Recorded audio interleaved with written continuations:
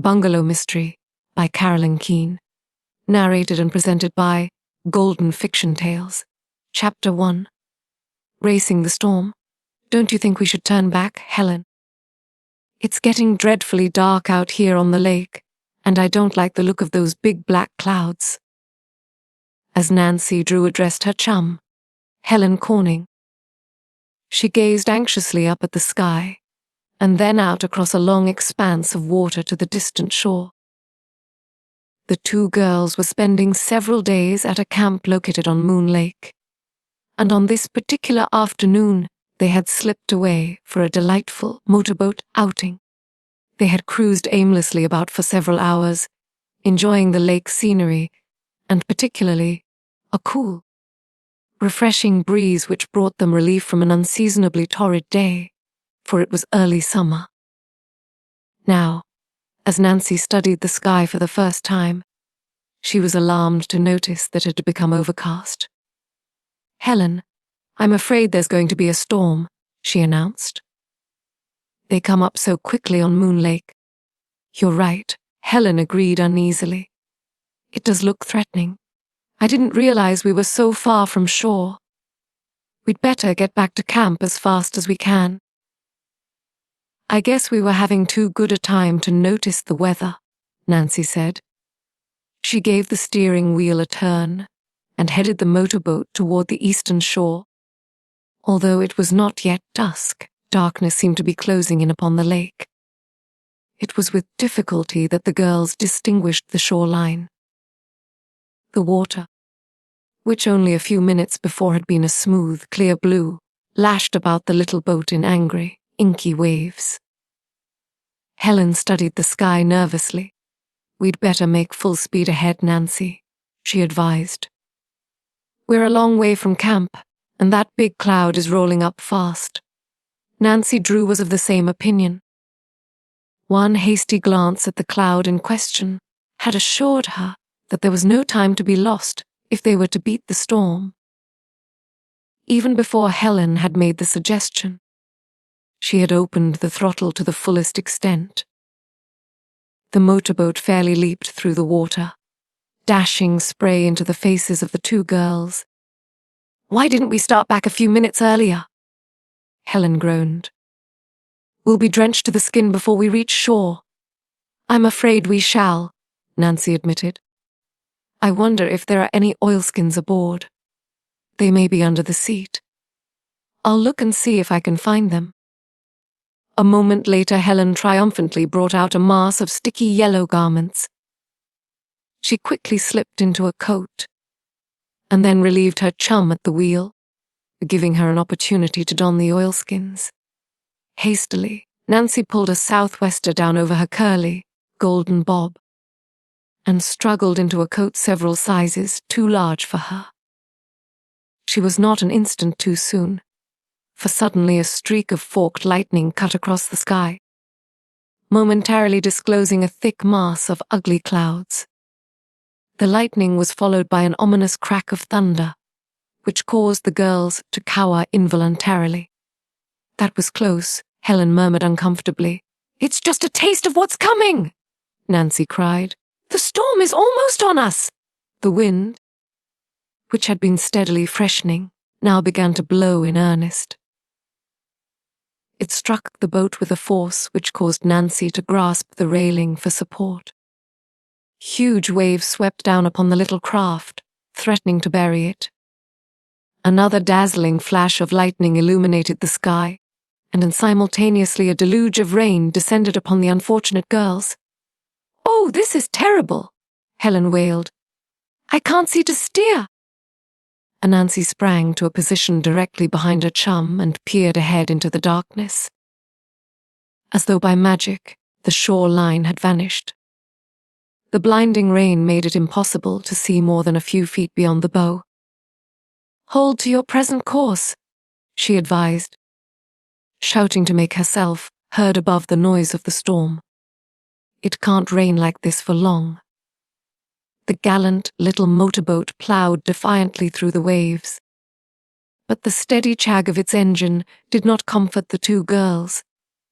They knew that they were miles from camp, and should anything go wrong with the motor, they would be entirely at the mercy of the waves. Nancy recalled that she had noticed only one fishing boat on the lake during the afternoon, and the knowledge that in case of an accident cries for help would go unheard did not add to her peace of mind. However, so long as the engine continued to labor faithfully, there was no need to worry. "How much gasoline have we left?" Helen inquired anxiously. "Oh, at least half a tank." "Helen, we shan't need to worry on that score." After a time, the rain ceased to fall in torrents and a drizzle set in. However, the storm was by no means over. For the wind continued to blow a full gale, and every instant, it seemed to Nancy Drew and Helen Corning that the waves became higher. "If only we could see where we're going," Helen complained. She had endeavored to maintain a straight course for the camp, but there was no way of estimating the amount of drift, and she had no idea how far they were from shore. A jagged ribbon of lightning illuminated the path ahead. Catching her breath, Nancy Drew leaned forward and peered into the inky water. What she saw froze her with horror. Directly ahead floated a big log. "About!" Nancy cried frantically. Helen, too, had seen the log which lay in the path of the motorboat, and the sight held her in a paralysis of fright. She froze to the wheel. "About!" Nancy shouted again. Helen gave the wheel a vicious turn. The boat responded, but not quickly enough. The log loomed up in the water ahead. With a splintering crash, the boat struck it.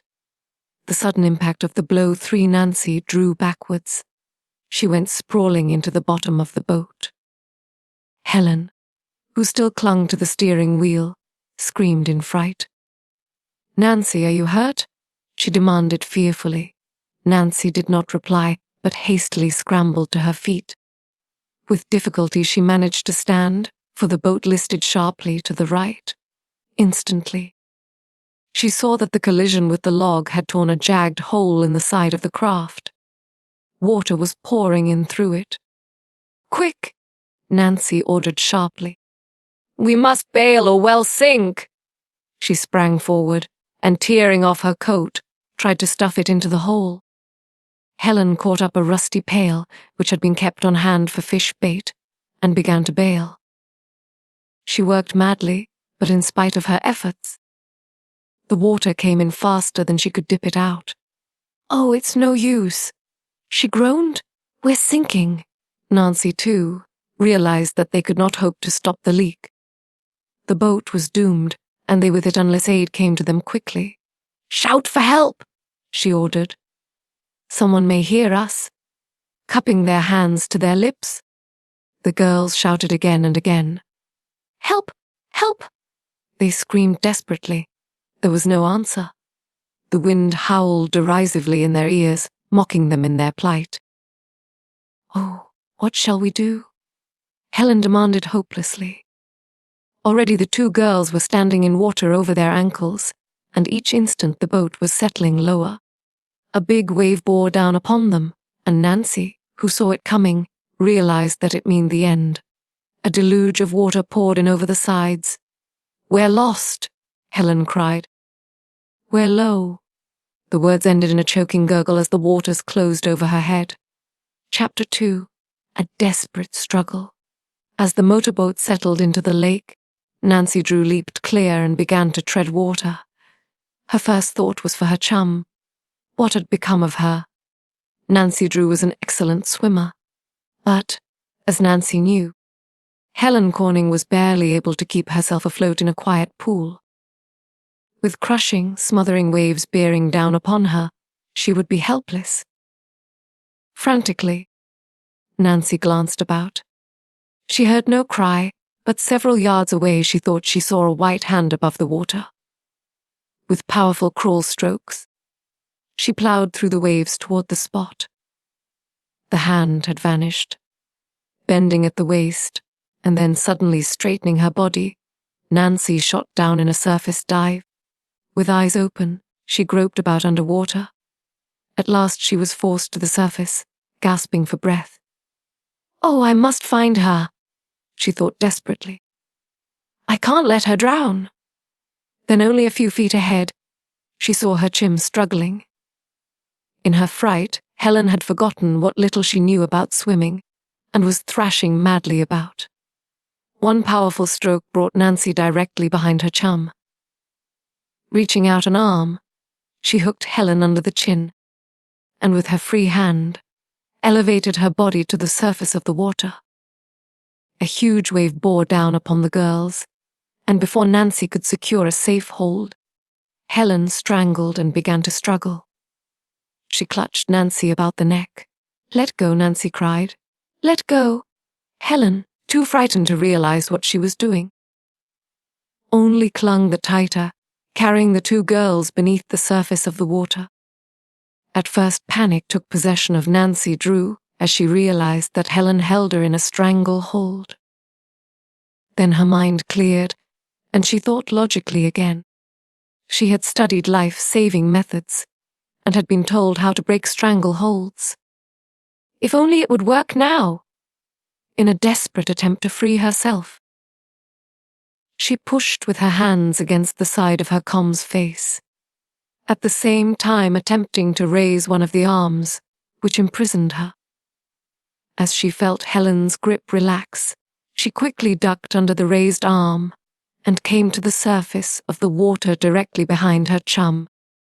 Before Helen could clutch her again, Nancy snapped her into position for a safe carry. "Don't struggle or we'll both drown," she warned Helen. Feeling that she was safe, Helen relaxed somewhat. But scarcely had Nancy Drew begun to believe that she had her chum under control when a huge wave swept over the two girls. Again Helen began to struggle and fight. Although Nancy held her in a position from which she could not free herself, the battle was a wearing one. "Hold your breath when you see a wave coming," Nancy instructed. "Don't be afraid. I won't let loose of you." She knew that Helen would soon wear her out unless she overcame her fear and remained quiet. Already Nancy was short of breath, and for a swimmer far from shore that was a fatal warning.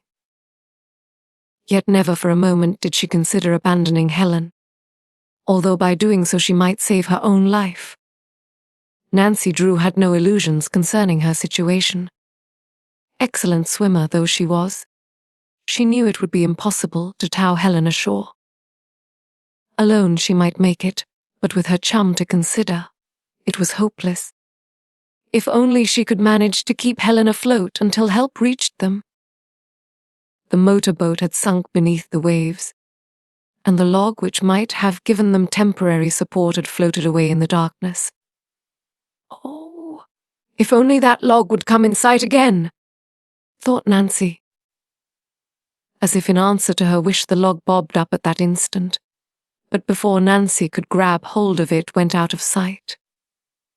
She watched eagerly, but it failed to reappear. The exhausted girl's heart sank within her. "Help," Nancy cried frantically. With a sinking heart, she realized that her voice would not carry far. She and her chum were at the mercy of the cruel waves. In this moment, when it seemed that there was no hope of rescue, it was but natural that Nancy Drew's thoughts should turn to her father. Would she ever see him again? For the most part, Nancy's life had been an unusually happy one. Since the death of her mother many years before, she had lived with her father, Carson Drew, a noted lawyer engaged largely on mystery cases, in the middle western city of River Heights, which was 40 miles from Moon Lake. Aided by an elderly servant, Hannah Groon, Nancy had taken over the direction of the household. Her life had been an exciting one, for she had always taken an interest in her father's mystery cases. Carson Drew was proud of his daughter and openly boasted that she had a talent for unearthing mysteries and solving baffling cases. Certainly Nancy Drew never missed an opportunity for a thrilling adventure. She had established herself as a clever detective by solving the mystery of a queer old clock. Her adventures in this connection are related in the first volume of the series, entitled The Secret of the Old Clock. Later she had been involved in a rather weird mystery, one which carried her to a haunted house, there to aid two sisters, Rosemary and Floretta Turnbull. Nancy had discovered a hidden staircase, and it was through her efforts that the ghost of the Turnbull mansion was captured. Her exciting adventures are recounted in the volume, The Hidden Staircase. Nancy had refused to accept a reward for her service, but in each case her friends had forced a token of remembrance upon her. Her trophies consisted of a mantel clock and a valuable silver urn. Her father had often declared that before she finished her career, she would have the house cluttered. Now, as Nancy Drew struggled to support her chim in the rough waters of Moon Lake, she wondered if her career was to come to a sudden end. How long could she manage to keep afloat? Certainly not for many more minutes. Her heavy clothing dragged her down. Her shoes seemed as heavy as chunks of lead. If only she could let loose of Helen for a minute, she could remove them. "Can you float on your back for just a few minutes?" she asked. "Oh, don't let go of me, Nancy," Helen pleaded. "I'm frightened to death." "I won't," Nancy promised. She intended to remain with her chum until the end. After all, it did not greatly matter about the shoes, she told herself. Even were she rid of them, it would only prolong her time a few minutes. She could not hope to support Helen indefinitely. Each second dragged like an eternity. At frequent intervals, Nancy shouted for help, although she believed she was only wasting energy. Her breathing became increasingly difficult. Helen Corning, who had gradually grown more calm, could not help but know that Nancy's strength was beginning to fail. For the first time she realized the sacrifice her chum was making. Encumbered as she was, she could never hope to reach shore. "Save yourself," she begged. "Go on without me." "Never! You can reach shore alone, Nancy. If you try to save me, we'll both drown." Nancy Drew knew that Helen spoke the truth, but she did not relax her hold. Nothing could force her to desert her chum. Each minute it seemed to her that she could not take another stroke, and yet, by sheer force of will, she managed to endure. A huge wave bore down upon the two girls, smothering them in its embrace. Feebly, Nancy struggled back to the surface with her burden. "One more like that and I'll be through," she told herself. Just then she thought she heard a noise above the roar of the wind. Was it her imagination, or had she really heard the splash of an R? "Help!" she screamed. Was there really an answering cry, or were her ears playing cruel tricks upon her? Again Nancy raised her voice in a frantic cry. This time there could be no mistake, for she distinguished the words. "Hold on. I'm coming. Aid was coming at last." The thought gave Nancy Drew the courage to endure for a few minutes longer. "Where are you?" a shrill voice called. "Here," Nancy cried desperately. Through the blinding rain she caught a glimpse of a dark object. It was a rowboat. If only she could hold out until it reached her. As the rowboat approached, Nancy Drew fully expected to see it swamped. It swept toward the two girls on the crest of a wave, and only by dexterous use of the oars did the rescuer avoid crashing into them. There was only one occupant in the boat, a girl, and puny strength availed but little against the wind and waves. Twice she tried to bring the boat alongside the struggling girls and failed. The third time, as the craft swept past, Nancy lunged and caught the side. She dragged Helen along, supporting her with one hand until she, too, secured a hold. "Be careful, or you'll upset the boat," their rescuer shouted. Nancy Drew was well aware of the danger, and she was at a loss to know how to climb aboard. unless the boat were perfectly balanced. It would be certain to capsize at the first attempt the girls made to scramble over the side. Swimming around the boat, Nancy drew a position directly opposite her chem. "I'll try to balance it while you get in," she shouted. As Helen attempted to scramble aboard, Nancy threw her weight to the opposite side. The craft wobbled uncertainly, but did not upset. With the aid of the girl at the oars, Helen managed to reach safety. It was more difficult to get Nancy into the boat, but at last she was dragged over the side. The deed accomplished, Helen collapsed on the bottom. Nancy resisted the temptation to drop down beside her chum. For one quick glance at her rescuer assured her that the girl was nearly exhausted from her labors. Apparently, it was all she could do to keep the rowboat from being overturned. Tired as she was, Nancy Drew knew that she could not rest until shore was reached. "Give me the oars," she ordered. "You rest for a minute or two." "I am about done up," the girl admitted. "When I heard your cries, I rowed out as fast as I could." Nancy dropped down upon the seat and snatched up the oars. "We couldn't have lasted much longer. You came just in time. But I won't try to thank you now. We're still in grave danger. Which way to shore?" With a wave of her hand, the girl indicated the direction. She seemed too tired to speak.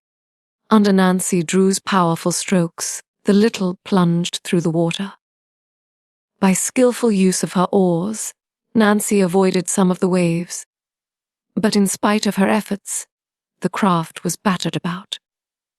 Each moment the wind increased in violence, hurling wild threats into the ears of the three girls. How could they outride the storm? As the little boat was buffeted this way and that, it seemed to Nancy Drew that they were fighting a losing battle. The fear made her work more frantically than before. Chapter 3. A New Friend. Grimly, Nancy Drew applied herself to the oars. Although she feared her efforts would be useless in the end. Her arms ached, and she was desperately tired. Chilled to the bone by the raw wind, hands numb with cold, she longed to give up the struggle. If only she could drop down in the bottom of the boat beside Helen and rest. Yet, she could not give up, for she realized that the safety of her companions depended upon her work. She must keep on, as she doggedly bent to her task. The oars creaked protestingly in the locks. It seemed to Nancy that an unkind fate had decreed the little boat was never to reach shore. For each instant the storm increased in violence. Gigantic waves lashed against the little craft, threatening to bury it. Each flash of lightning and clap of thunder struck the girls with terror. The strange girl who had braved the elements to rescue Nancy Drew and Helen Corning permitted herself only a brief rest. Exhausted as she was, she snatched up an extra oar from the bottom of the boat and attempted to help with the rowing. Working in unison, the two girls sent the little craft leaping through the water. As they made progress against the wind and waves, Nancy took new hope. "We'll make it," she encouraged her companion.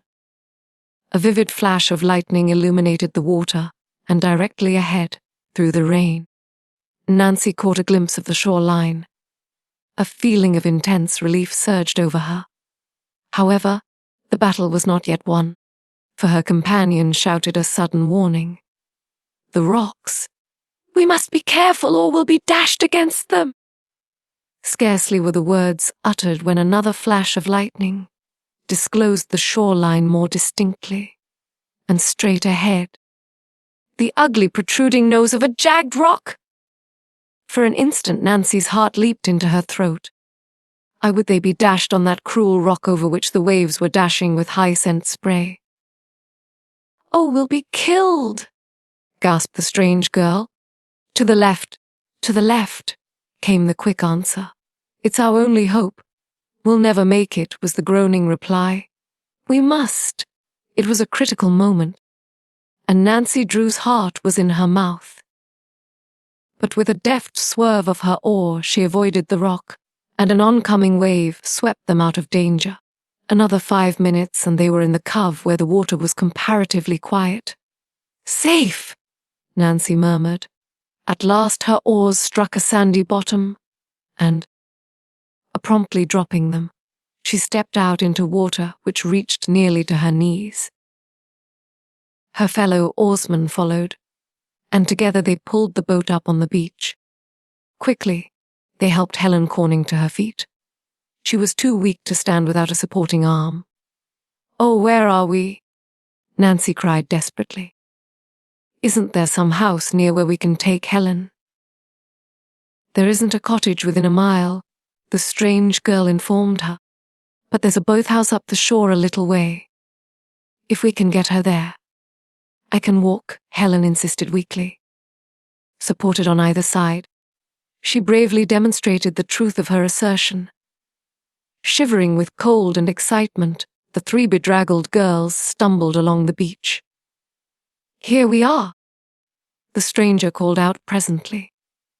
Pausing before a well-built boathouse which stood a short distance from the water's edge, she flung open the door. In relief, Nancy and Helen entered. "It's not a very comfortable place," the girl apologized, "but perhaps we can wait here until the storm is over. At least it's better than standing out in the rain." Following Nancy and Helen inside, she closed the door. "It's as dark as night," Helen complained. "I'll try to find a lamp," the girl returned. "I'm sure there must be one here." She groped about and after a little search found an oil lamp and a box of matches. "That's better," she declared, as she placed the lighted lamp on the window sill. "We can see one another now." Not without curiosity, Nancy Drew and Helen Corning surveyed their rescuer. She was a tall, slender girl, with delicately molded features and tragic brown eyes, which still held a look of fright. Her dress, a severe black, was unrelieved by any trimming. Yet in spite of the simplicity of her drab garb, she was a pretty girl. "We haven't thanked you for saving our lives yet," Nancy began. "Why, we don't even know your name." "My name," the girl smiled. "I'm Laura Pendleton." Nancy quickly introduced herself and her chum. "It was fortunate for us that you came to our rescue when you did," she declared gratefully. "You heard our cries?" "Yes." "I had gone out for a walk along the shore when the storm came up suddenly. I was hurrying back to the hotel when I heard a shout for help. There was no one nearby, and I didn't know what to do." Laura nervously twisted her hands as she spoke. "You found a boat," Nancy prompted. "Yes. Fortunately there was one on the beach. But I was afraid to attempt the rescue alone." "But you did," Nancy reminded her. "I don't wonder you were afraid to brave the storm." "Oh, it wasn't just the storm. I'm afraid of water. I always have been. I can't even swim," Eukansi gasped. "And you risked your life to save us." "There wasn't any other way," Laura stated quietly. "I couldn't let you drown." Laura, Nancy said feelingly, "Helen and I can't begin to tell you how grateful we are for what you did. You displayed real courage in rescuing us." "It was splendid," Helen added. "Oh, I didn't do anything," Laura insisted. "I'm not very good at rowing a boat. And if luck hadn't been with me, I never would have reached you." "Do you live near here?" Nancy questioned curiously. A troubled expression passed over Laura Pendleton's face. "I'm staying at the Lakeside Hotel. It's about a mile from here." "You frequently take long walks?" Nancy encouraged her, for she sensed that something was worrying her new friend, and she hoped to draw out her story. "I do when I'm lonely and discouraged," Laura answered soberly. She hesitated a moment and then added, "You see, I've recently lost my mother." "Oh," Nancy murmured gently. "I'm sorry. I didn't mean to remind you. I should have known. I wanted to tell you. Sometimes it seems as though I must talk to someone. I'm so worried. There's no one to help or advise me. Your father, he died nearly 6 years ago. I am an orphan. Surely you have friends to whom you can appeal.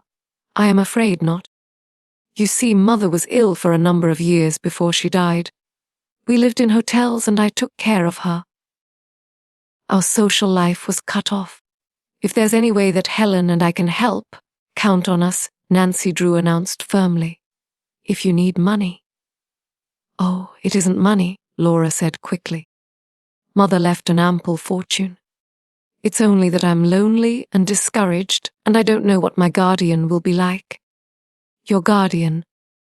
Helen questioned curiously. Yes, the court appointed Jacob Aborn. I've never seen him.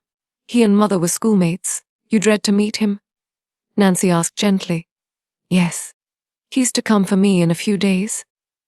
Surely, if he and your mother were schoolmates, you have no cause for worry. I suppose I am silly, Laura admitted, but I can't help it. I have the strangest feeling. Nancy asked. Oh, I can't explain. It's just that I feel that something dreadful will happen to me. I'm afraid to meet Jacob Aborn. Perhaps he's the most kindly man in the world, Nancy declared. When will he arrive? That I don't know. I'm expecting him the latter part of this week. I received a letter from him last week, telling me to wait at the Lakeside Hotel until he arrived. His letter was so curt and businesslike that it frightened me. I'm sure everything will come out all right, Helen assured her kindly. Oh, I'm probably worrying when there is no need, Laura said, forcing a smile. You must pardon me for troubling you with my story. But we're interested, Nancy Drew protested. I wish we could help you. Well, I don't need help yet, Laura laughed. If I do, I'll probably call on you. By the way, I don't know where you live.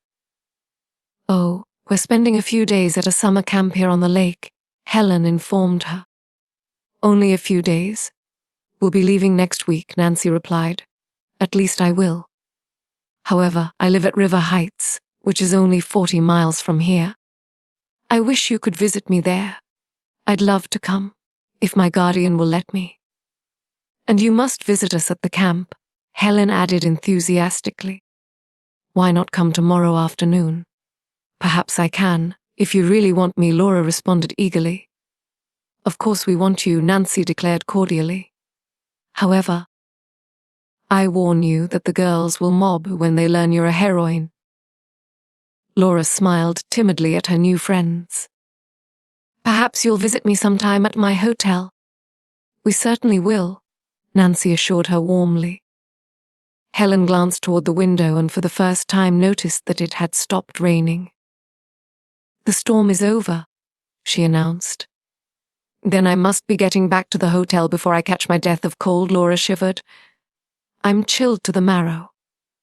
So are we, Nancy commented. This storm certainly brought cold weather with it. Won't you come with me to the hotel? Oh no, we must strike off for camp. The girls will be worried about us, Nancy Drew said hastily. Thank you for your kind offer, but you'll take cold in those wet clothes. The sun is coming out, so we'll probably dry off before we reach camp. Anyway, you have a walk of nearly a mile before you, and it isn't much farther to camp. Then if you won't come, I'll say goodbye. Before we go, we want to thank you again for saving our lives, Nancy told her earnestly. I can't thank you adequately, but if ever I can be of service, I hope you will call upon me. I certainly will, Laura assured her easily. As the three girls gravely shook hands and parted, Nancy Drew little dreamed that before a fortnight had passed she would be given an opportunity to repay Laura Pendleton in full.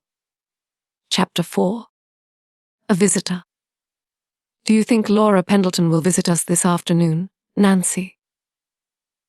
Helen Corning, who was reclining on a camp cot in the little cabin which she shared with Nancy Drew, asked the question. I certainly hope so, Nancy responded. I'd like to become better acquainted with that girl. She interests me. I wish we could repay her for saving our lives. I was so nearly done up yesterday afternoon that I didn't half thank her. I'm afraid there's nothing we can do. Helen, she has a fortune in her own name, so money would mean nothing to her. However, I thought she seemed rather lonely. Yes, she did, Helen agreed. If she comes this afternoon, we must show her a good time. Perhaps we can make her forget her troubles. In spite of the severe exposure to which Helen and Nancy had been subjected the previous day, they were little the worse for their ducking in the lake. Upon reaching camp, they had removed their wet clothing and had gone to bed, with the result that they escaped without even a cold to remind them of their adventure. Although the motorboat was not a valuable one, the girls regretted its loss and had generously offered to pay for it. However, the camp counselors had refused their money, exonerating them of all blame for the accident. "I'm a little worried about Laura," Nancy Drew remarked to her chum. "She isn't at all strong-looking, and I'm afraid she may be ill." Helen did not reply. For just then a curly-haired girl thrust her head in at the cabin door and informed the two girls that they had a visitor. "Oh, it must be Laura," Nancy cried hopefully. Helen sprang up from the cot and, with her chum, rushed to the door. The girl who awaited them was indeed Lara Pendleton. "I'm so glad you came," Nancy greeted her enthusiastically. "Helen and I were just talking of you. We were afraid you might be ill after that drenching," Helen added. "I'm really stronger than I appear," and Laura smiled pleasantly. "I was fortunate enough not to take cold." "We escaped too," Nancy declared. "And now you must meet all of the girls." Nancy Drew's friends crowded about and quickly were introduced to Laura. They made a great deal over her and insisted upon regarding her as a heroine. The praise made little impression upon the girl, it seemed to Nancy. She noticed that while Laura was gracious to everyone, she took little interest in what was going on about her. Something is troubling her, Nancy thought. At the urgent request of the campers, Laura joined in a lively game of volleyball which was in progress. But it was evident that she was not really enjoying herself. Nancy decided that it was time to take a hand. "It's too warm to play volleyball," she informed her teammates. "Anyway, Helen and I haven't had a chance to talk with our guest." To Laura's evident relief, the two girls bore her triumphantly away to their cabin. "I'm afraid I'm dreadfully stupid at games," Laura apologized. "You see, I've never had an opportunity to enjoy sports." "You're not stupid in the least," Nancy assured her warmly. "Who wants to waste a whole afternoon batting a silly ball over a net? I'm sure I'd much rather talk." After politely presenting Laura with the only chair which the tiny cabin boasted, Nancy and Helen flopped down upon the cots. At first the conversation was rather a two-sided one, for the visitor was somewhat shy, and it was evident that she was still unhappy over the death of her mother. In an effort to direct Laura's thoughts into more pleasant channels, Helen began to tell her of some of Nancy Drew's thrilling adventures. "She has quite a reputation as a detective," Helen declared impressively. "Everyone says Nancy can scent a mystery a mile away." "What sort of mystery cases are you interested in?" Laura asked her new friend in surprise. "Oh, most anything," Nancy answered carelessly. "My father is a lawyer who is often engaged in such cases, and I suppose I get my liking for detective work from him. She makes a specialty of lost wills and haunted houses," Helen informed their guest mischievously. "Haunted houses," Laura gasped. "Oh, the Turnbull mansion really wasn't haunted," Nancy hastened to explain. "The Turnbull sisters were bothered by strange noises at nights, and valuables kept disappearing from the house. I discovered who it was that was the ghost behind the scenes. Everyone said it was clever detective work, Helen went on proudly. Nancy discovered a hidden staircase and an underground tunnel. She explored it in the dead of night. How exciting! Laura declared. Weren't you afraid? A little, Nancy admitted truthfully. But she kept on anyway, Helen continued. Oh, she had a thrilling time of it before the mystery was solved. I should think so, Laura murmured. My, you must have talent, Nancy. Not at all, Nancy laughed. It was mostly luck that I stumbled upon that hidden staircase. Don't you believe it? Helen scoffed. Nancy Drew's modest, that's all. She wouldn't tell you about the way she helped the Horner girls get their inheritance.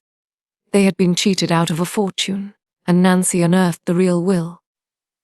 Oh, Laura isn't interested in all that, Nancy protested, obviously ill at ease. Indeed I am, Laura assured her. We've been talking about ourselves so much that we haven't given you a chance to say a word. Oh, there's nothing to tell about myself. I'm not a very interesting person. Indeed you are, Nancy Drew contradicted her guest gently. But I'm afraid you are still worrying about that guardian of yours. Am I correct? Laura's pretty face clouded. Yes, I am worried. I know I shouldn't feel the way I do. For it was my mother's wish that Jacob Aborn be appointed my guardian. I can't understand myself. I dread to meet him tomorrow. Tomorrow? Nancy questioned in surprise. Yes, I received a telegram from him this morning. He is to arrive tomorrow. I wouldn't worry, Nancy said cheerfully. Probably you will like your guardian when you meet him. Surely, your mother wouldn't have entrusted you to his care if she hadn't believed he would be kind to you. Oh, it's just a silly notion on my part. I realize it, yet I can't rid myself of a feeling that something dreadful will happen to me. Laura Pendleton arose and walked over to the window. She stood gazing out across the lake for a moment, and then resolutely turned and faced Nancy and Helen, who were regarding her anxiously. You mustn't mind my despondent moods, she told them, with a sad smile. I promise you that, if you will come to visit me at my hotel, I'll be more cheerful. Will you come? We certainly will, Nancy and Helen declared together. Laura hesitated a moment, and then added rather plaintively, I wonder, would you mind coming tomorrow? Why no, Nancy responded in astonishment. We'll be glad to come. Laura's relief was evident. As she said goodbye, she pressed Nancy Drew's hand gratefully. Then, without a word of explanation, she left the two girls. Chapter 5. Laura's Guardian. Early the following afternoon, Nancy Drew and Helen Corning, faithful to their promise, boarded a launch which made regular passenger trips, and were ferried to the lakeside hotel. I wonder if Laura's guardian has arrived yet? Helen remarked curiously, as the two girls walked toward the hotel, which was one of the most exclusive on Moon Lake. We'll soon meet him if he's here, Nancy replied. I do hope he's the right sort. Laura would be dreadfully unhappy with anyone who didn't understand her. She's frightened to death at the thought of meeting him. Do you imagine that was why she asked us to come here this particular afternoon? Yes, I do, Helen. It was as plain as the nose on your face. To tell you the truth, I'm curious to meet Jacob Aborn. The conversation ended abruptly as the two girls entered the hotel lobby. Nancy Drew made her way directly to the desk, and after a brief wait, was informed that Laura Pendleton would receive the girls in her suite. An elevator whisked them to the third floor. Scarcely had they knocked on the door when Laura opened it. Oh, I'm so glad you came, she cried. I was afraid you wouldn't. She led the girls into a pleasant suite. There was no need to ask if Jacob Aborn had arrived, for Laura's eyes disclosed that she was deeply troubled. As Nancy stepped into the living room, she saw the man slumped down in a chair near the window. When Laura politely presented him, he arose and grunted "Pleased to meet you," without warmth. Nevertheless, his shrewd eyes swept the two girls appraisingly.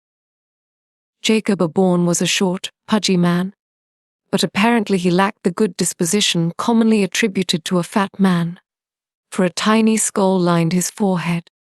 He was well dressed and wore a large diamond on his right hand. "I was afraid I wouldn't get to see you girls again," Laura began hastily, when an awkward silence fell upon the group. "I'm leaving this afternoon. You're leaving Moon Lake so soon?" Nancy inquired, with a curious glance directed toward Jacob Bourne. "Yes," Laura declared without enthusiasm. "My guardian is taking me to Melrose Lake. That's a long way from here, isn't it?" 20 miles, I believe," Nancy responded. "I'm sorry you are leaving." "So am I," Laura told her wistfully. "I like it here, and I was just beginning to get acquainted." "Must you go so soon?" "The air is much better at Melrose Lake," Jacob Bourne broke in. "Laura isn't in very good health, and it's my duty to take care of her. I promised her dear mother I would look after her." "I never heard that Melrose Lake was particularly healthful," Nancy commented dryly. "I have a fine bungalow there," Jacob Bourne added hastily. "That's another reason for leaving. It will be much nicer for Laura than living in a hotel." "Possibly you are right," Nancy admitted reluctantly. She had taken an instant dislike to Jacob Bourne, although she realized that she had no reason for her feeling. He seemed kind enough to Laura, and apparently deeply interested in her welfare. Yet at times his eyes had a hard, almost cruel, glint as he gazed upon her. Nancy was ashamed of her suspicion. Yet she could not help but wonder if the man's affection for his ward was genuine. Laura glanced nervously at her guardian. It was obvious that she was uneasy in his presence. "Would you girls care to have tea in the garden?" she proposed hopefully. "That would be lovely," Helen said quickly. She, too, had taken a violent dislike to Jacob Bourne and was eager for an opportunity to get away. It would be a relief to have a quiet talk with Laura. However, Jacob Bourne had no intention of permitting Laura's plan to be carried into effect. He picked up his hat and bestowed a saccharine smile upon his ward. "I will go with you, my dear." It was clear to Nancy Drew that he was determined Laura should not have a chance to talk with her friends alone. "Something is wrong," she thought. "Laura doesn't want to go to Melrose Lake, and he's forcing her to do it." The afternoon was a failure so far as Laura Pendleton and her friends were concerned. They spent a miserable half-hour over the teacups, attempting to keep up a conversation. Laura's face was pale, and her eyes held an expression of fear. Jacob Bourne appeared not to notice. He gulped his tea in one swallow, crumbled his cake upon the tablecloth, and then, tilting back his chair, proceeded to regale Nancy and Helen with tales of his brilliant business ventures. His stories, which were obvious untruths, disgusted the girls, but for Laura's sake they listened politely. "I'm going to make Laura's money earn real interest," he boasted. "I'll invest it in stocks. If you know the ropes, you can beat the market every time." Nancy Drew raised her eyebrows in well-bred disapproval. Will the court sanction such speculation? "The court? What's that got to do with it?" Jacob Bourne demanded.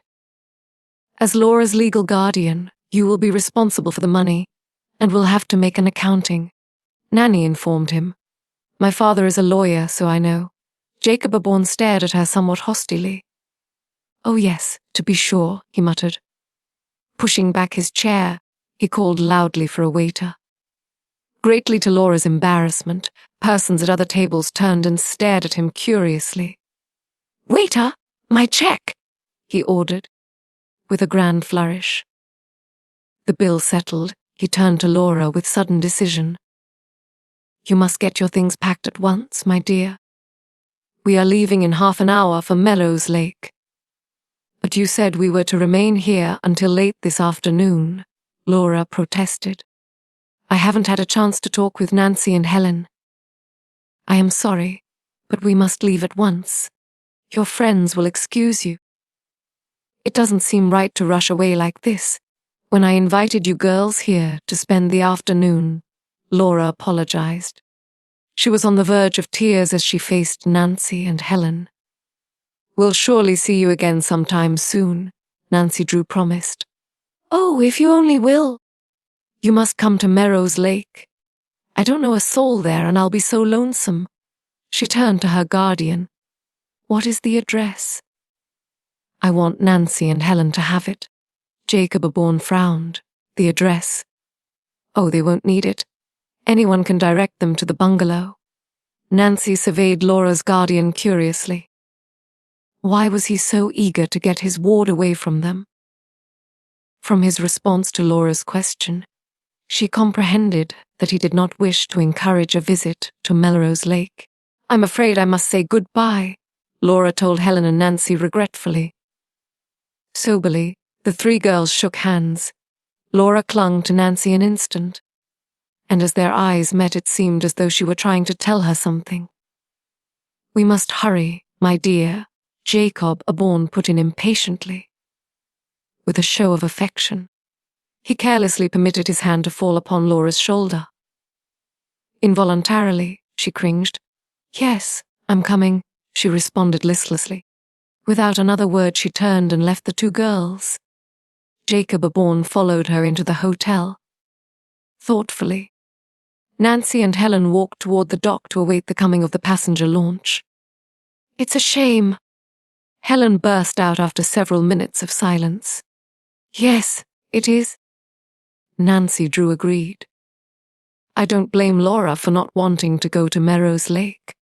She isn't going to be happy with that guardian.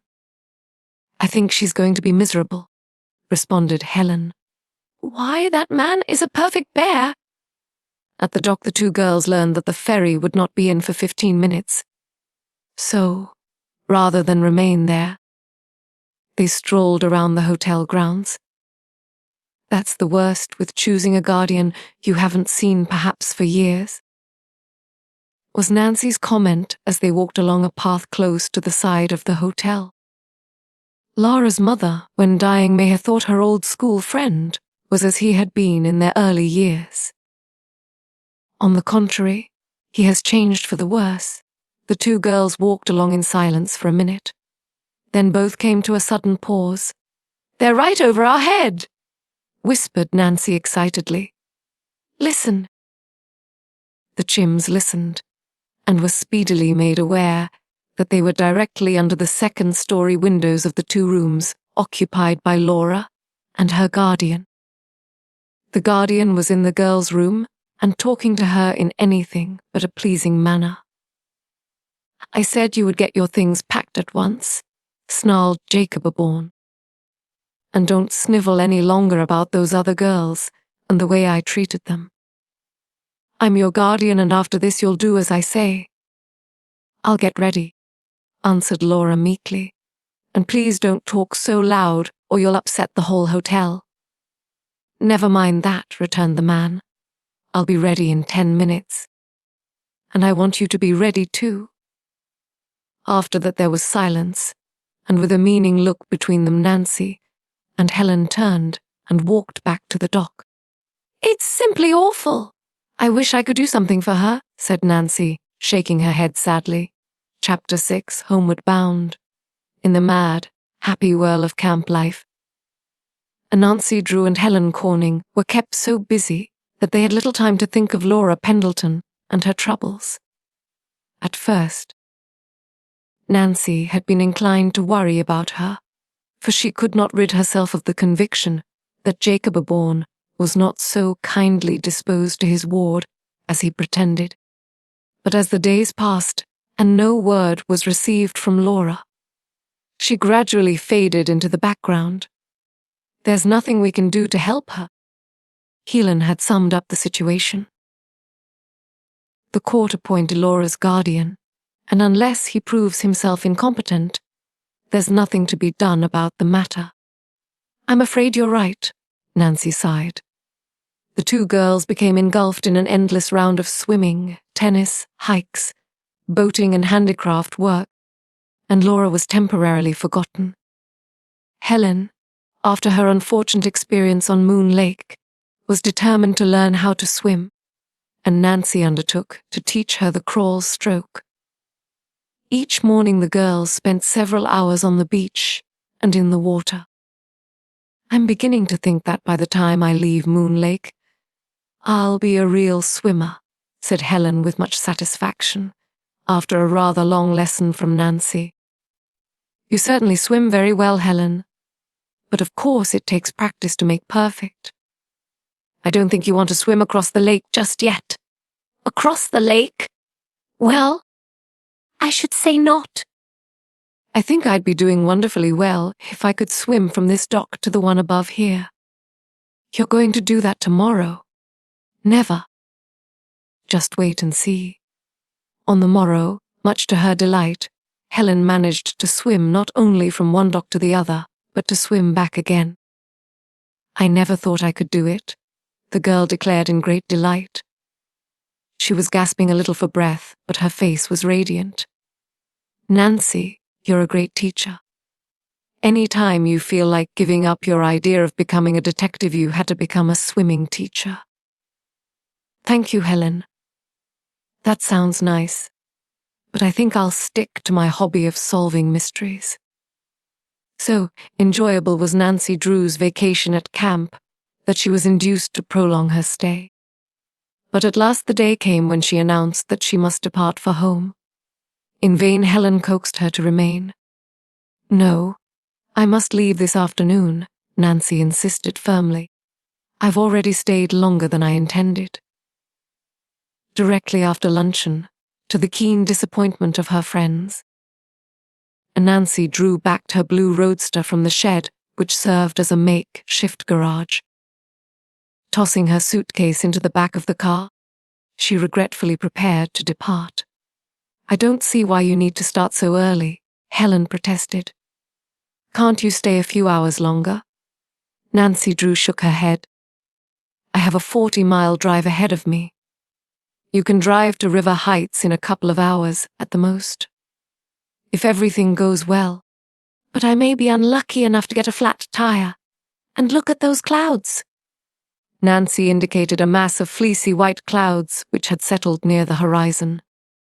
Oh, those aren't storm clouds, Helen declared.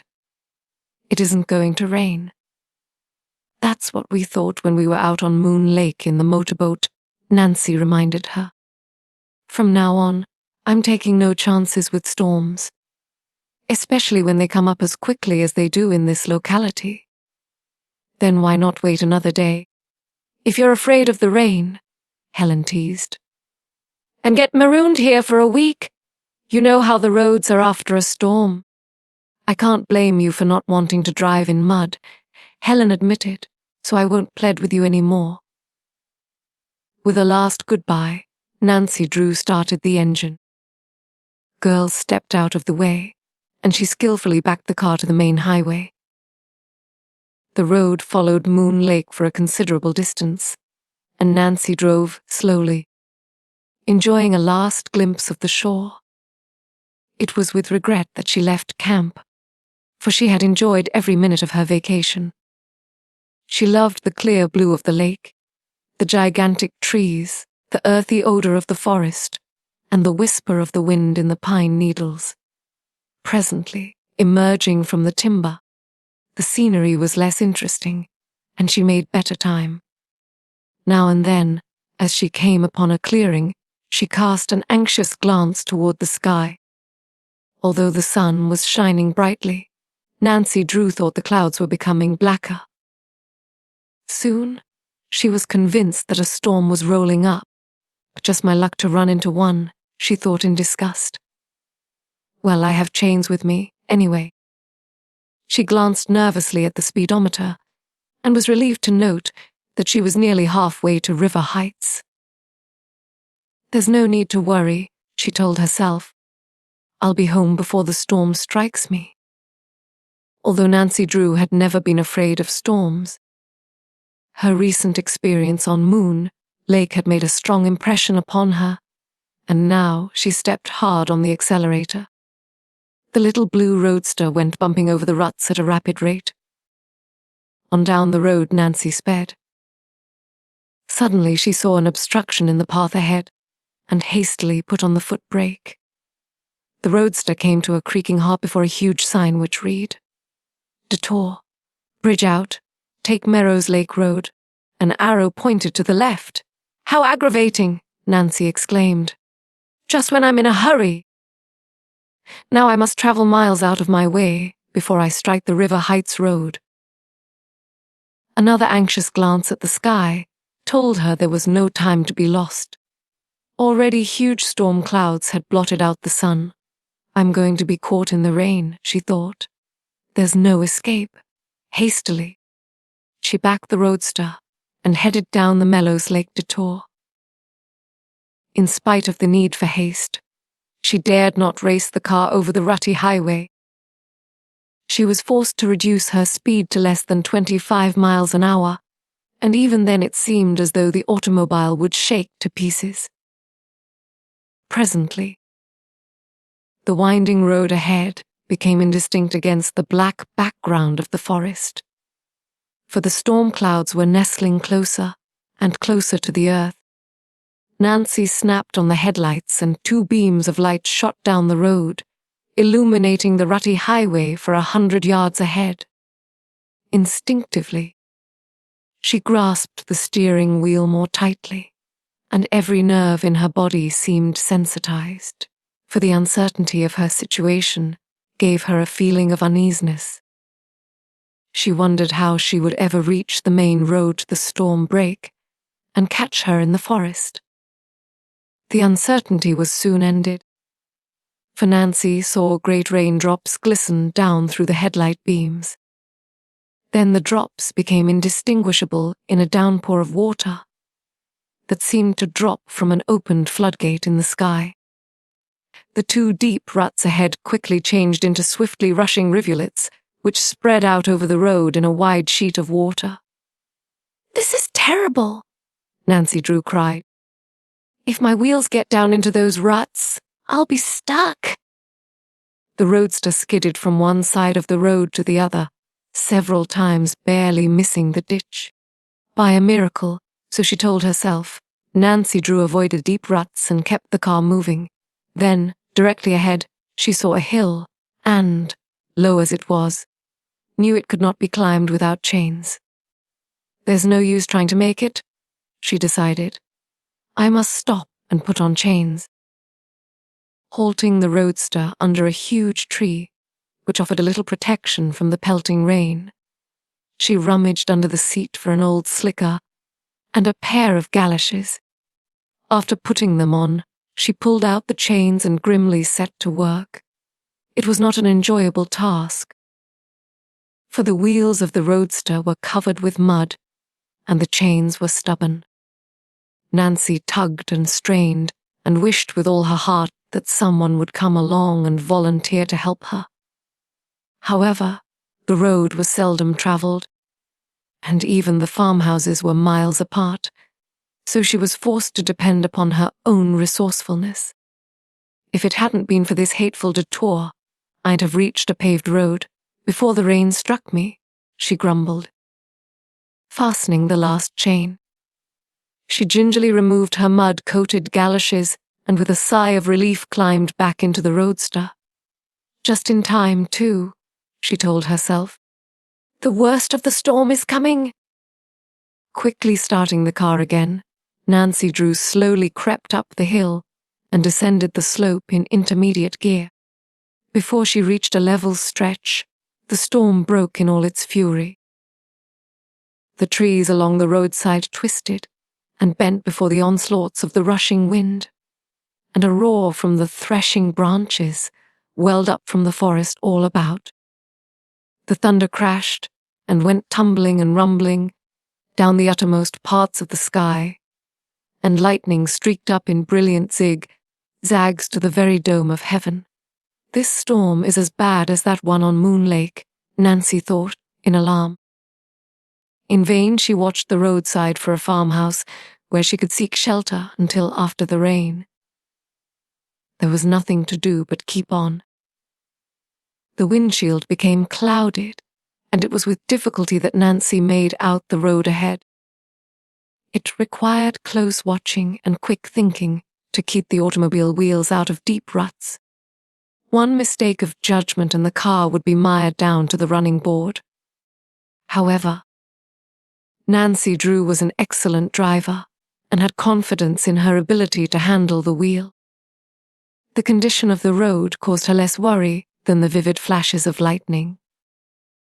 Sharp cracks of thunder on all sides warned her that the lightning was close to the earth.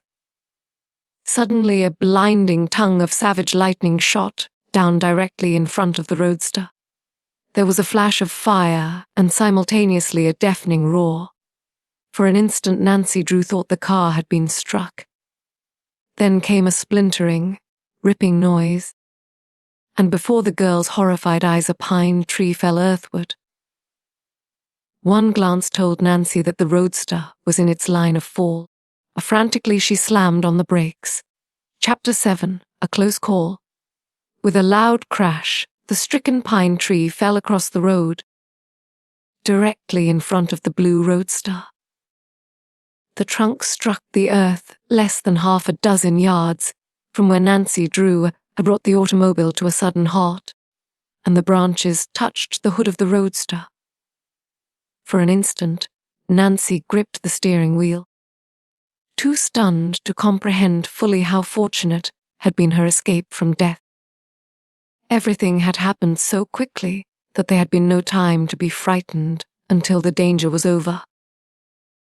Now, as she considered what might have been her fate, she felt weak. If I hadn't slammed on those brakes when I did, it would have been too bad, she thought. Ruefully, she surveyed the tree which blocked the road. What was she to do? In some way she must reach River Heights. If only someone would come along to help her. There probably isn't anyone within miles, she told herself. If I get through, I must depend upon my own initiative. The tree completely blocked the road, and as there was a steep ditch on either side, Nancy Drew saw at a glance that it would be impossible to pull out upon the bank. Fate had played an unkind trick upon her. Gloomily, she put on her wet slicker and buckled on the muddy galoshes. As she stepped from the closed car, a sheet of rain struck her in the face. Gingerly picking her way through the slush, she walked to the fallen pine and surveyed it critically. The tree was a small one, and Nancy thought that 2 men could move it quite easily. Unfortunately, the 2 men were not in evidence. If I could pull the trunk a little to one side, I ought to be able to get through, Nancy reasoned hopefully. Grasping the branches, she tugged with all her might, but the tree did not budge. Next she attempted to lift the trunk, but only succeeded in tiring herself. Maybe I could roll it out of the way, she thought. She pushed with all her might against the trunk, but the branches prevented it from rolling.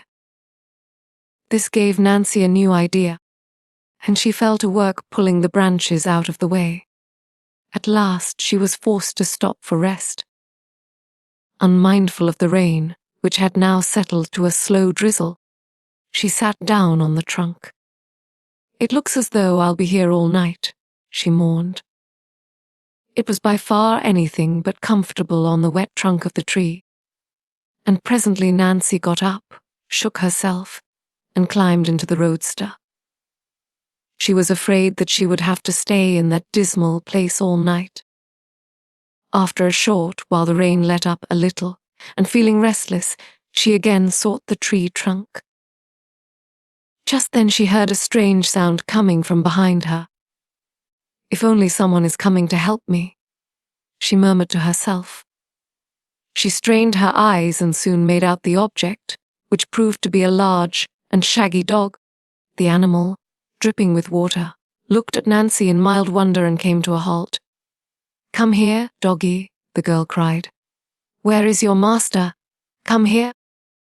Instead of accepting this invitation, the dog gave himself a vigorous shake, which sent a shower of water over the girl and the roadster, and then turned and loped away among the trees. "Even that dog doesn't want to help me," Nancy told herself and smiled grimly. Suddenly she sat up straight and listened. She could hear footsteps. Someone was splashing through the mud and water, coming down the road toward her. "I hope it's someone who can help me," she thought hopefully, as she sprang up from the tree trunk. As the stranger came within range of the automobile headlights, she saw that it was a girl. Nancy's sympathy went out to her as she noted her bedraggled appearance. "I beg your pardon," the girl began as she rushed up to where Nancy was standing, "but I'm in desperate trouble. Could you help me reach River Heights?" Nancy, who recognized the voice, could scarcely believe her ears. "Laura Pendleton!" she exclaimed. The girl started violently as her name was spoken. For the first time, she peered intently at Nancy. "Oh!" she gasped in astonishment. "I couldn't see your face against those bright headlights." Nancy saw plainly that Laura was agitated about something, and it was evident that she had been running, for she was breathing hard. She wore no head covering, and the thin coat, which she had flung over her shoulders, afforded little protection from the rain. Laura was indeed a sorry sight. "What is the matter?" Nancy demanded quickly. "Why, you're crying." Laura sank down on the tree trunk and sobbed. "Oh, everything, Nancy!" "Everything?" Nancy Drew slipped her arm gently about the girl. "You shouldn't be out in the storm," she chided her. "What is your guardian thinking of to let you expose yourself this way?" "My guardian? Oh, I don't want to hear his name. I hope I never see him again." "You're not running away, Laura?" "Yes, I am. I couldn't stand it another minute. You were trying to get to River Heights." "Yes, I thought you might help me. I've no other person to whom I can turn." "Why, you poor dear," Nancy comforted her. "Of course I'll help you.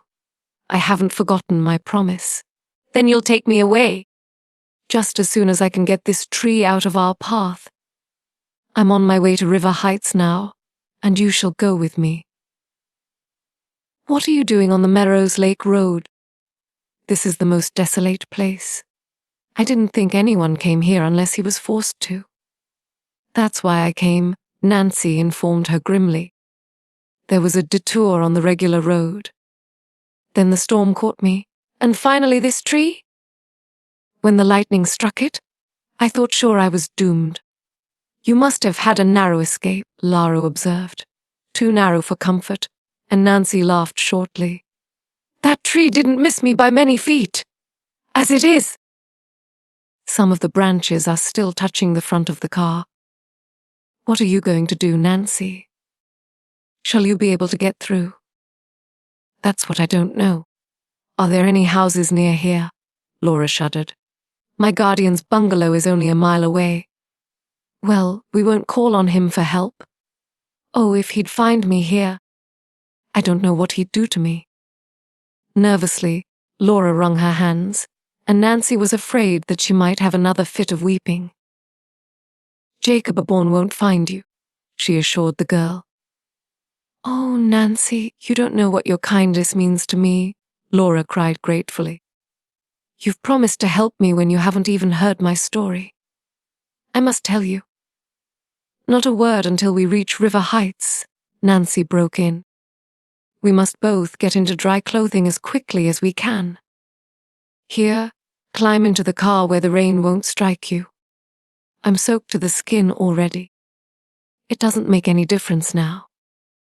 I must think of some way to get out of here," Nancy said thoughtfully, more to herself than to Laura. "Do you think you're strong enough to help me lift that tree?" I think maybe we can do it together.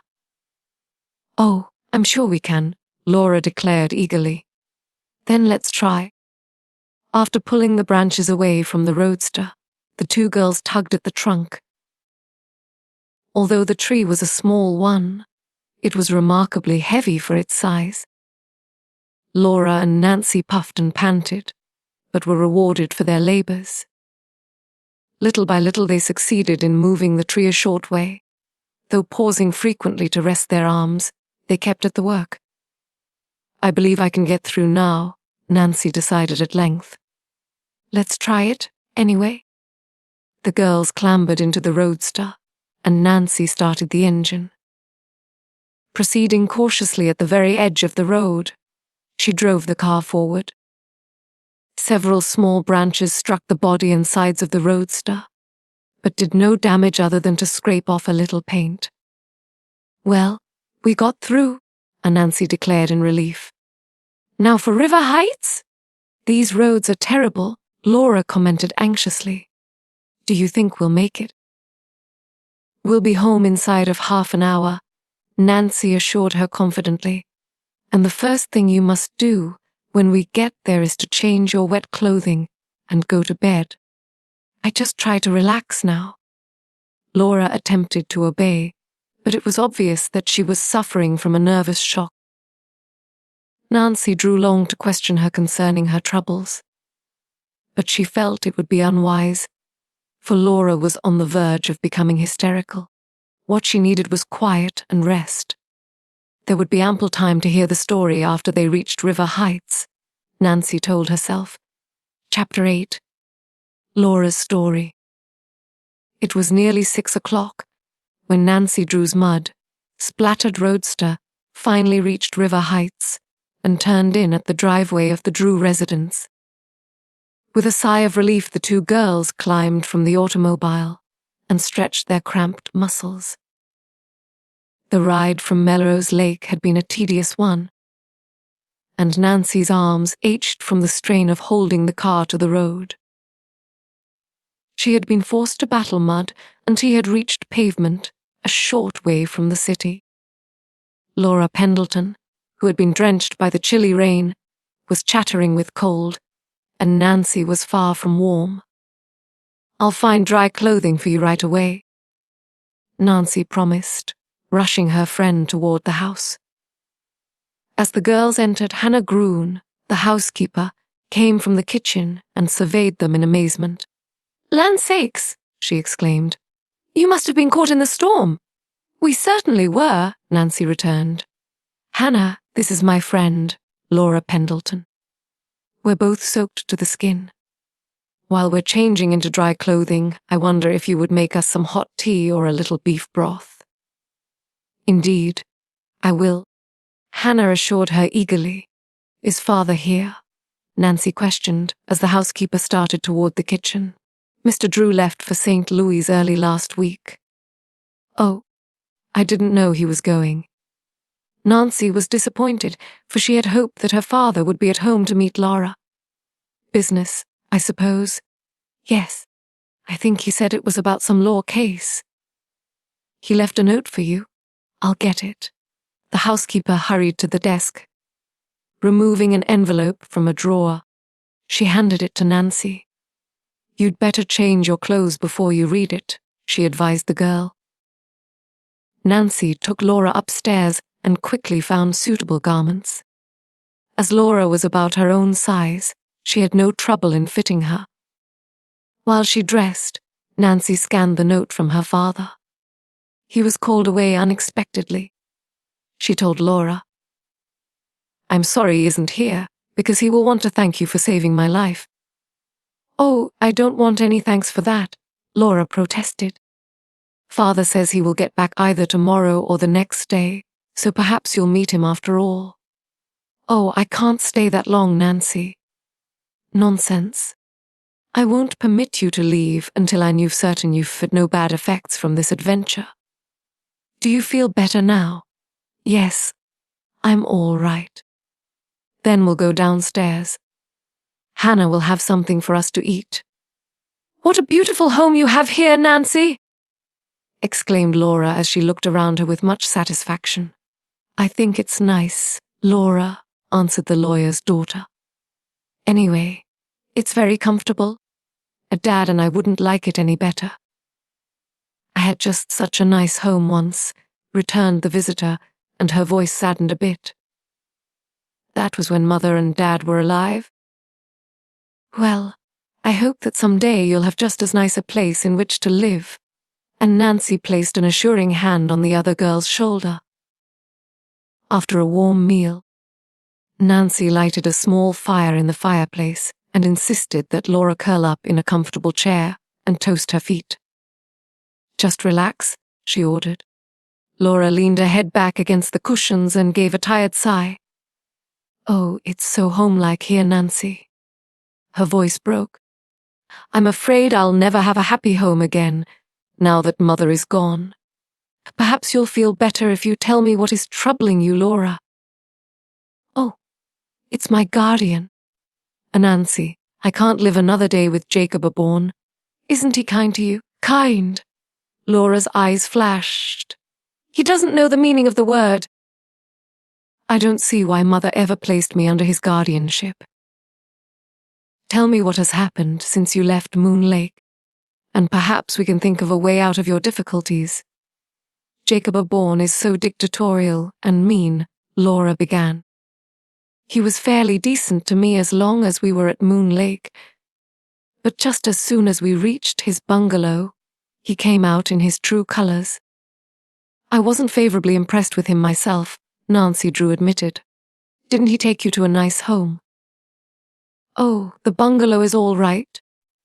I haven't any complaint on that score, save that it's very far removed from the other cottages on the lake. But, Nancy, would you believe it? He doesn't keep a single servant. He didn't expect you to do the work.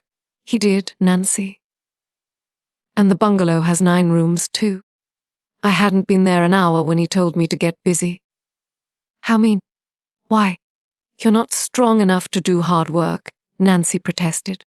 I thought your mother left an ample allowance for your needs. I thought the same, but it seems I was mistaken. Jacob Aborn told you that? Yes. I had understood that Mother left something like $50,000 or $60,000. My guardian tells me the estate has dwindled to less than $15,000. Even that amount should be sufficient to keep you, Laura. Jacob Aborn says it wasn't wisely invested. He claims I'm not much better off than a pauper. Strange he should wait until he had taken you to Merrow's Lake before he told you. Nancy murmured in so low a tone that Laura did not hear. Oh, you have no idea how I've suffered the last few days, Nancy. Jacob Aborn has been so hateful to me. He won't give me any spending money. And he says I'm not to have any more money for clothes. I don't wonder you couldn't stand it. You haven't heard the worst. He even took my fur coat away from me. I hadn't had an opportunity to put it in storage and had it in my trunk. He took your coat, Nancy gasped. Yes. I think he intends to pawn it. I never heard of anything more outrageous, and he's been trying to force me to turn over Mother's jewels to him. You didn't do it, Nancy exclaimed quickly. No. They're wrapped up in that little bundle I brought with me. Perhaps I can put them in your safe for a few days. Certainly. The jewels are worth considerable, though of course I wouldn't think of selling them. What did Jacob Aborn want with them? Nancy questioned suspiciously. He said he intended to put them in a safe place, but I didn't believe him. I feel sure he expected to sell them. That man must be a regular villain, Nancy observed indignantly. He threatened me too.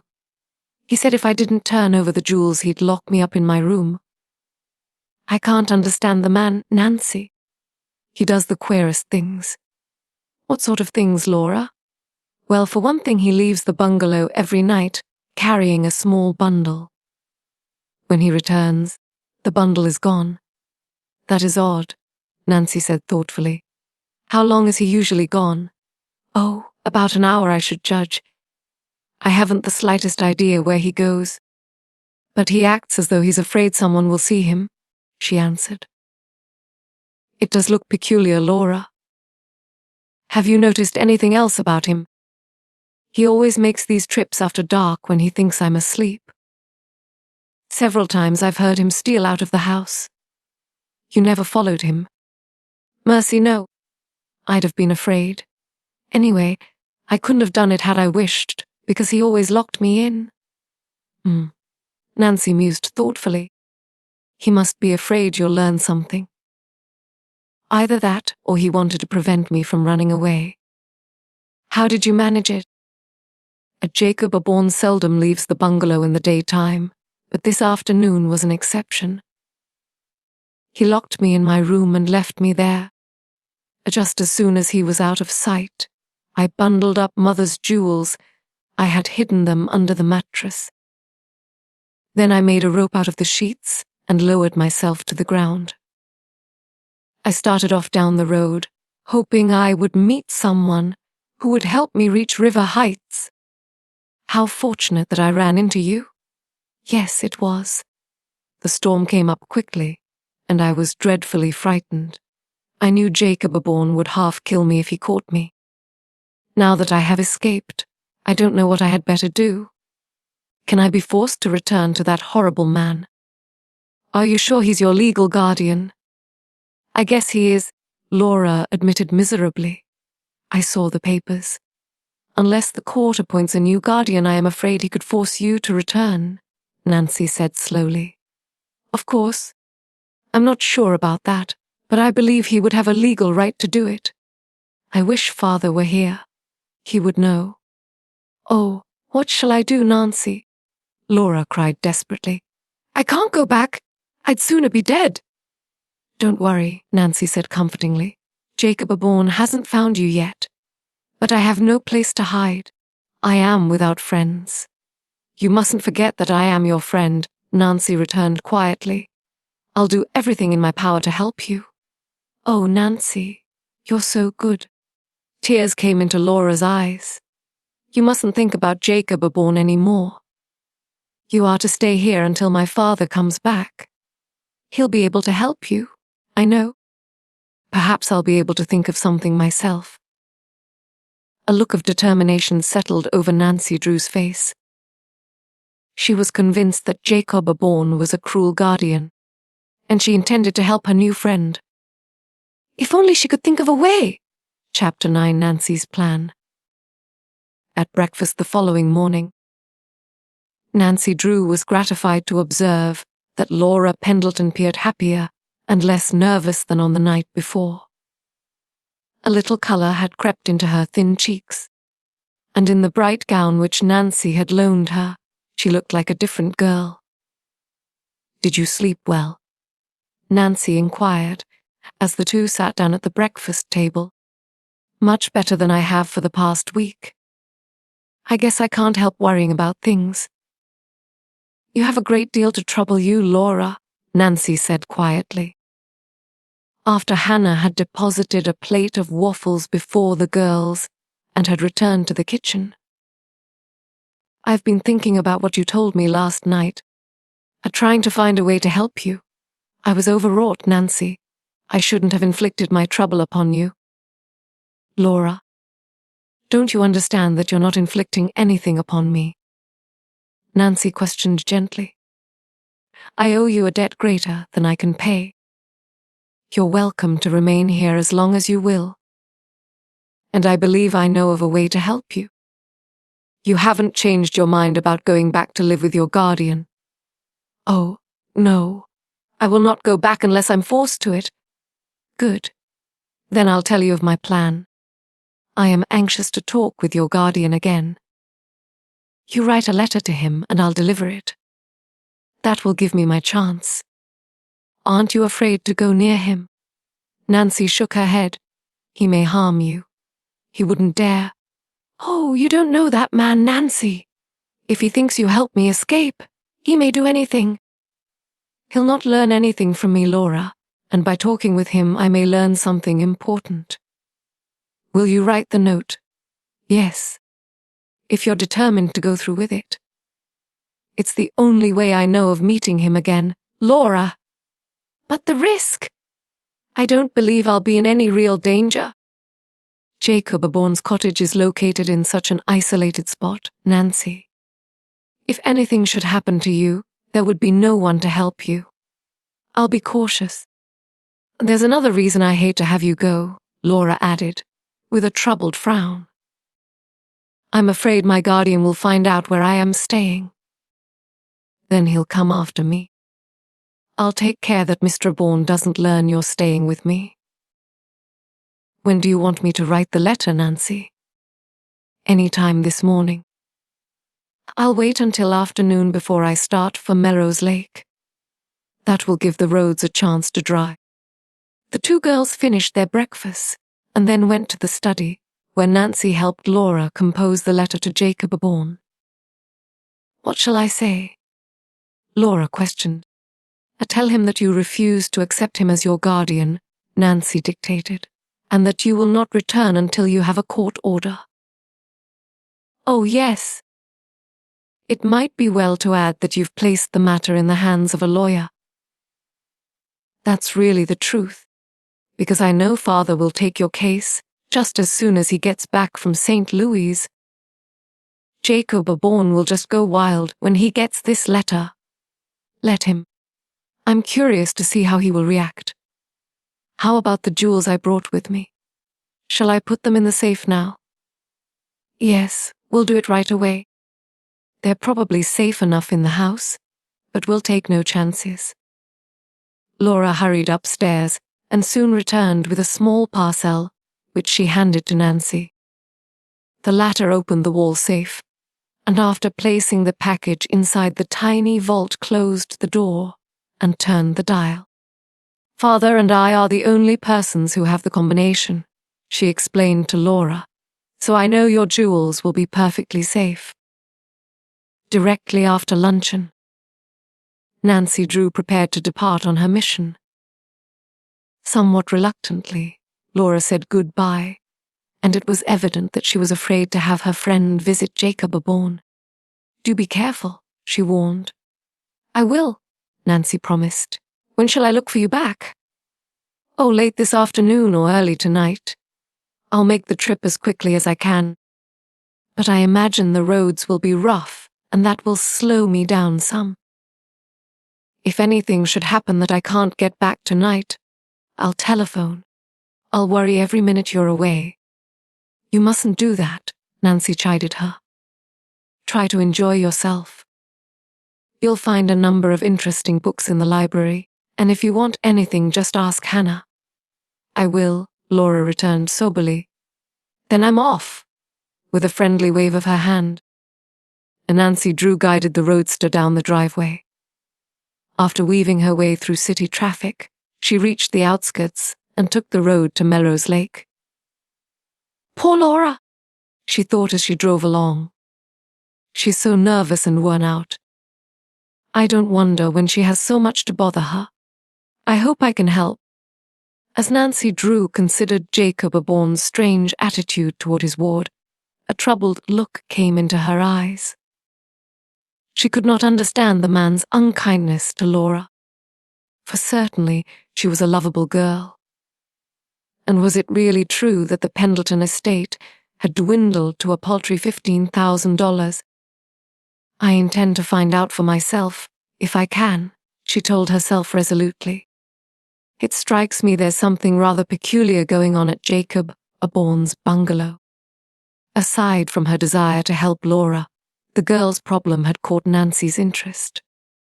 She had taken a dislike to Jacob Aborn the first time she had met him, and had sensed his eagerness to get Laura to his bungalow at Melrose Lake. Even before she had learned what had happened there, she had been suspicious of the man. His bad manners and occasional slips of grammar puzzled her a bit. There's something strange about those midnight excursions of his, too, Nancy thought. I wonder what he carries in the bundle Laura was telling me about. In spite of her eagerness to reach the bungalow, Nancy Drew was forced to travel slowly, for although the road was practically dry, it was extremely rough. She jounced about uncomfortably in the seat. After a time she came to the Merrow's Lake detour. As she turned down into the narrow, winding road, she found it necessary to go even more slowly. Few automobiles had passed over the road, and it was in worse condition than the one she had just left. In places where a canopy of trees prevented the rays of the sun from striking, the ground was still wet. "At least I won't need to worry about getting the car splashed," Nancy chuckled. The blue roadster was blue in name only, for the mud of the day before still clung to it. There had been no time between trips to have it washed. Presently Nancy approached the spot where the pine tree had fallen, and to her satisfaction she saw that it had been pulled to one side so that the road was no longer obstructed. Now, as she drew near the turn-off, which she must take in order to reach the Aborn bungalow, she drove more slowly, lest she inadvertently miss it. Sighting the road, she turned into it. She had gone but a few rods when she chanced to look toward the right. Through the trees, she caught a glimpse of a man walking rapidly away from the road. He carried a small bundle under his arm. "Jacob Aborn!" Nancy exclaimed. Impulsively, she switched off the motor of her roadster and sprang to the ground. Chapter 10. The Mysterious Bungalow. Abandoning her automobile, Nancy Drew hurried across the road, and without an instant's hesitation plunged to the thicket, where she had just caught a fleeting glimpse of a man she believed to be Jacob Aborn. She had acted upon the impulse of the moment, and had not stopped to consider what might be the outcome of her daring. Fortunately, the man had failed to note the approach of Nancy's roadster, and was unaware that he was being followed. Without turning his head or looking back, he trudged down a path which led deeper into the forest. Although Nancy was unable to see the man's face, she recalled the peculiar stoop of his shoulders and his manner of walking. There was no doubt in her mind as to his identity. Even had he not been carrying a small bundle, she would have been certain that it was Laura's guardian. "I wonder where he's going with that package," she questioned herself. "Here's where I play sleuth and see what I can find out." Following at a safe distance, she managed to keep the man in sight. He walked swiftly through the timber. Once, however, as a stick crackled under Nancy's feet, he turned and looked back.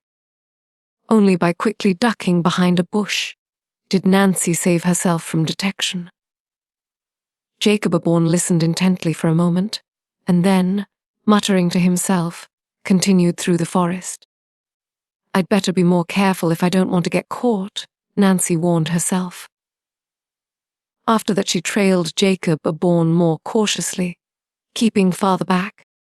Where was the man going? Certainly not to his bungalow on the lake, for Laura had told her that was in the opposite direction. Presently, Nancy saw him disappear behind a clump of bushes. When she reached the spot, the man had vanished. In vain she looked about in all directions.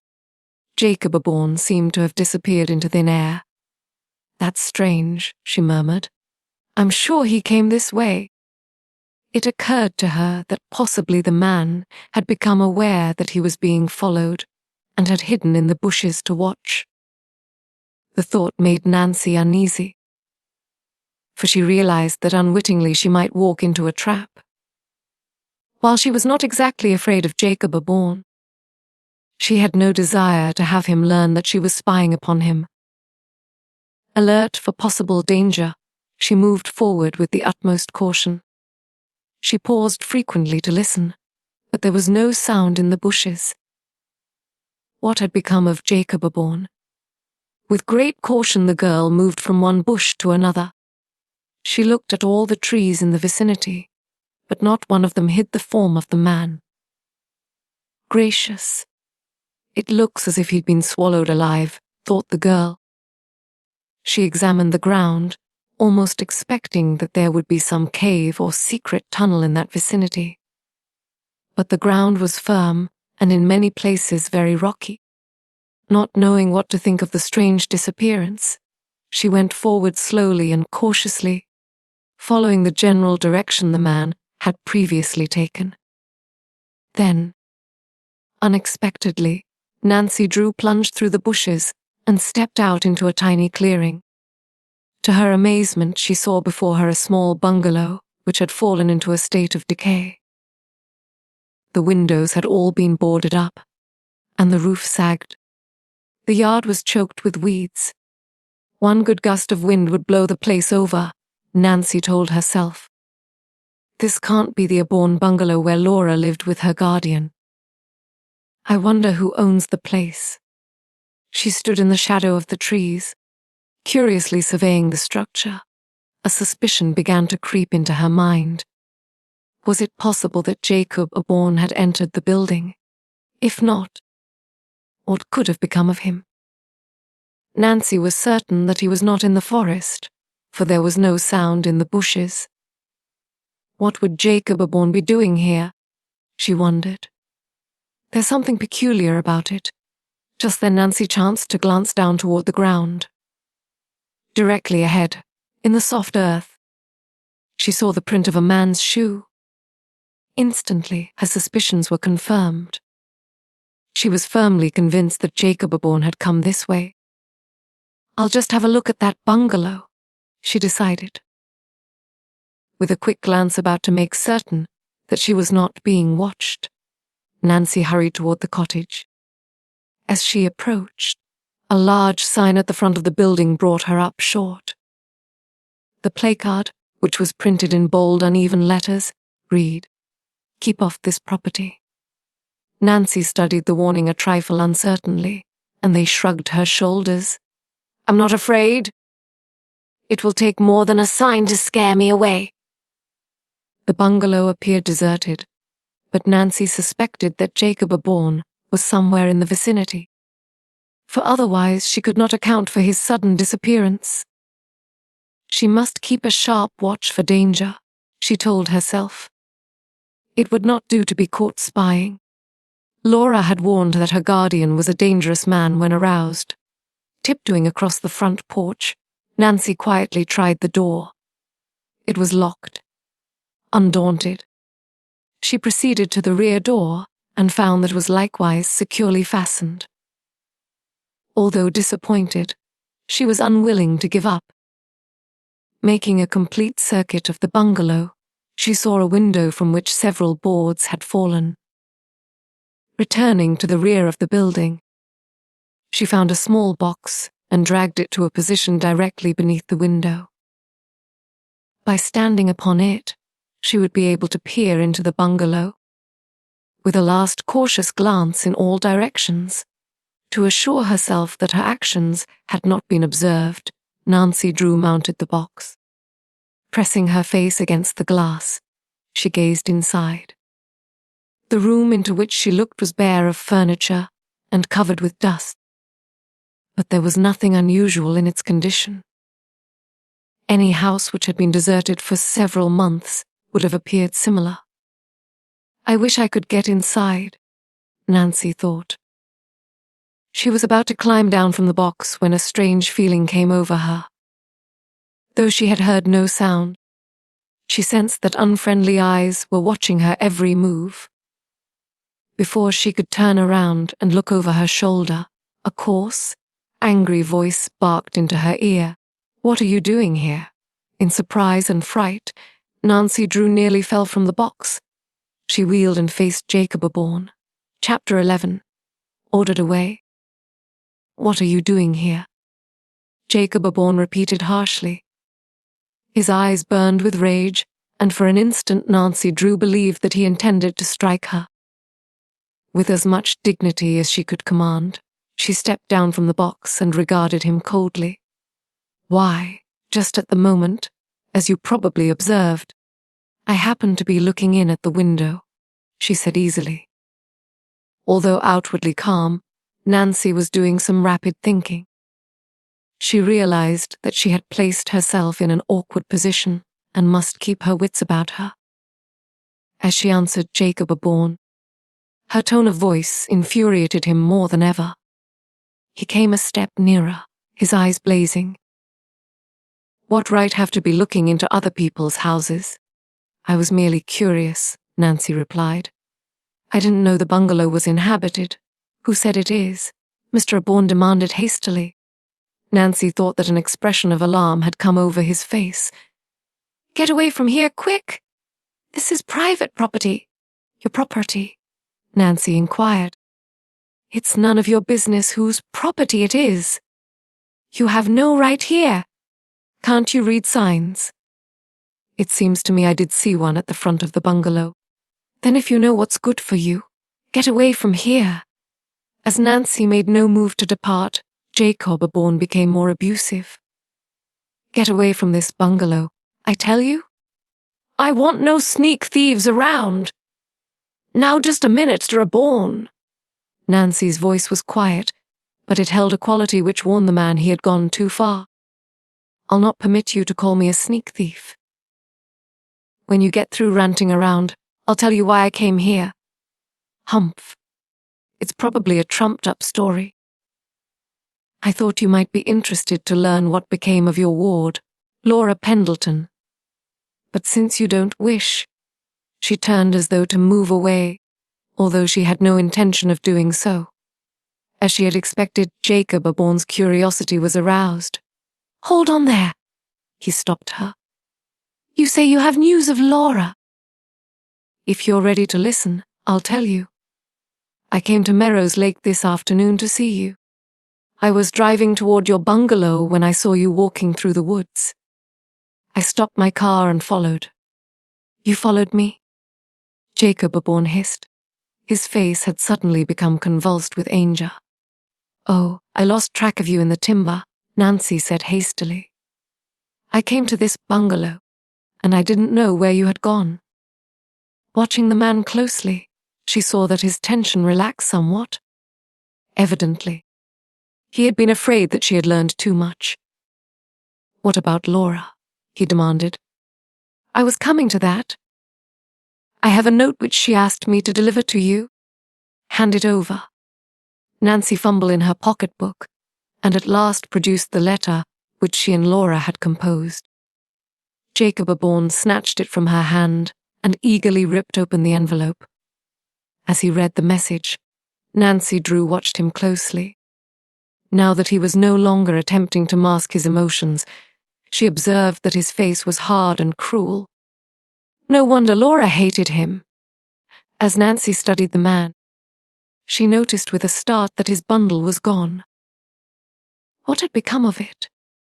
He had been carrying it only a few minutes before. She wondered where he could have hidden it so quickly. The message did not add to Jacob Aborn's good humor. As he scanned the letter, an expression of bitter hatred settled over his face, and his eyes narrowed to mere slits. "So Laura's turned her case over to a lawyer, has she?" he snarled. "A lot of good it will do her." He wheeled upon Nancy. "Tell me where she is." "I can't tell you that. You know where she is all right." "Perhaps I do, and perhaps I don't." "You induced her to run away," the man snarled. "I did not. Laura ran away of her own accord. She said you were unkind to her." "Bah! "Laura is ungrateful. I am doing all I can for her because of my friendship with her mother. This is the way she repays me." Nancy made no response, and Jacob Aborn continued angrily. "That's what I get for taking in a poverty-stricken orphan. You say she told you I didn't treat her kindly?" "Yes, she did. She told you a lie. I've treated her like my own child. I've given her everything. Now I'll tell you something about that ward of mine." A crafty light came into Jacob Aborn's eyes. "At times she's a wee bit unbalanced, thinks folks don't treat her right. Indeed. Yes, Laura's mighty queer. It's for her own good that I must get her back. She needs the care of someone who loves her. Now you're her friend and want to help her. You can do it if you will. How? By telling me where she is. Nancy laughed shortly. I'll not tell you a thing. I can see through your little scheme. You want to get your hands on Laura's money. Money, the man cried scornfully. If it wasn't for me, Laura wouldn't have a cent. The estate has dwindled to almost nothing. It's only out of the kindness of my heart that I took her in. How much did the estate amount to? Nancy questioned shrewdly. I can't say offhand, but there's nothing left now. Laura is a pauper, and what's more, she's a thief. A thief? Yes, that's what I said. When she left here, she took some valuable jewels with her. They belong to me, and I want them back. For an instant, Nancy Drew was aghast. However, she had faith in Laura and believed in her honesty. She was a keen judge of character, and a look into Jacob Aborn's face convinced her that he was lying. How dare you say anything like that about Laura? She cried angrily. It's the truth. By refusing to tell where she is, you're harboring a criminal. Laura a criminal. It's ridiculous. Laura is my ward. I have a legal right to her. Will you tell me where she is? I gave you my answer once. I will not. Oh, you won't, eh? Well, I'll find her all right. And when I do, I'll turn the police on her. Now get away from here! As Nancy hesitated, uncertain what to do, Jacob Aborn picked up a stick from the ground and started toward her menacingly. Move! He ordered harshly. Nancy Drew backed away, for she saw that he intended to harm her if she continued to defy him. Turning, she ran swiftly toward the timber. Hi! Come back here! Exclaimed Jacob Aborn. Come back! I want to talk to you! Nancy paused in her flight. What do you want now? Perhaps we can come to terms. What kind of terms? I might make it worth your while to tell me all about Laura, said the man ingratiatingly. Oh, indeed. If that's the sort of person you are. Mr. Aborn, you'll get nothing out of me, returned Nancy indignantly. Then you clear out, and clear out quick, roared the irate man, and took several steps toward her, flourishing his stick menacingly. You dare touch me, and you'll wish you hadn't, returned Nancy defiantly. Yet she thought that prudence would be the better part of valor, and so she kept on toward the timber, and was soon out of sight of the man, who kept gazing after her in a manner that showed his evil disposition. Chapter 12. Nancy bides her time. Not until she had reached the blue roadster which stood waiting at the edge of the forest did Nancy Drew pause in her flight. As she climbed into the automobile, she cast a glance over her shoulder and was relieved to see that Jacob Aborn had not followed her. I believe that man intended to strike me, she thought grimly. He became positively vicious when I refused to tell him where Laura is. It's plain that he intends to get her back if he can, and it's up to me to prevent it. I'm not sure what his game is, but I intend to find it out. Nancy started the motor, and after backing around in the narrow road, drove slowly toward the main highway. She felt that she had made a number of important discoveries concerning Laura's queer guardian, but just how she could utilize the information she did not know. She was inclined to believe that there was something rather mysterious about the deserted bungalow in the woods. What was Jacob Aborn doing in the vicinity, and why had he been so afraid that she would investigate the place? He's up to mischief, that's certain, she told herself, and it bodes no good for Laura Pendleton. Not for a minute did Nancy Drew believe the charges Jacob Aborn had made against his ward.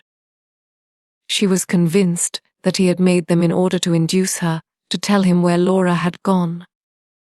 I don't know what to do, she thought. I don't want to leave Merrow's Lake until I have learned something that will help Laura. Unless I do, that man may find out she is staying with me and force her to return. I suppose he would have a legal right to do that. As Nancy drove slowly along the road, she turned the perplexing problem over in her mind. At last an idea came to her. Why didn't I think of it before? I'll go to one of the hotels on the lake and engage a room. Then after it gets dark, I'll do a little investigating. Nancy recalled that Laura had told her there were several nice hotels a few miles farther on, and at once she determined to stop at the first one she came to.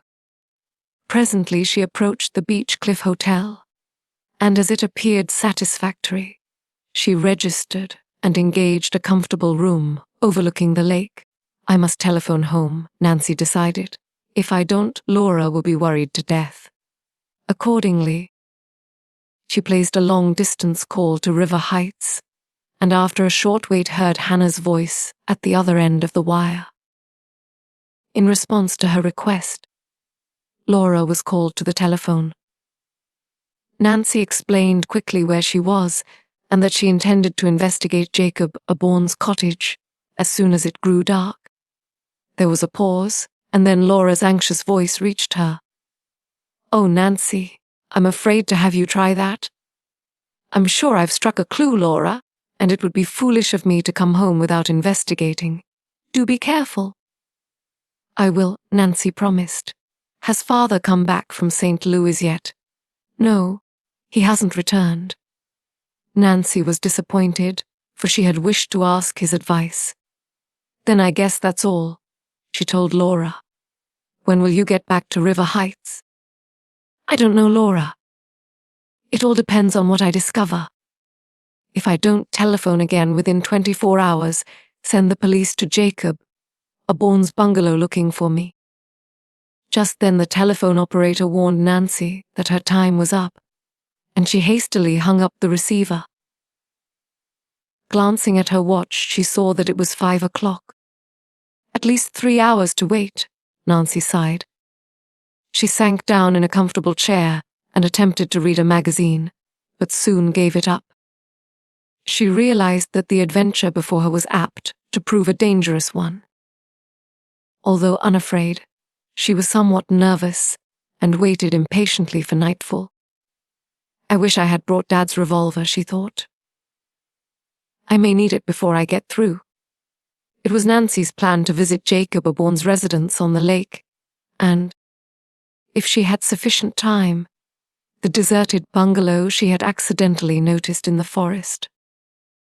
She did not know what she expected to discover. She knew only that she was playing a hunch, and that frequently her swift impressions were correct. At 6 o'clock she went downstairs for dinner. As she sat alone at a small table in one corner of the room, many diners regarded her with interest, for Nancy Drew was an unusually attractive girl, and the prospect of a daring adventure had brought a becoming flush to her cheeks. Upon leaving the dining room, she loitered about the veranda for a few minutes, watching the dancers, gazing at the lake, and enjoying the music of the orchestra. But she soon went to her own room. The moment it became dark enough for her purpose, she left the hotel and called for her roadster, which she had parked at a garage only a short distance away. Eagerly she set off toward Jacob Aborn's bungalow. Laura had told her how to reach the house. There were 2 means of approach, one from the lake road and one through the forest. Nancy selected the latter road, believing it to be more secluded. As she drew near the bungalow, she turned the automobile out of the road and ran it into a clump of bushes where it would not be seen. Switching off the engine and locking the doors, she took her flashlight and set off afoot through the woods toward the lake. Catching her first glimpse of the bungalow, Nancy was impressed. What a beautiful summer home, she thought. If only Jacob Aborn were different, how happy Laura might have been here. Continuing through the woods, Nancy cautiously approached the house from the rear. Pausing in the shadow of the trees, she hesitated uncertainly. If Jacob Aborn catches me here, there's no telling what he'd do to me, she thought uneasily. The windows of the bungalow were dark. That suited Nancy's purpose, for she had no intention of attempting to enter the house if Jacob Aborn were at home. Although courageous, she was not foolhardy.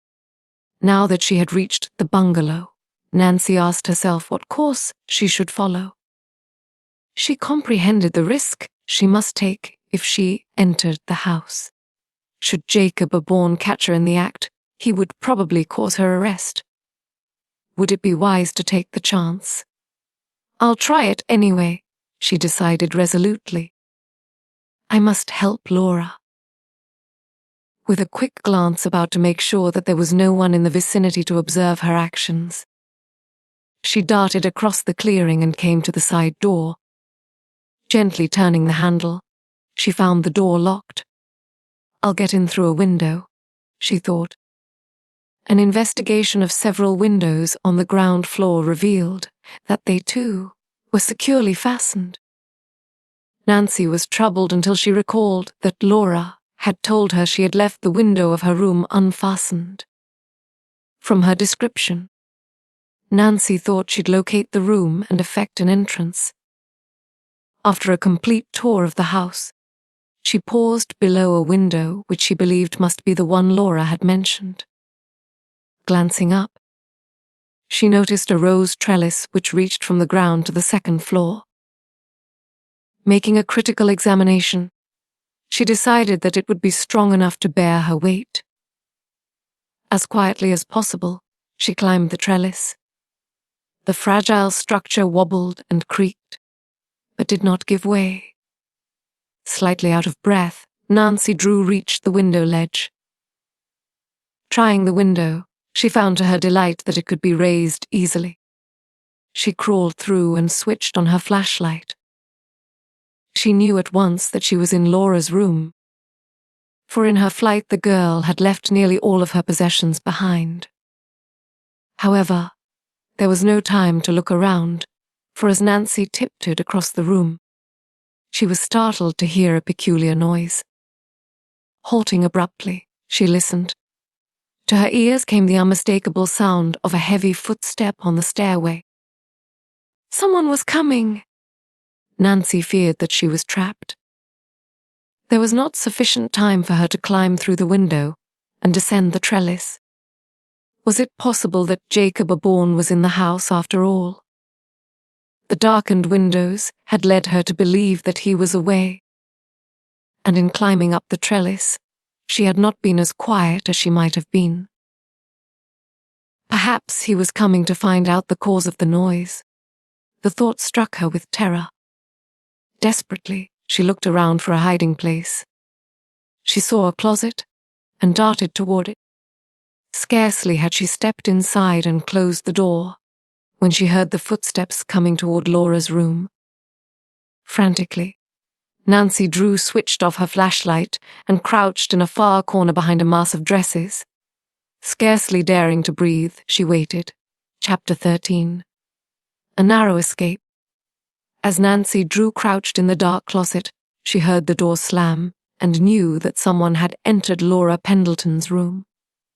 At first, in an agony of suspense, the girl remained motionless in her hiding place, but presently as the closet door was not opened, her curiosity gained the upper hand.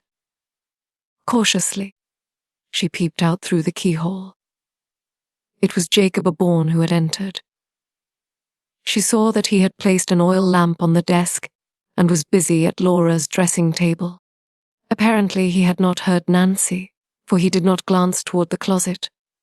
Ruthlessly, the man jerked out drawers from the dressing table and emptied the contents upon the bed. As he surveyed the assortment of bottles and boxes, he gave a disgusted grunt. What was it he was looking for? Nancy wondered. She was not left in doubt long, for Jacob Aborn muttered to himself, "Drat that girl! She got away with all of them jewels!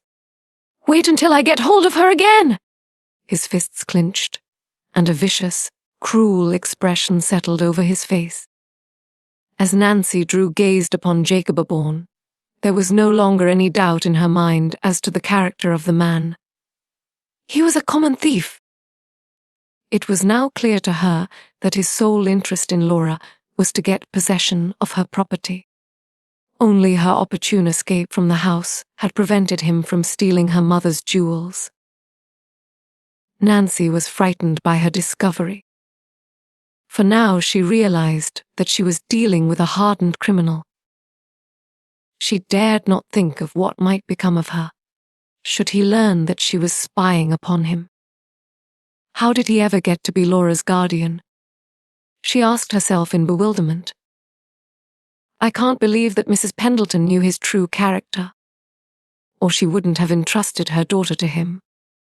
Her thoughts along that line came to an abrupt end as the man moved toward the closet. Fearfully, Nancy ducked down behind Laura's dresses again and prayed that she would not be discovered. The closet door was jerked violently open, and Jacob Aborn looked in. Nancy held her breath, each minute expecting to be dragged from her hiding place. The man gave the closet only a casual glance and then turned away. Bah, he muttered savagely. Nothing but clothing! A lot of good that will do me. It's money I want. The man was about to close the closet door when he came to a sudden pause. Might be a good thing to look over some of these clothes, he murmured. She may have left something hidden there. Can't tell what girls are up to these days. Nancy's heart sank within her, because she felt that if the man took down any of the dresses behind, which she was hidden, she would surely be discovered. She hardly dared breathe as she wondered what would happen next. The man took down the first dress within reach and stepped out to examine it in the light. He found nothing in the garment and threw it rudely over a chair. Then he came back to the closet. As he reached in, Nancy felt that discovery was close at hand. She wondered whether she could dash past the man, down the stairs, and get out the building before he could grab her. Before he could get hold of the next garment, an interruption occurred. There was a loud noise downstairs which made both the man and Nancy start in surprise. What in thunder was that? Muttered Jacob Aborn. He was evidently much disturbed, and, turning abruptly, he ran out into the hall. Then Nancy heard him going down the stairs. The girl thought of the window and the rose trellis. Could she make her escape that way during Aborn's absence? Before she could make up her mind, she heard the man returning. Confound those screens on hinges, she heard him mutter. That's the second time they've scared me. Bah, I must be getting nervous. The trip downstairs had evidently put Jacob Aborn in a worse humor than ever. He walked to the closet and surveyed the remaining dresses in disgust. Guess I won't bother with them, the girl heard him remark. Slamming the door, he turned, walked over to the desk. As Nancy again peered out through the keyhole, she felt a trifle weak from the fright she had experienced. That was a narrow escape, she told herself. I thought the jig was up. Unaware that he was being watched, Jacob Aborn began poring over the papers which were in the desk. Picking up a package of letters, he scanned them hastily and contemptuously tossed them upon the floor. It was with difficulty that Nancy controlled her anger as she saw the man read Laura's private correspondence. She longed to fly out at him and accuse him face to face. However, she was far too wise to allow herself to be governed by a mad impulse. She must bide her time. After a few minutes, her limbs became cramped and she shifted her position. To her horror, a board creaked underfoot. Nancy felt that all was lost as she again ducked behind the dresses. Jacob Aborn heard the noise and wheeled about. He walked toward the closet. Halfway across the room, he paused and laughed shortly. Couldn't have been anything, he muttered. just looked in that closet not more than a minute ago. Without troubling himself to pick up the articles he had scattered over the floor, the man took the lamp and left the room. In relief, Nancy Drew stepped from her hiding place. I suppose I'd better skip while I can, she advised herself. She tiptoed across the room to the window, but did not open it. Instead, she stood lost in deep thought. Although Nancy realized full well the danger of remaining longer in the house, she had the instincts of a detective. So long as there was a chance that she might learn more by waiting, she hesitated to leave. She could hear Jacob Aborn descending the stairs to the first floor. I'll not leave yet, she decided firmly. Softly opening the door, she crept down the carpeted hall. After listening a minute, she quietly slipped down the stairway, taking care not to step in the middle of the boards lest they squeak and betray her presence.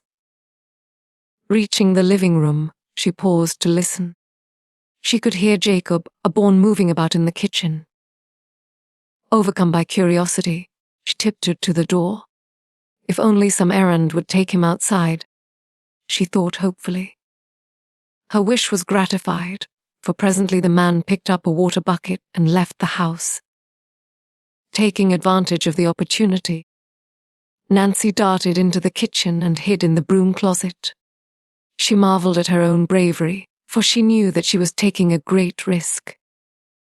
Nevertheless, she was determined to discover what Jacob Aborn was about. In a few minutes the man returned with the bucket of water. To Nancy's disappointment, he picked up a basket of groceries on the table and began to prepare his supper. The air in the closet became unpleasantly warm and close, and she began to regret that she had sought the hiding place. However, her interest quickened as she saw Laura's guardian wrap up a number of sandwiches, an orange, and an apple in a newspaper. "There, that's ready for tomorrow," she heard him mutter. Placing the bundle on the kitchen table, the man sat down and began to eat his supper. In fascination, Nancy stared at the bundle on the table. What could it mean? She recalled that Laura had told her she had frequently seen her guardian leave the house with a small package.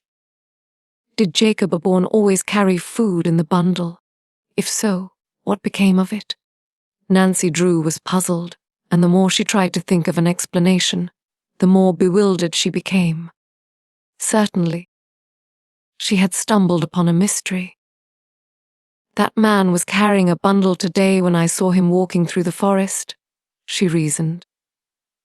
Then, when he caught me looking through the window of the deserted bungalow, the bundle was gone. I believe it will be worth my while to have another look at that bungalow. Now that she had stumbled upon what she considered a valuable clue, Nancy Drew was eager to get away from the house.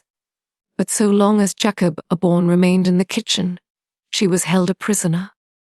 Impatiently, she watched him eat his supper, and it seemed to her that he would never get through. Even after he had finished, he leaned back in his chair and studied the floor meditatively. The expression upon his face was not pleasant to behold.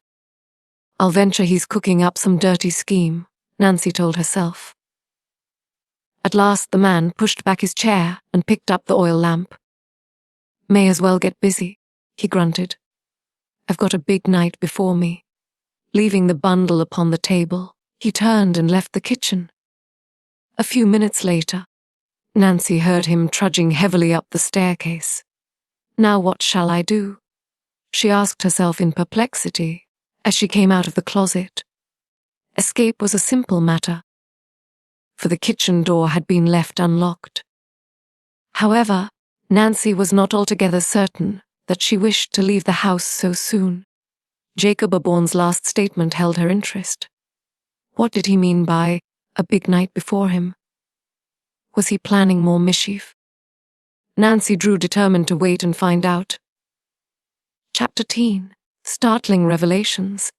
Stealing quietly into the living room, Nancy Drew paused at the foot of the stairway.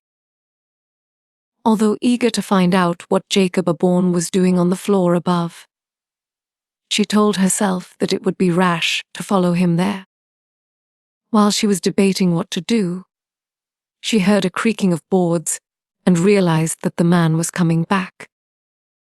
Hastily ducking down out of sight behind the Davenport, she waited. She was no longer afraid she would be discovered, for she had noticed that Jacob Aborn was too absorbed in his own plans to be observant. If she kept perfectly quiet, she did not believe that she would be detected. The man came slowly down the stairs, dragging 2 heavy suitcases. Dropping them upon the living room floor, he opened the lids and surveyed the contents critically. His back was to the Davenport, and Nancy daringly peeped out. She saw that the suitcases were packed with wearing apparel. However, it was not the clothing, but rather a gruesome object on top of one of the bags that held her attention. Jacob Aborn carried a weapon, and a wicked-looking one at that. Nancy Drew shuddered and almost regretted that she had not escaped when it was possible. Fastening down the covers of the luggage, Jacob Aborn locked the suitcases and strapped them. "There, that job is done," he muttered when he had finished. Nothing like being prepared. "They'll never catch Stumpy asleep." The name burned itself into Nancy Drew's brain. Stumpy, what could it mean? He had called himself by a name which was suggestive of the underworld. As Nancy stared at him, she became convinced that he was a professional crook. Laura was indeed under the control of a dangerous guardian. Her reflections were cut short when Jacob Aborn placed the suitcases against the wall and turned toward a small safe in one corner of the room. In amazement, Nancy watched him work at the dial. After he had made several unsuccessful attempts to open the door, it finally swung open. With a grunt of satisfaction, the man removed several packages of bank bills. His eyes became greedy and gloating as he gazed upon the money. Nancy had no way of telling the denomination of the bills, but she felt certain that Jacob Aborn held a small fortune in his hands. Where had he secured the money, and what did he mean to do with it? "I may as well leave it here until tomorrow," the man grunted. He placed the neat packages of money back in the safe and, closing the heavy door, turned the dial. Then, with a tired yawn, he moved toward the stairway. "I guess I'll turn in. Got to be up early tomorrow." He climbed the stairs, carrying the light with him. Nancy heard him enter a bedroom and slam the door. Soon the house became quiet. Slipping noiselessly from her hiding place, Nancy Drew tiptoed toward the kitchen. Due to an oversight, the back door had been left unlocked and opened readily. With a sigh of relief that she at last had escaped unharmed from the house, Nancy stepped out into the night. It was very dark, for there was no moon. She crossed the clearing and rapidly set off through the forest, using her flashlight to guide her steps. Her adventures were beginning to tire her, and before she knew it, she took a wrong path and presently brought up in the midst of some bushes and rocks.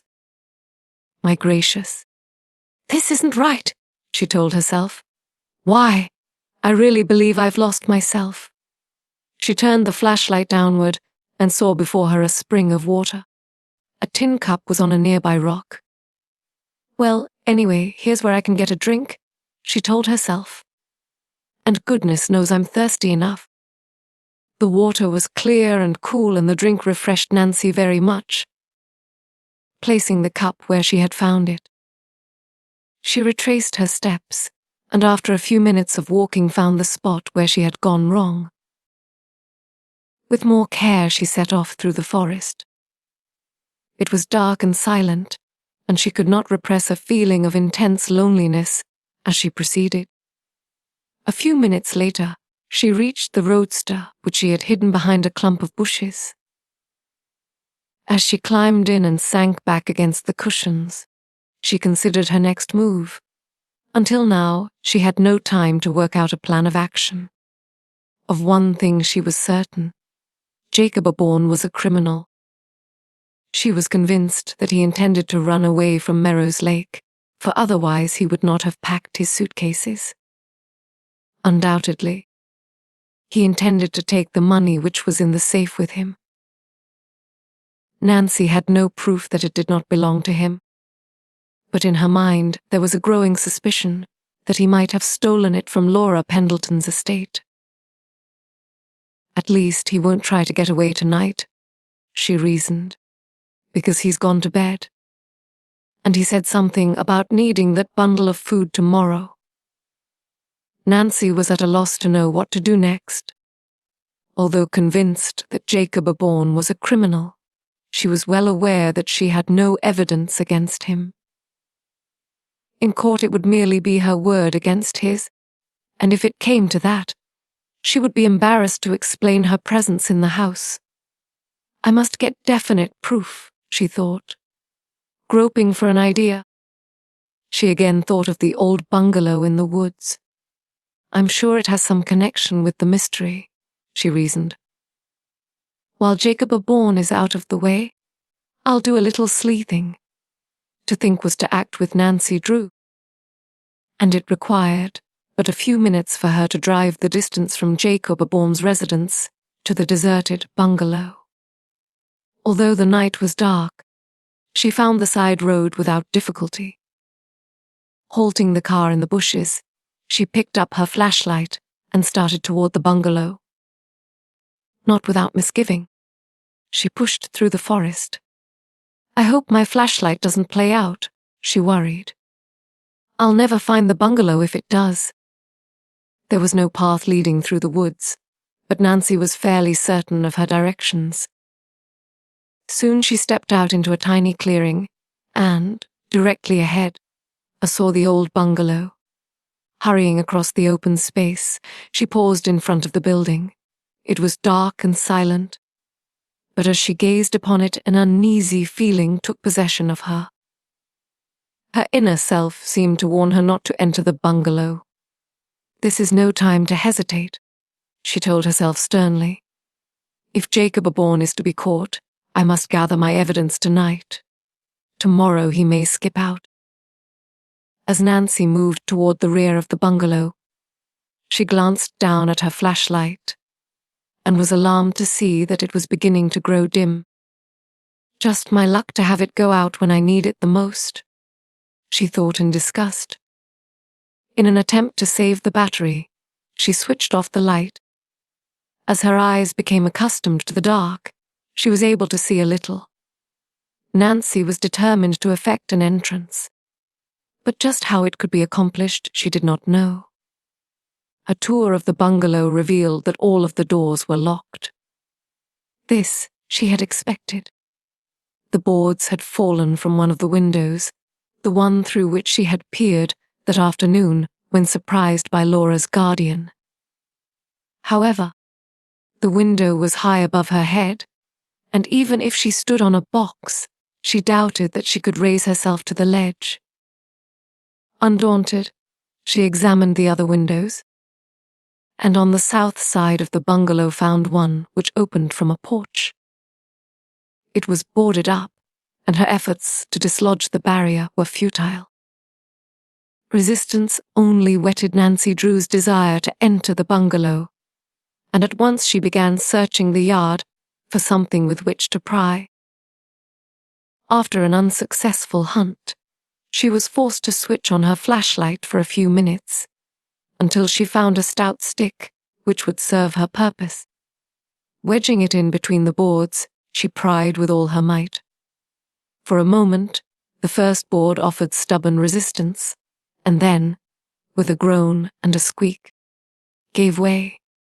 The remaining boards were removed with less difficulty. To Nancy's joy, the window was unlocked. Pushing it up, she peered into the living room. It was dark and she could see nothing. Well, here's for it, she decided fatalistically. Halfway through the window, She hesitated without knowing just why she did it. Nervously, she glanced back over her shoulder. A queer sensation passed over her, leaving her a trifle frightened. She felt exactly as though someone were following her. "How silly!" she scolded herself. Nevertheless, she turned searching eyes toward the forest. So far as she could see, there was no one in sight. Nancy listened intently, but all that she heard was the whispering of wind in the maple trees. Nerves, she decided firmly. Jacob Aborn won't bother me tonight. He's probably asleep at this minute. She swung herself through the window and switched on her flashlight.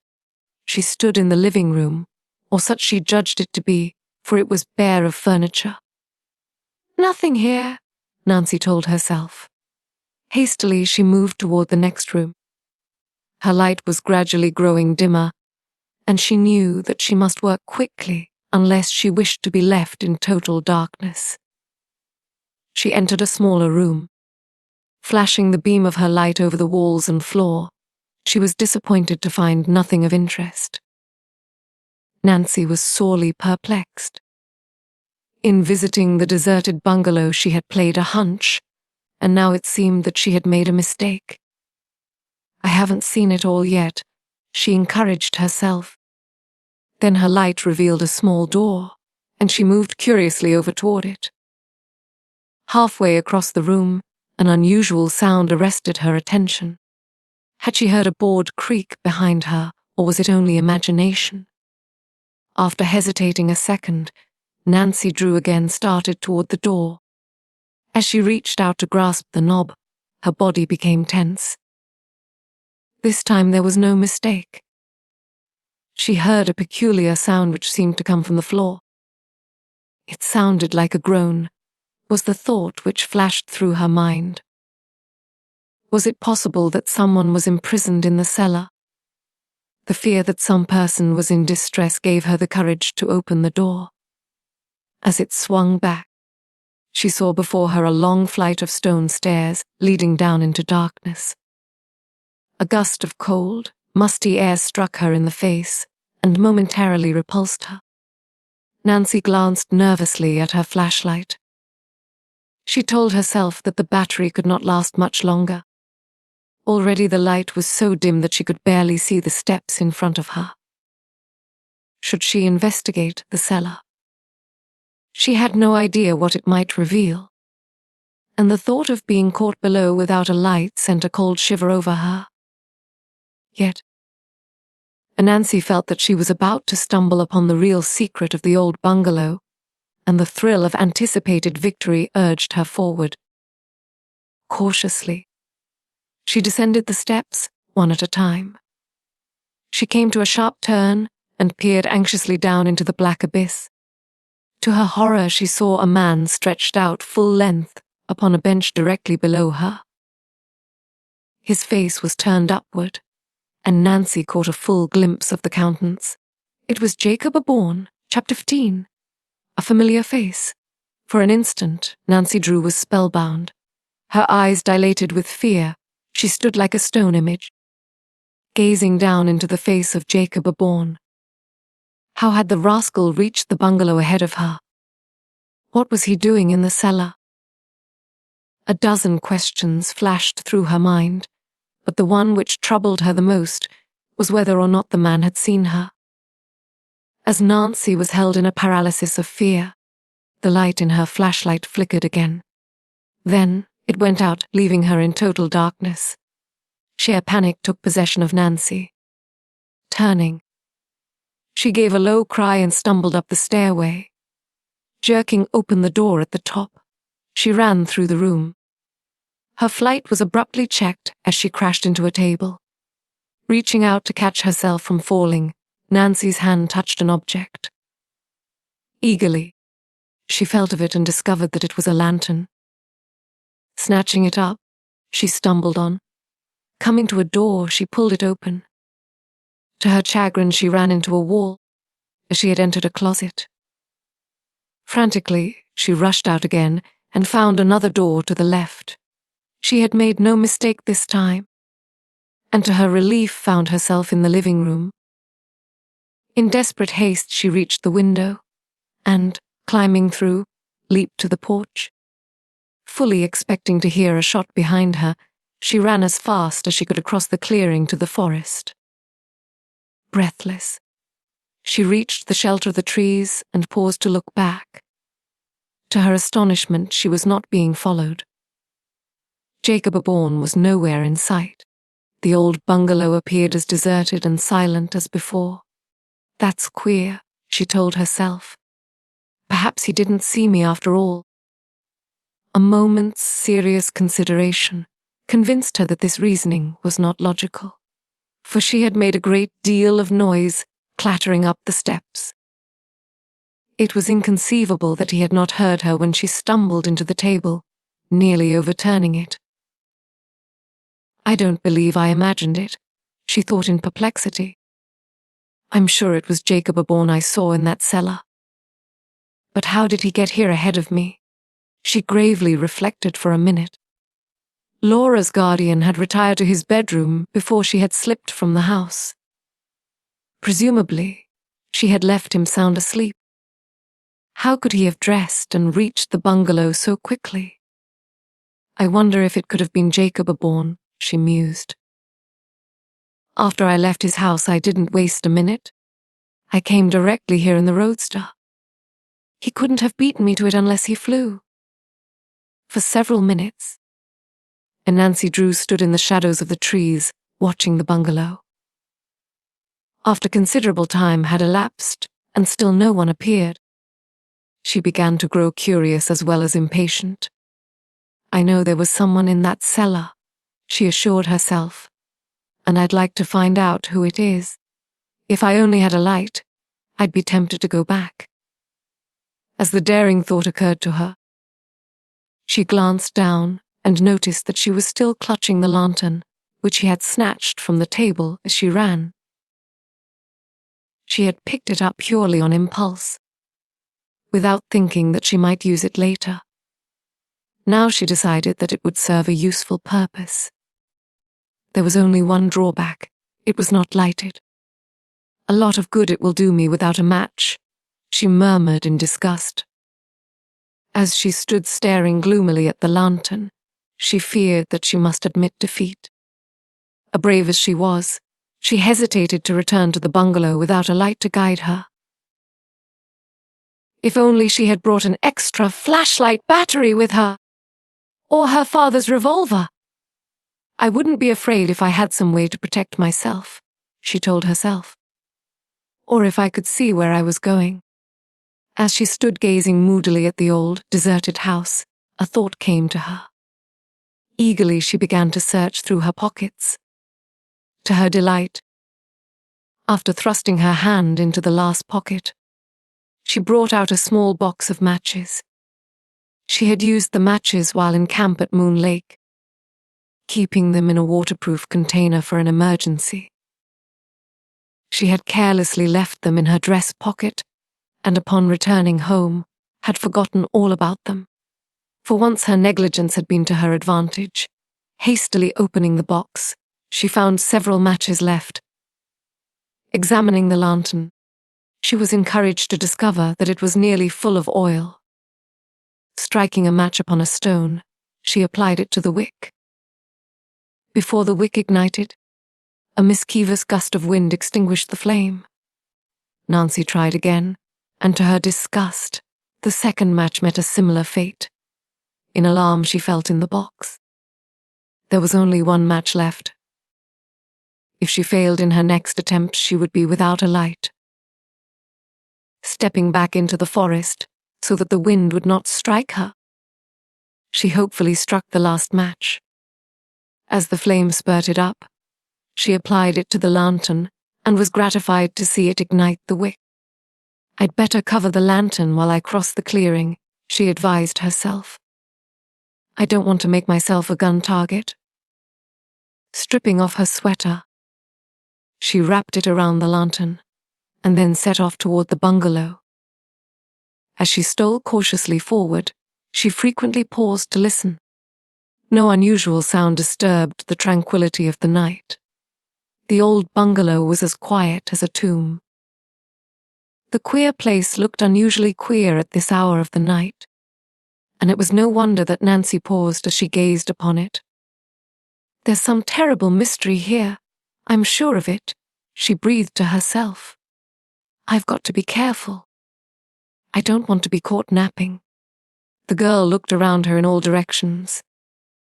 No one was in sight, and not a sound disturbed the silence.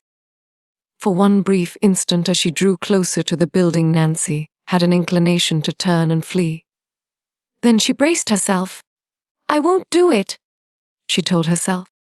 "I came here to find out what all this means, and I'm going to do it. Nancy Drew, don't be a goose. This isn't half as bad as things were at the Turnbull mansion. And remember what you went through with to get the old clock." And she braced up once more. After a slight hesitation, Nancy Drew crept up on the porch. For the second time that evening she experienced an uneasy sensation. It was not so much the fear that she was running into danger, as it was a feeling that she was being followed. Boldly, she thrust her head and shoulders through the window. Nothing but an oppressive silence greeted her. "Have I been dreaming?" Nancy thought in perplexity. Is it possible there's no one in the bungalow after all? Somewhat impatient at herself, she placed the lantern upon the floor and climbed through the window. Picking up the light, she flashed it about the room. Reassured, she tiptoed forward. A board creaked underfoot, and she paused nervously. Then from below she heard a peculiar noise. It sounded like a moan of pain. Startled, Nancy Drew held herself rigid, scarcely daring to move a muscle. As she listened, she heard the sound again. This time she knew there was no mistake. Someone had groaned. "Oh, what shall I do?" she asked herself nervously. "Who can it be?" At that moment a pitiful cry arose from the floor below. "Help!" Nancy opened her lips, but no sound issued forth. She tried again, and scarcely recognized her own voice. "Who's there?" she demanded shakily. The only response was another feeble call. "Help! Help!" The cry echoed through the deserted bungalow, ending in a plaintive wail. Then the house became silent. Chapter 16. What Nancy discovered. When Nancy Drew heard the cry for help, she no longer considered her own safety. The thought that someone might be in pain drove her to action. Summoning all her courage, she hurried to the cellar door and opened it.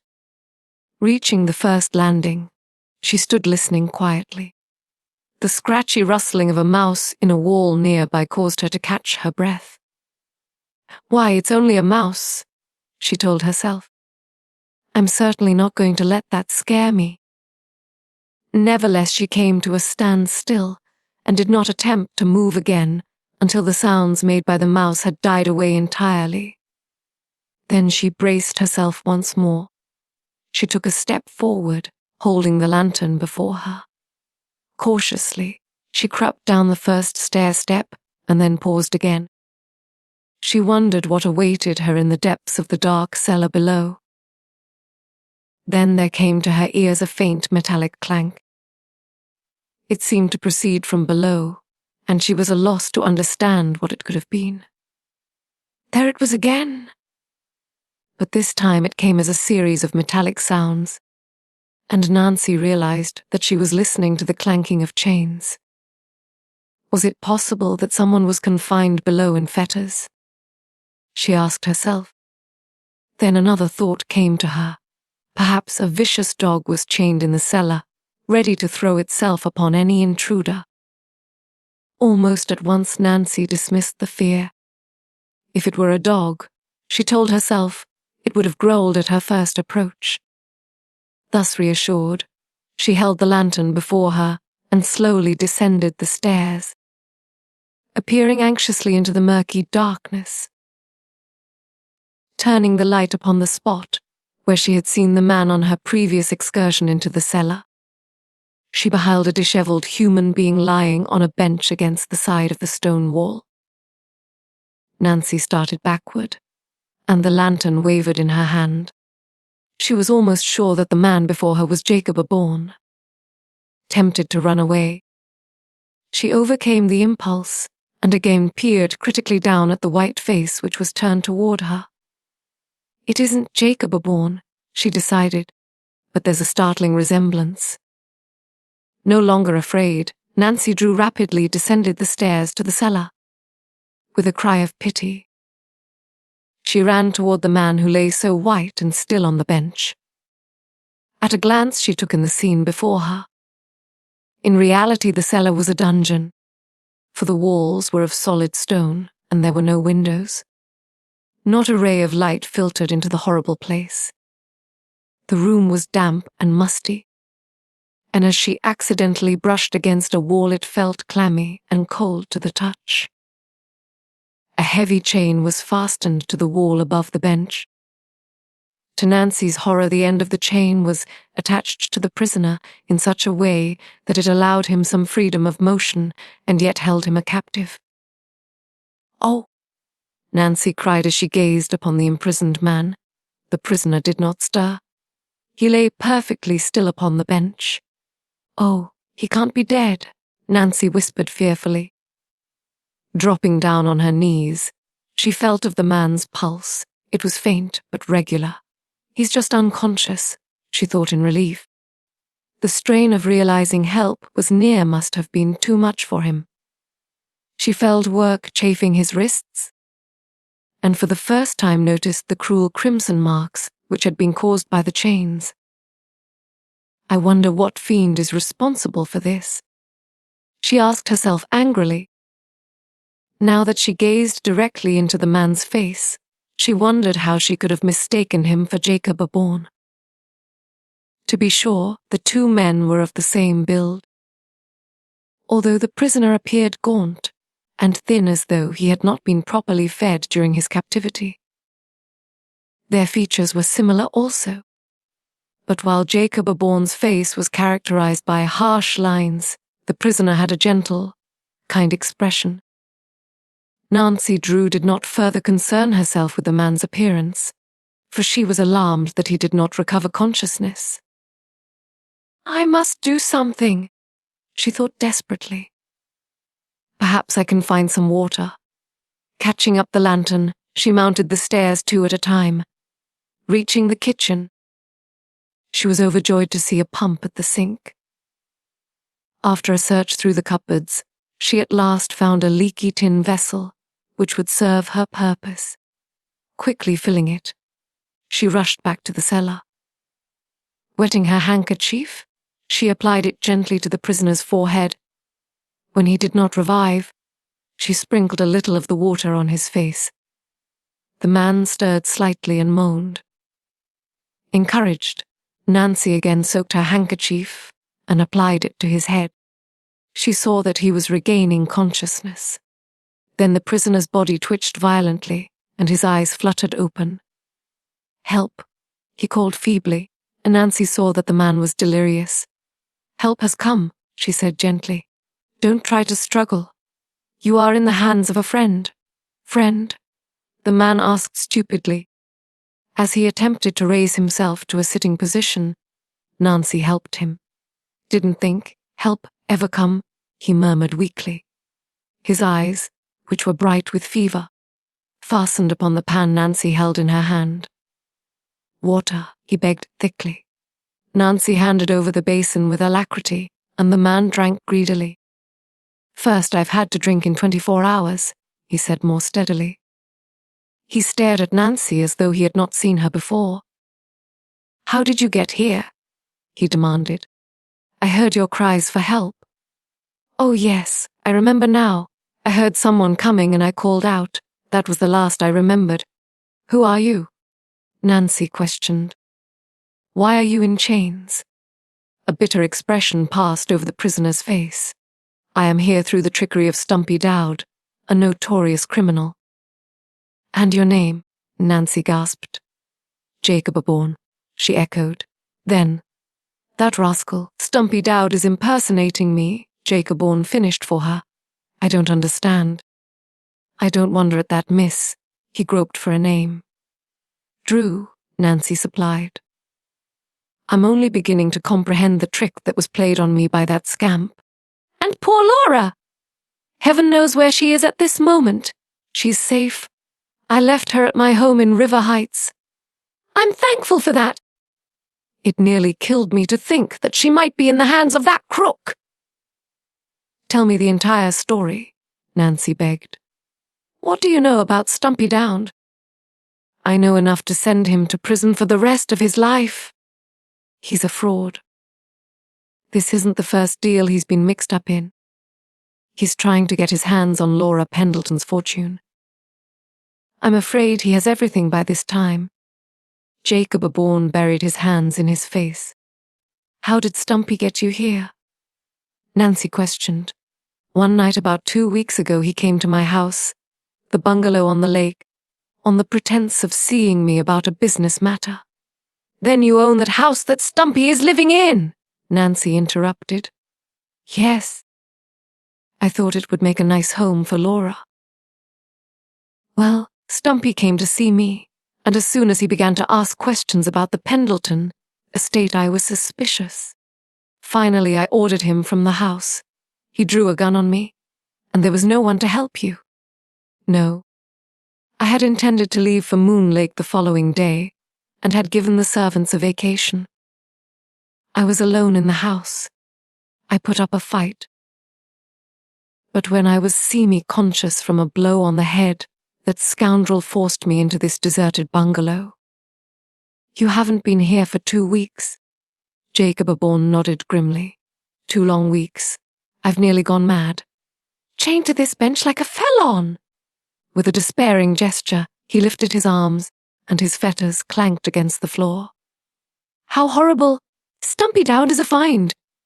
Not content with chaining me here, he's half-starved me. If you hadn't come, I couldn't have stood it many more days. Only the thought of Laura has kept me alive. You say she is safe? Yes, she ran away from Stumpy. Her property. What has become of it? I don't know, Nancy was forced to admit. She brought nothing with her except some of her mother's jewels. Then Stumpy Dowd must have his hand on every dollar of the fortune. The man groaned. A rich haul it will make too. Laura is wealthy. Yes. Her mother left her a sufficient fortune. I can't understand why Stumpy remained near here after he secured the property, Nancy commented. There are 2 reasons. First, nearly all of Laura's property was tied up in stocks and bonds, gilt edge of course. Stumpy was forced to impersonate me long enough to convert the securities into cash. At least that's what I suspect. Nancy nodded thoughtfully. And the second reason? I've led him to believe that he hasn't secured all of Laura's property. Stumpy is greedy, and it's his nature to get his hands on everything. He has tried to force me to tell what became of the remaining securities. You wouldn't tell. I couldn't if I wished. Then he has everything in his possession now, has he? Everything except the jewels. How can I ever face Laura again?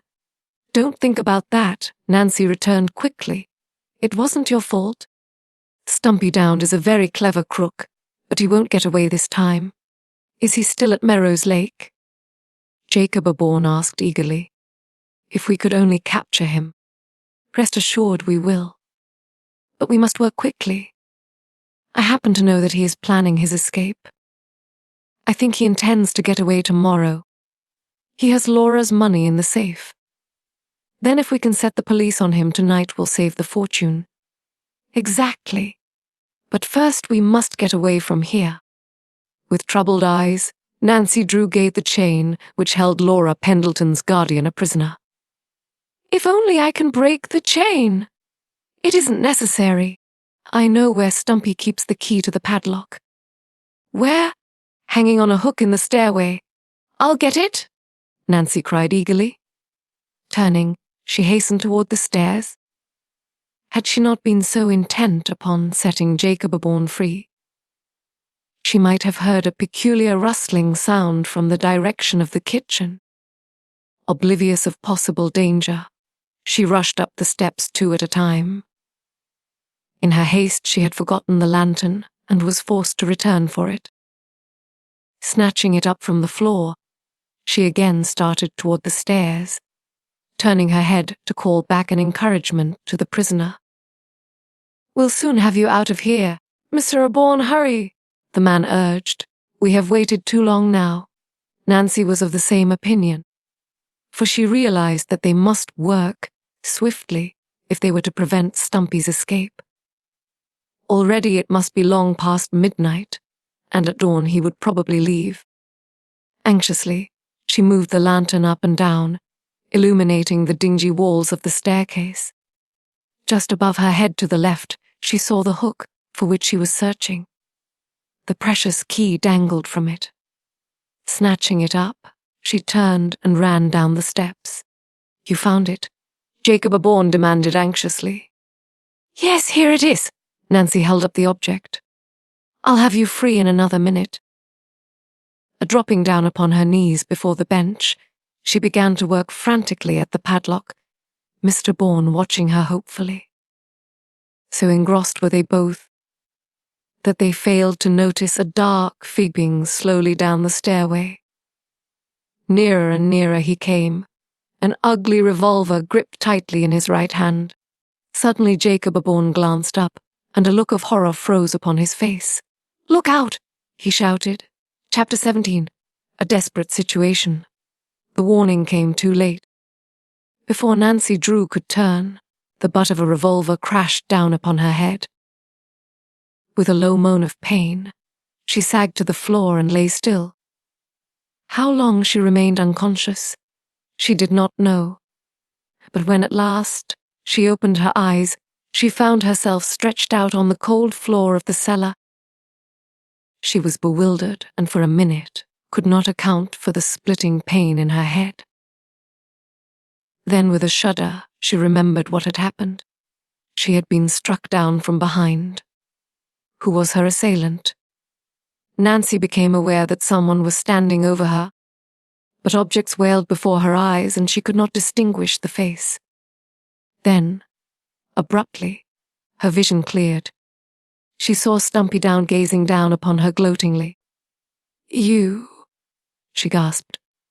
The man leered unpleasantly. "Thought you were going to catch me, did you? Well, you have another thought coming this time." He reached over and, catching her by the arm, jerked her roughly to her feet. Nancy was so weak that she nearly fell. "What are you going to do?" she whispered. "You'll find out soon enough." Stumpy sneered as he held up a long rope. "I'm going to tie you up and leave you here. You and your friend have so much to say to each other. Let that girl go." A Jacob Aborn pleaded from the other side of the room. "Do anything you like to me, but set her free." "Shut up," Stumpy growled. "I'll do plenty to both you before I get through." Nancy was too weak to struggle, and she was aware that resistance would be useless. One glance at the murderous weapon in Stumpy's hand had convinced her of that. He was ruthless and unprincipled, and would think nothing of shooting her down if she made a break for the stairway. Yet, as Stumpy began to tie her feet together with the stout rope, she realized she must do something. If only her head would stop throbbing so that she could think clearly. The situation was a desperate one. Unless she thought quickly, there would be no escape. Then, suddenly, an idea came to her. She recalled that a detective who had called on her father only a few months before had entertained them. By telling of his various experiences with criminals, he had explained how it was possible to hold one's hands while being bound, so as to slip the bonds later. Nancy had been interested, and had pressed the detective for details. He had taken a stout piece of cord, and had given her a demonstration. At the time she had thought the trick a very clever one, little dreaming that the knowledge would ever prove useful. She had made no effort to remember how the hands must be held. Now, she frantically tried to recall what the detective had told her, If only the trick would work. Holding her wrists in what she believed was the correct position, she permitted Stumpy to bind them securely. The ropes cut into her flesh cruelly. It seemed to her that she must have made a mistake, for certainly there was little space between her wrists and the bonds. And now, just to make sure you won't get away, Stumpy muttered evilly. He took the end of the rope and ran it through a ring in the wall, knotting it fast. I guess that will hold you for a while, he leered. You beast! Nancy cried. She realized now what Stumpy intended to do, but she was too proud to beg for mercy. This will teach you not to meddle in affairs that are none of your business. You'll pay for this? Jacob Aborn cried in a quivering voice. If I get free. If you get free. That's good, Stumpy laughed harshly. Then a cruel look settled over his face and his eyes narrowed. Why, you old fool. You'll stay here until the rats get you. This isn't the time of the Inquisition, Nancy declared fiercely. You can't get away with murder. Murder? Who said anything about murder? What a harsh word. I'll just leave you and your friend here and go away. If anything happens, Downs shrugged his shoulders indifferently. The police will be after you in a day, Jacob Aborn cried. Oh, no they won't. Stumpy is nobody's fool. I'll cover up my trail. You think you will, Nancy informed him. Every criminal thinks he'll escape. And I will too, Stumpy boasted. I'm too clever to be caught. Oh, I guess I've put over my little scheme pretty slick. Not a person suspected that I wasn't the real Jacob Aborn. Then you admit your guilt, Nancy demanded. Stumpy regarded her appraisingly. You're a smart detective, but your smartness won't do you any good this time. I don't mind admitting I pulled the deal single-handed, because you'll never get out of here to squeal on me.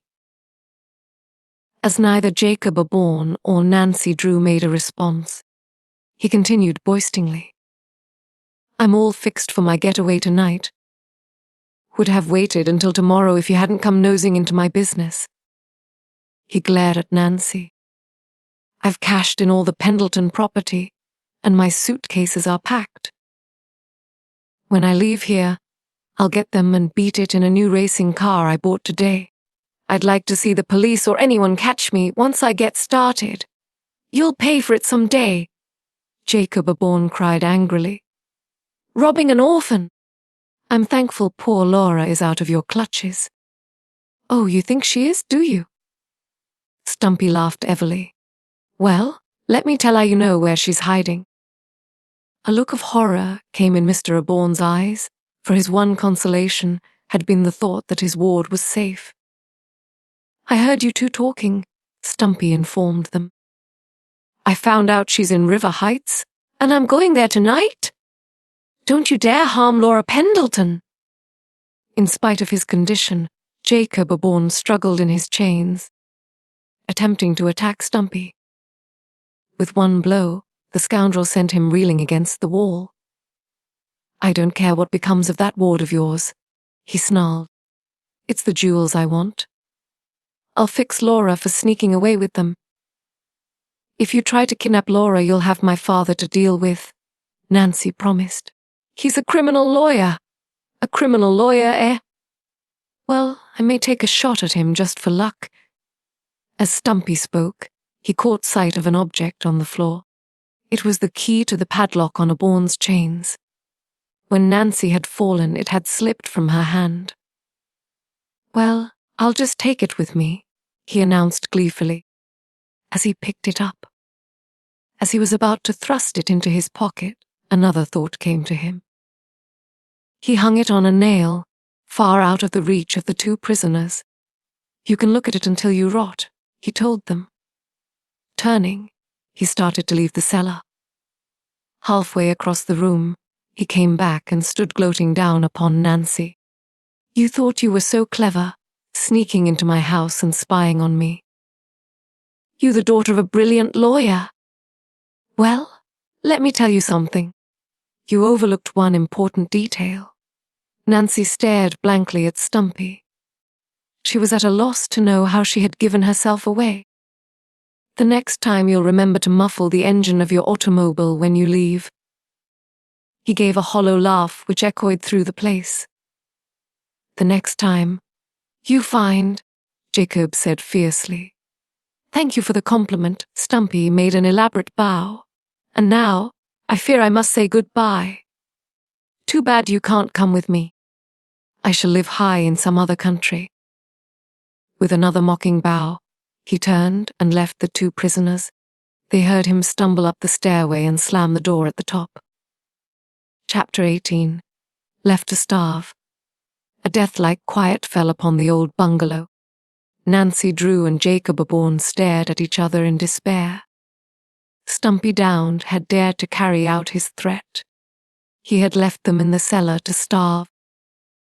Fastened to the wall at opposite sides of the room, they were unable to help each other. Aborn's bonds were such that he could move about, but his tether was too short to permit him to reach Nancy, who lay on the floor, bound hand and foot. Their situation seemed hopeless. In his haste, Stumpy Dowd had forgotten the lantern, and now its dim light served to reveal the sordidness of the prison. In a short time the oil would burn out, and then they would be left in the dark, a darkness which would soon drive them mad. However, Nancy Drew's first thought was not for herself, but for Laura. She recalled Stumpy's threat, and was afraid that he would go to River Heights and attempt to harm the girl. "I hope Dad is home from St. Louis," she thought miserably. "He'll look after her." At the best, she knew that Laura would be left penniless. Even now Stumpy was making his escape with the Pendleton fortune. After going to River Heights, he would undoubtedly strike for the border. Once in a foreign country, he would enjoy his ill-gotten gains in comparative safety. The same thought was passing through the mind of Jacob Aborn, for in desperation he sprang up from the bench and paced the floor like a caged lion. He shook his chains and beat them wildly against the stone wall until his wrists were cut and bleeding. "If I could only get my hands on that wretch!" he cried bitterly. Again he clawed at his chains, but could not break them. In vain he pounded the padlock against the floor. Not until he was completely exhausted did he give up. Then he quietly collapsed on the bench. "Oh, my poor Laura," he half sobbed. "And to think that I promised her mother I'd always look after her." Nancy gazed upon the man in compassion, but could think of nothing to say in comfort. The situation seemed unreal to her. She felt that it was a horrible nightmare from which she must soon awaken. However, the dull ache in her head and the cutting ropes were severe reminders of her plight. If only she could find a means of escape! She considered shouting for help, but almost at once decided that it would only be a waste of energy. The bungalow was located in a desolate portion of the forest, and seldom did anyone pass near the spot. Jacob Aborn had been held a prisoner for nearly 2 weeks, and had been unable to make his cries heard. It was characteristic of Nancy Drew to keep her head when faced with a grave problem. Stumpy Dowd had left her to die, but the will to live was strong within her. She would not give out a brave struggle. "If only I can free my hands," she thought grimly. She glanced down at the ropes meditatively. To the eye there was no space between the thongs and her wrists, and yet if she had made no mistake, she should be able to move her hands in such a way that she could slip out of the ropes.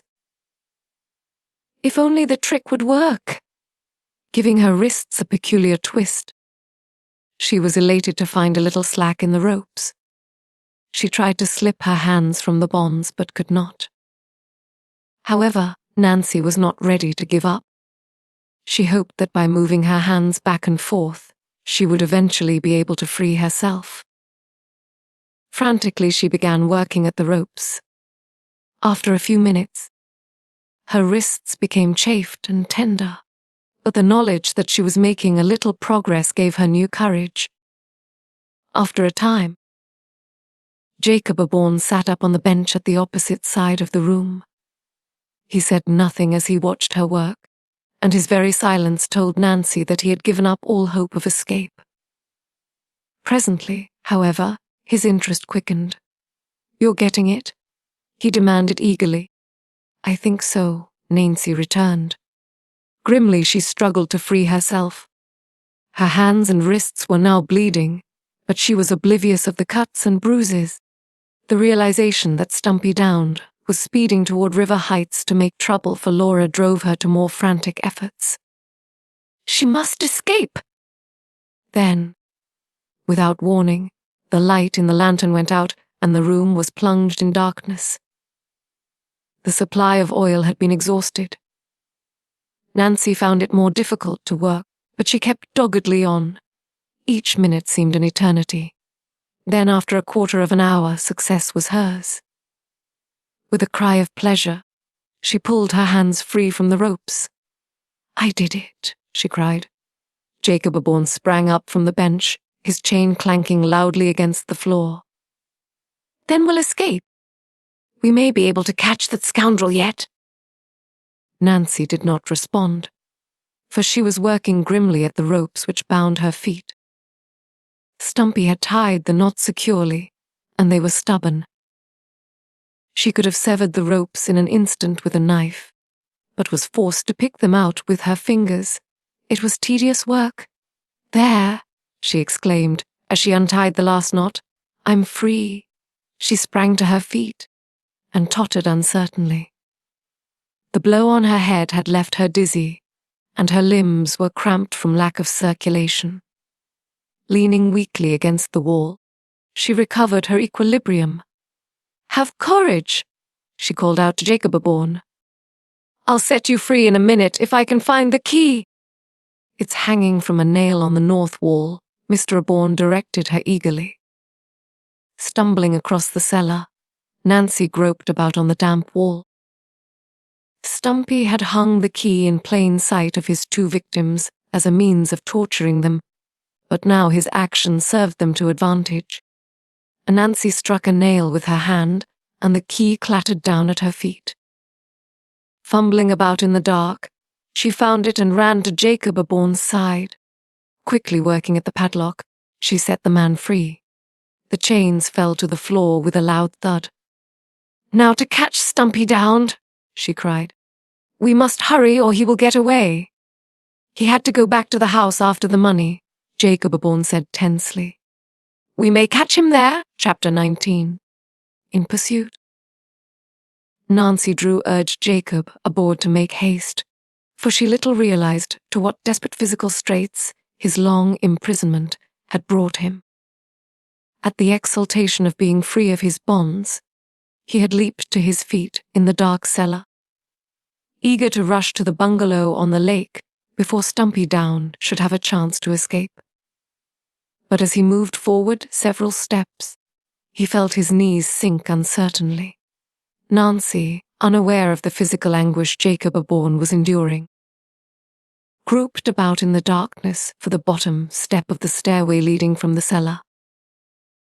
Presently her foot touched it, and she called out to her companion. He dragged himself to her side, scarcely able to walk. "Are you ill, Mr. Aborn?" Nancy demanded anxiously. She could not see his face. "Oh no," the man protested quickly. "I'm only a bit weak from being tied up like a dog in a kennel. My legs will be all right after I've used them a few minutes." But try as he would, the man was unable to climb the stairway unassisted. Nancy, realizing his predicament, reached out a strong arm to help him. Even then Jacob Aborn was forced to stop frequently for a brief rest, leaning upon Nancy for support while he recuperated his strength. But at last the top of the stairway was reached, and he then insisted that he was able to walk without her help. Nancy led the way to the living room window, and after climbing out to the porch, assisted Jacob Aborn to crawl through the opening. "What a relief!" he gasped, filling his lungs with pure air. "This is the first decent breath I've had in nearly 2 weeks." In the east, the moon was just rising over the forest, and stars were commencing to peep through the clouds, which were now breaking up and drifting swiftly along the sky like scudding ships at sea. The cellar had accustomed Nancy's eyes to a blacker darkness than that which now faced her, and it was possible to make out objects well enough to pick the route through the forest. Yet, glancing uneasily at Jacob Aborn, she wondered if he'd be able to walk the short distance to the roadster. "Do you think you can make it?" she questioned. "It isn't far to my car." "I think so," Laura's guardian declared grimly. Nancy offered her arm again, and at a slow pace they walked across the clearing. Entering the forest, they had gone but a short way when Mr. Aborn sank down on a log along the trail, breathing heavily. "I've got to rest," he murmured, his voice shaky from fatigue. "You go on without me, Nancy!" "Just rest here for a moment, Mr. Aborn," Nancy said encouragingly. "I'm sure you will be all right in a few moments." She was unwilling to desert Jacob Aborn, for if she went on ahead, she was afraid he would never reach the bungalow on the lake. At the same time, she was impatient at the delay. Already, Stumpy Dowd had a good half-hour start. Unless they hurried, he would escape with Laura's fortune. Once he had left the bungalow, it would be difficult to pick up his trail again. "It's only a little way farther to the car," Nancy urged gently after Mr. Aborn had rested for a few minutes. With an effort, he arose from the log and wavered unsteadily on his feet. "I can make it now," he insisted. "We can't let that scoundrel escape!" Leaning heavily on Nancy, he moved forward again, more rapidly than before. His breathing came hard, but he offered no complaint and refused to pause again even for a brief rest. His nerve carried him along. For Laura's sake, he exerted himself to the utmost. It was a walk that Nancy never forgot. Time and again Jacob Aborn stumbled and would have fallen headlong had it not been for the support the girl gave him.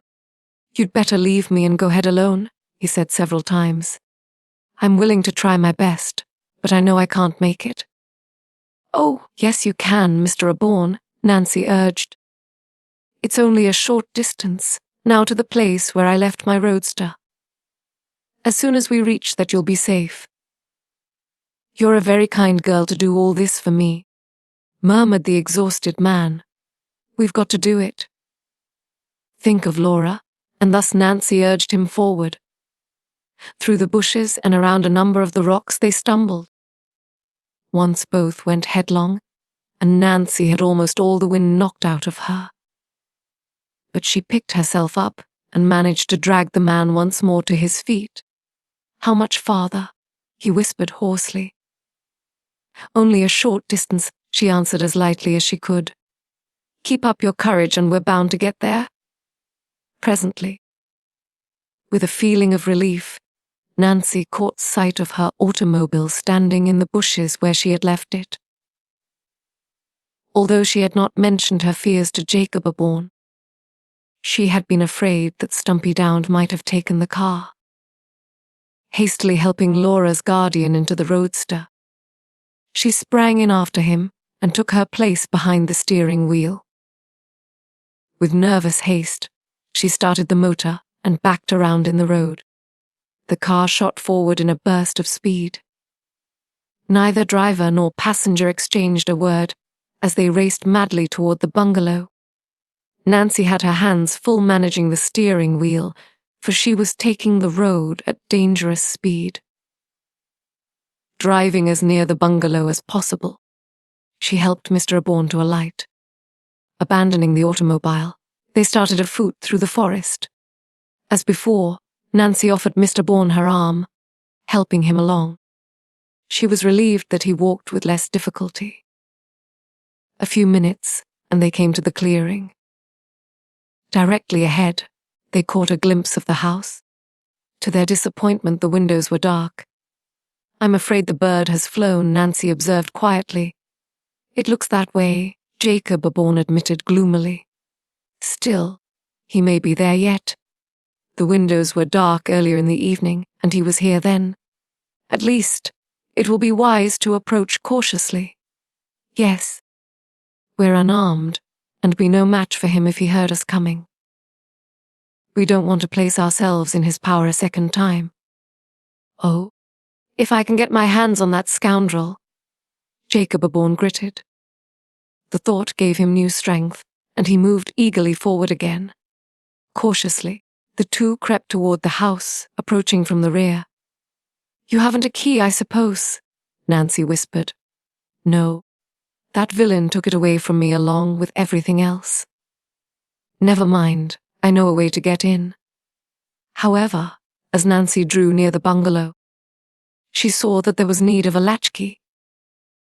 The back door stood ajar, as though someone had fled without taking time to shut it. With Mr. Aborn close behind her, Nancy Drew stepped cautiously into the kitchen. There was profound silence. The bungalow appeared deserted. Crossing the room on tiptoe, she groped about on the kitchen table and found an oil lamp. Lighting it, she picked it up and hurried toward the living room. Pausing in the doorway, she cast a critical glance about and saw that everything was in disorder. A chair had been overturned, a small rug was out of place, papers were scattered all about. The 2 suitcases which Stumpy Dowd had packed earlier in the evening were missing. "He's escaped!" Nancy exclaimed in bitter disappointment as she surveyed the confusion. Just then her eye fell upon the safe, and she saw that the door was wide open. With a little cry of alarm, she rushed across the room and looked inside. With the exception of a few papers, everything had been taken.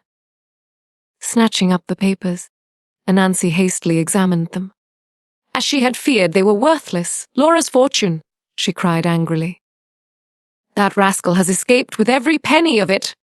"Oh! My poor Laura," Jacob Aborn groaned. He moved heavily over to the safe and gave it one hopeless glance. "He's taken everything of mine, too. I don't mind for myself. It's only that Laura must suffer for my negligence. It wasn't your fault, Mr. Aborn. We'll capture that man somehow." "We must notify the police." "I'll telephone the station this minute." "You can't. There isn't a phone in the house. You have no phone," Nancy echoed. "Oh, what an aggravation." "Oh, why didn't I have one installed?" Jacob Aborn demanded of himself. "I always intended to. Where is the nearest one?" "At the hotel." "Then we must go there at once. I'm afraid it will be too late. That scoundrel has too great a start.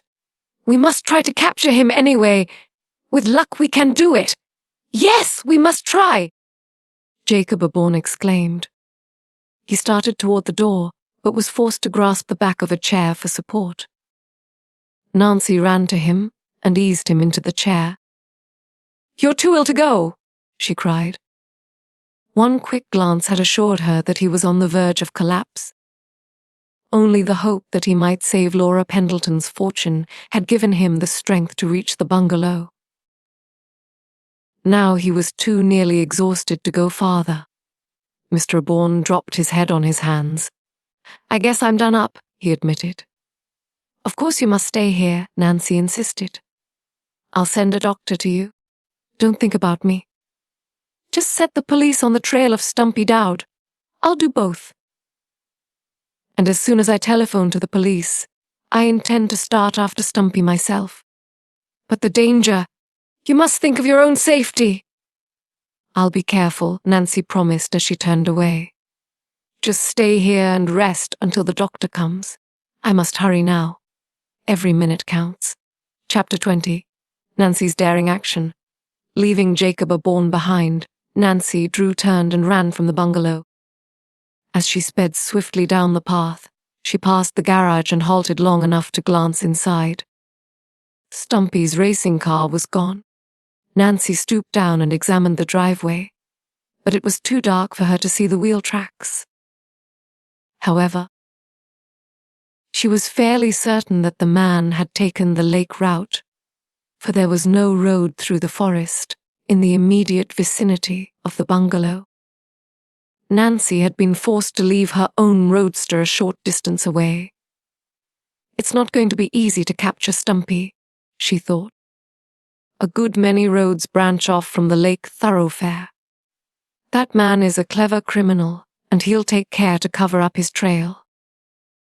Running through the forest, she reached her roadster and sprang in. Quickly starting the motor, she headed the automobile down the road. To reach the Beach Cliff Hotel, it would be necessary for her to follow the forest a short distance until it joined the lake road. From there she would have a fairly straight, smooth stretch to the hotel. The rough forest road held Nancy to a slow pace, but when she reached the lake thoroughfare, she stepped on the accelerator, and the little car began to purr like a contented cat.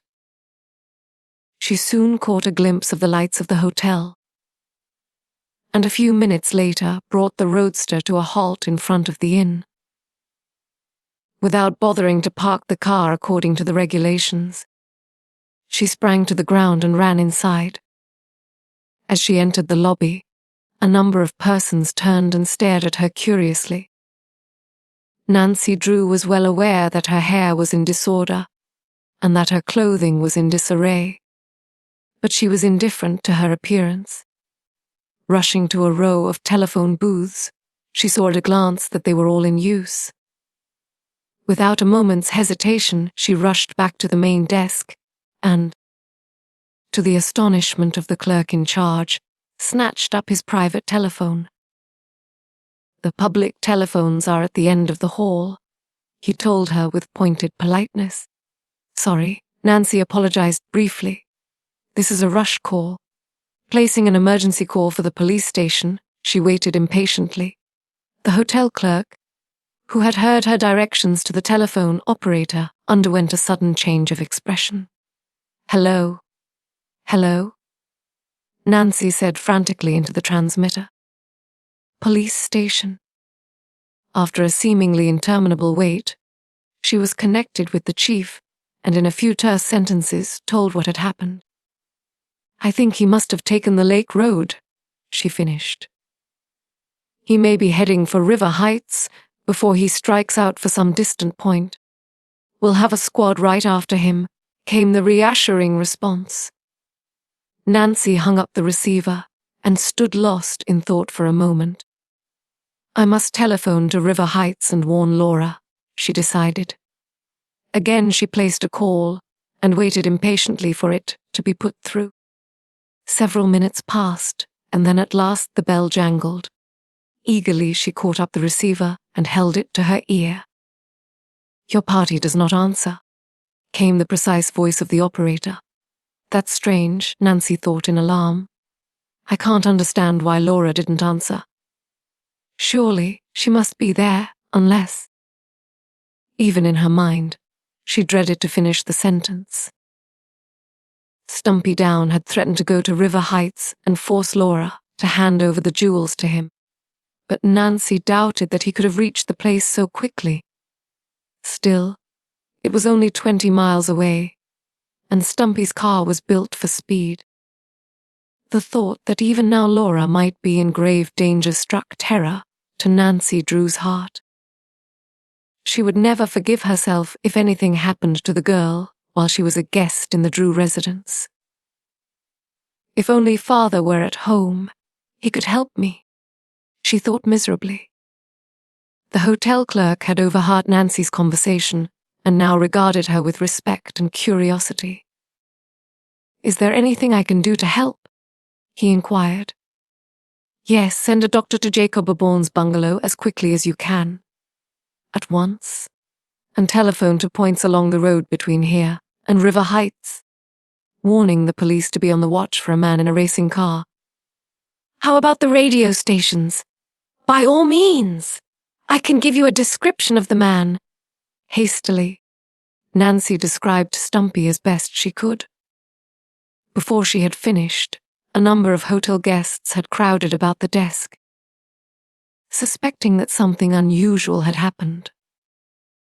They would have plied Nancy with questions which would have delayed her, had she not run from the lobby and jumped into her roadster. A moment she hesitated uncertainly. The police may catch Stumpy, and again they may not, she told herself grimly. I'm going to try to pick up the trail myself. With sudden decision, she headed the car down the lake road. Although not paved, the highway was well dragged, and with a smooth stretch before her, Nancy Drew pressed her foot hard upon the gasoline pedal. The little blue car fairly roared down the road as though it too were eager to overtake Stumpy Downed. Ordinarily, Nancy was not a fast driver, but now she knew that much depended upon her speed. Once Stumpy crossed the state line, it would be more difficult to cause his arrest. Nancy Drew was a brave girl, and was too intent upon preventing the man's escape to consider seriously the danger which she might be running into herself. Alone and unarmed, she would find herself at a hopeless disadvantage should she meet the criminal face to face. Presently, on a distant hill, Nancy caught the gleam of a headlight. Another automobile was coming toward her. I'll stop those people and ask if they've passed a racing car, she decided upon sudden impulse. Bringing her automobile to an abrupt halt in the middle of the road, she signaled for the approaching car to stop. It was a brown sedan, and as it came within the range of her headlights, Nancy thought there was something familiar about it. The automobile came to a stop not far from her roadster. "Hello there," a voice called out. "What's the matter?" Nancy Drew recognized the voice. Chapter 21. Laura begins to worry, not without misgiving. Laura Pendleton stood at the window of the Carson Drew residence and watched Nancy start off for Melrose Lake in her roadster. Perhaps I shouldn't have allowed her to take that note to my guardian, she thought uneasily. Nancy is going to a great deal of trouble and risk for me. I'm afraid it isn't fair to involve her in my affairs. After a time, she entered the library and tried to interest herself in a novel. She found she could not remember a word she had read, so laid the book aside in a little while. Walking restlessly to the window, she glanced out. I may as well do some shopping, she decided. It will help me kill the time and help me forget my troubles. She told Hannah Groon where she was going, and then started off afoot for the business section of River Heights. The day was a pleasant one, and as she walked briskly along, her worries seemed less real. Reaching a department store, Laura entered and purchased a few articles for which she had urgent need. In her hasty departure from Melrose Lake, she had forgotten a great many things. However, she made her purchases with the utmost caution, for, with the exception of a $20 bill in her purse, she was without funds. When that was gone, she did not know what she would do. I'll never sell or pawn Mother's jewels, even if I starve, she told herself. I'll manage some way. Perhaps Nancy will help me find work. Carrying her packages with her, Laura walked slowly back to the Drew residence. Already, the evening shadows were beginning to gather. In another hour or two it would be dark. As she passed the garage, she noticed that it was empty. Nancy had not returned. I do hope she gets back before dark, Laura thought anxiously. Entering the house, she had not had time to put away her things when the telephone jangled. A minute later, the housekeeper told her that was a long-distance telephone call for her. It's from Miss Nancy, I think, Hannah Groon said. Oh, I hope nothing has happened. Eagerly, Laura snatched up the telephone receiver. Nancy's quiet voice at the other end of the wire reassured her. However, As she listened to her friend's daring plan, she was somewhat alarmed. Still, other than to warn Nancy to be careful, she made no protest, for she felt that her friend's judgment was probably better than her own. If I'm not back or haven't telephoned within 24 hours, send the police to your guardian's bungalow, Nancy told her. Laura promised, and a moment later hung up. Before she turned away from the telephone, she regretted that she had not asked Nancy to give up her plan. She doesn't realize what a mean man Jacob Aborn is, she told herself. If he catches her prowling about the bungalow at night, there's no telling what he may do. Tempted to call Nancy back, she picked up the telephone again. With her hand on the receiver, she hesitated. I'm just a little coward, she accused herself. I'll not let my nerves get the best of me this time. Resolutely, she turned away. Presently, Hannah called her to dinner, and she made a pretense of eating, but was relieved when the dessert dishes were cleared away. Returning to the living room, she tried to read the evening paper. The hours dragged slowly along, and still there was no sign of Nancy. Several times Laura walked to the window and cast a hopeful glance down the driveway. I suppose it's too early to expect her home, she told herself. As she crossed to the window, for perhaps the 10th time, that evening she was surprised to see a tall, elderly man coming up the walk toward the house. Although Laura had never seen him before, she was instantly convinced that it was Carson Drew.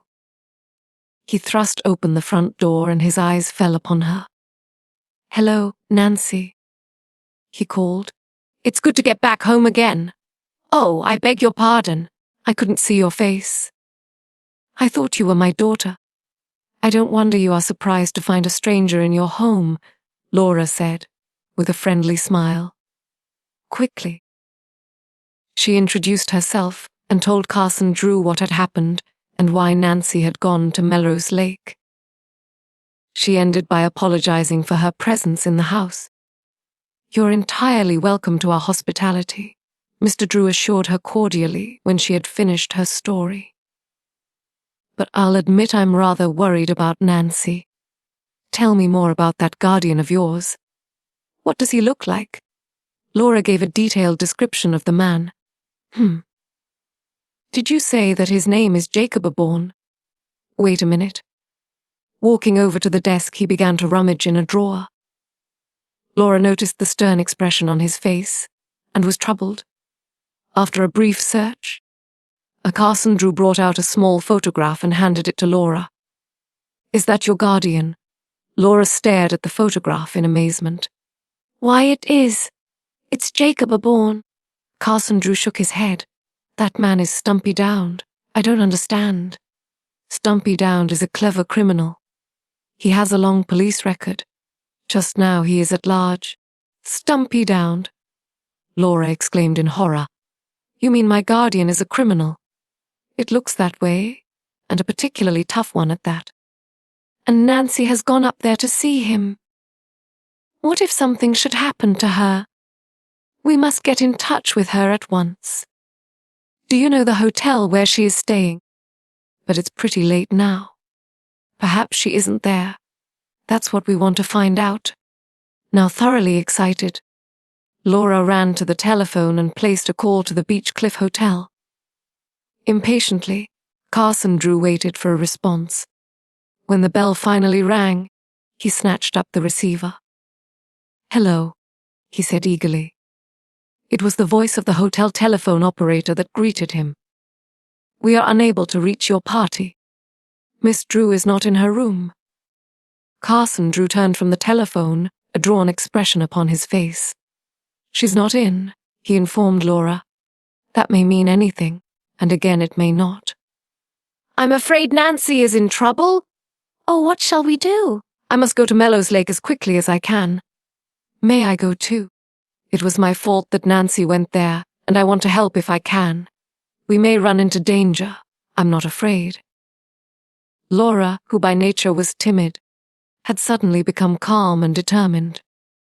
Then get your things quickly. As Carson Drew issued the order, he jerked open a drawer in the table and pulled out a revolver. Hastily loading it, he stuck it in his pocket. "I'm ready," Laura announced. Rushing from the house, they climbed to Mr. Drew's brown sedan. He backed out of the garage and, without stopping to close the doors behind him, headed toward Melrose Lake. "Oh, I hope we get there in time," Laura breathed. Carson Drew made no response, but his hands clenched more tightly on the steering wheel. Chapter 22. A Chance Meeting.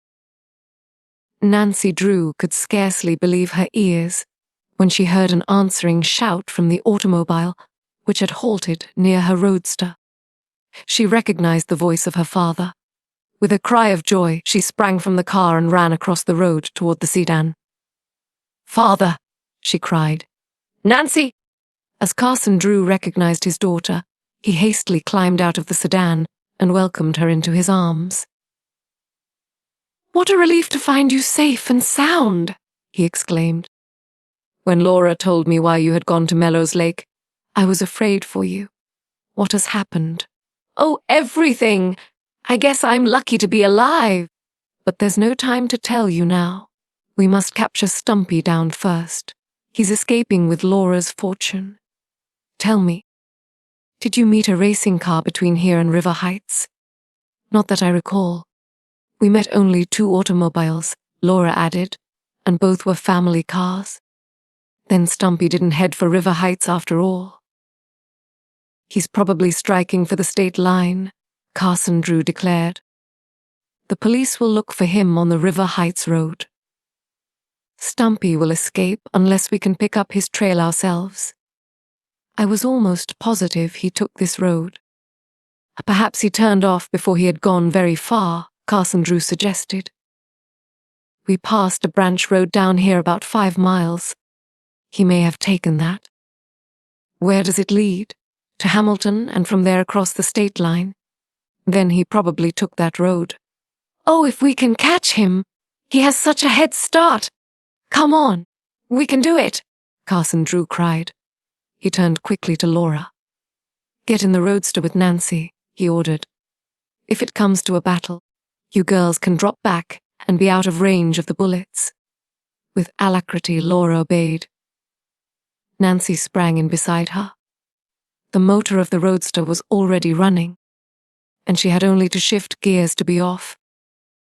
She must pull out of the way before her father could turn his sedan in the road. "I'll go on ahead," she shouted. "All right. But if you see Stumpy's car, slow down and let me take the lead." Shifting gears, Nancy was off at top speed. A few minutes later, Laura looked back and reported that Carson Drew was rapidly making up the distance he had lost. Her eyes focused upon the road.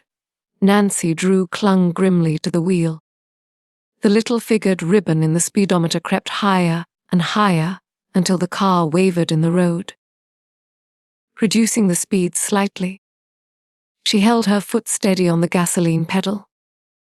A sharp curve would have been Nancy's undoing. But she was fairly familiar with the road and knew that for several miles she had a straight stretch before her. "If only there isn't another wretched detour to be made!" the girl exclaimed. But there was no detour, and for that straight stretch Nancy did some of her fastest traveling, a rate of speed that often made Laura gasp in alarm. "Oh dear!" "Don't jump the fence or climb a tree," gasped the girl. "I won't," answered Nancy. "But hold tight." Yet, even at the rapid rate she was traveling, she doubted that it would be possible to overtake Stumpy down. She figured that he must have from 15 to 30 minutes start, and his automobile was equipped with a special racing motor.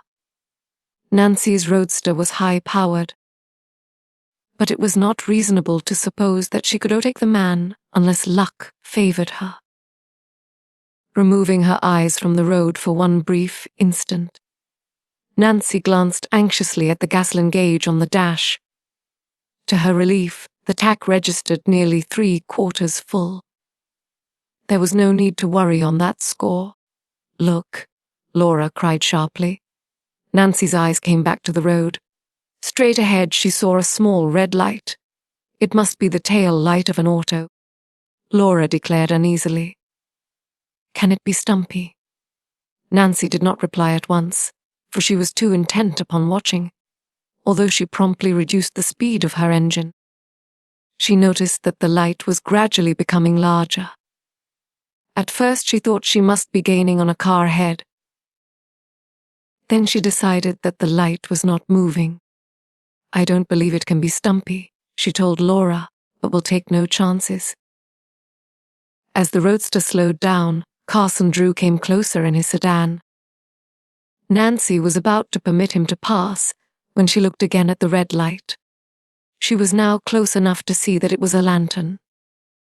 Speeding up, she came to an obstruction across the road and was forced to halt. Carson Drew pulled up alongside. "We can take the road to the right," he shouted. "It leads to Hamilton."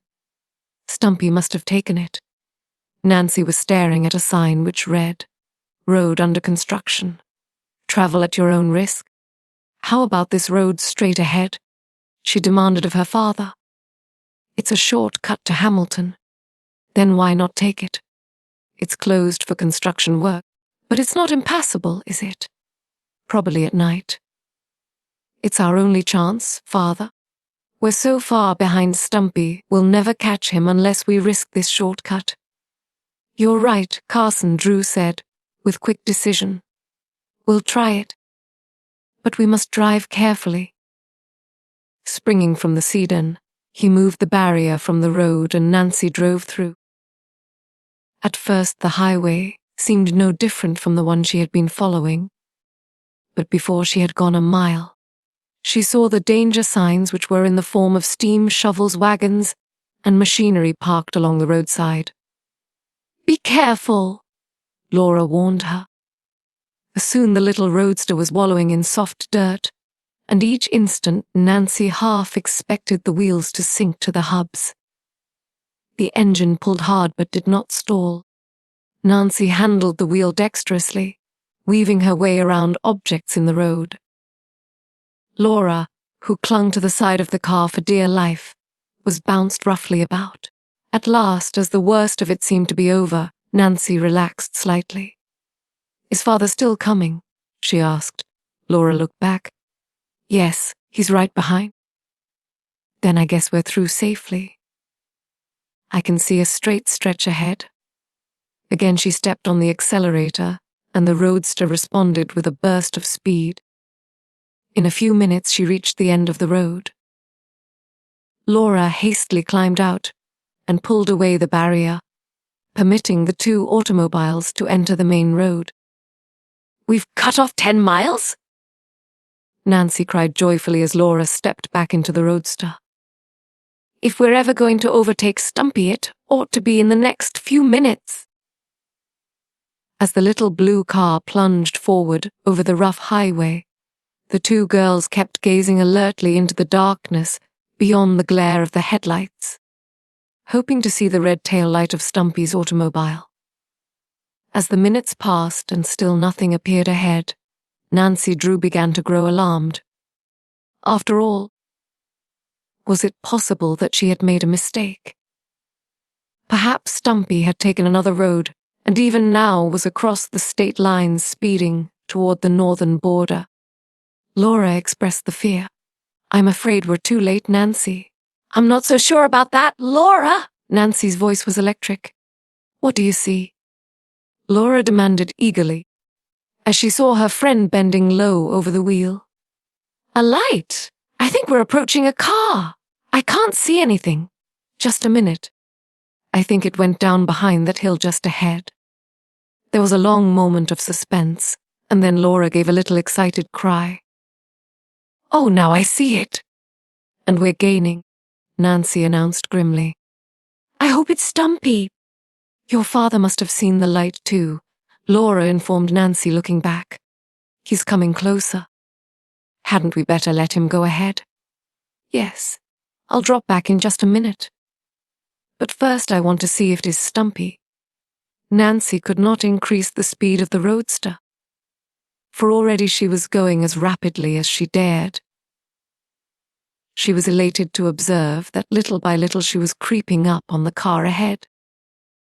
Soon the headlights of her roadster played upon the back of the vehicle, and she observed that it was indeed a racing car. Even as she made the observation, the driver looked back. For an instant his face was clearly illuminated. It was Stumpy Down, Chapter 23. A Bad Turn. As Nancy Drew recognized Stumpy Down in the racing car directly ahead, she remembered her promise to her father and pulled to the side of the road. Carson Drew flashed by in the brown sedan. He, too, had recognized Stumpy. Keeping close behind her father's automobile, Nancy kept her eyes on the red tail light. Stumpy, becoming aware that he was being followed, made a sudden burst of speed, and the distance between the cars was increasing. "Oh, he's getting away," Laura cried anxiously. "He'll not escape," Nancy returned grimly. "Dad is speeding up, too." She, too, increased the speed of her roadster to keep in the race. And what a race it was! With utter disregard for safety, Stumpy's car lunged over the rough roads, closely followed by Carson Drew's sturdy sedan. To Nancy and Laura, who maintained the reckless pace, it seemed a miracle that the three automobiles remained between the fence posts. "We're gaining again," Nancy observed a minute later. Just then a shot rang out. Carson Drew had fired as a warning for Stumpy to halt. Instead of stopping, he answered in kind. There came a vivid flash of fire from his car and an instant report. Stumpy had not shot into the air. A bullet whizzed dangerously close to the windshield of the brown sedan. "Keep back, Nancy," Carson Drew shouted. The warning was lost in the roar of the wind. On and on the three cars raced. Stumpy gained ground and then lost it again. Carson Drew approached nearer and nearer. He would soon be within gun range. And this time he intended to shoot at the automobile tires and force Stumpy to halt. Nancy sensed that the end was drawing near, for it was apparent that the racing car had reached its maximum speed. Stumpy was making his last stand, and knew it. He looked back over his shoulder frequently now. Nancy had never seen such reckless driving. Where would the mad race end? Suddenly, a look of horror came into Nancy's eyes. Straight ahead she saw a huge black and white checkerboard sign at the side of the road. Its significance sent a cold chill over her body. There was a sharp curve to be made. At the rate the three automobiles were traveling, they could never stay on the road. Instantly, Nancy cut her throttle and slammed on the brakes. But to her terror, she saw that her father and Stumpy Down were racing on. In their eagerness, they had failed to see the warning sign. Speeding up again for an instant, Nancy leaned her head out the window and tried to attract her father's attention. "Stop," she screamed frantically. A curve.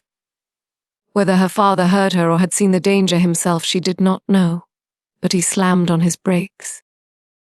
The sedan skidded sideways, and for a moment Nancy held her breath, fearful lest it turn turtle into the ditch. By skillful manipulation of the steering wheel, Carson Drew recovered control. The moment she had warned her father, Nancy tried to bring her own roadster to a stop. But she had gained so much momentum that she dared not slam on her brakes suddenly. Shutting off her gasoline and easing on the foot brake gradually, she saw the curve ahead and estimated that she would be able to make it without overturning. Laura, her face pale and drawn, gripped the seat fearfully, but no cry escaped her. It was Nancy who gave a frightened exclamation. In the racing car ahead, Stumpy Down was oblivious of approaching danger. He looked back over his shoulder and waved tauntingly as he saw the distance between Nancy's car and his own rapidly increase. "Look, the curve!" Nancy shouted. She had shouted the warning involuntarily, for a moment's reflection would have told her that Stumpy could not hear. Too late the man saw the danger.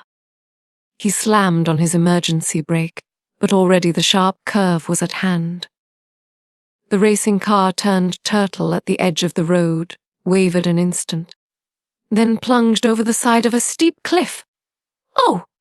Laura screamed. "He'll be killed!" As Nancy rounded the curve in safety and brought the roadster to a quivering halt, she avoided for the moment looking down into the valley. But for only an instant did she hesitate to view the wreck of the racing car. Springing from her roadster, she rushed to the edge of the road and courageously looked down over the cliff. Laura came running after her, and Carson Drew, who had just brought his sedan alongside of the roadster, was close behind. In horror, the three gazed down into the valley.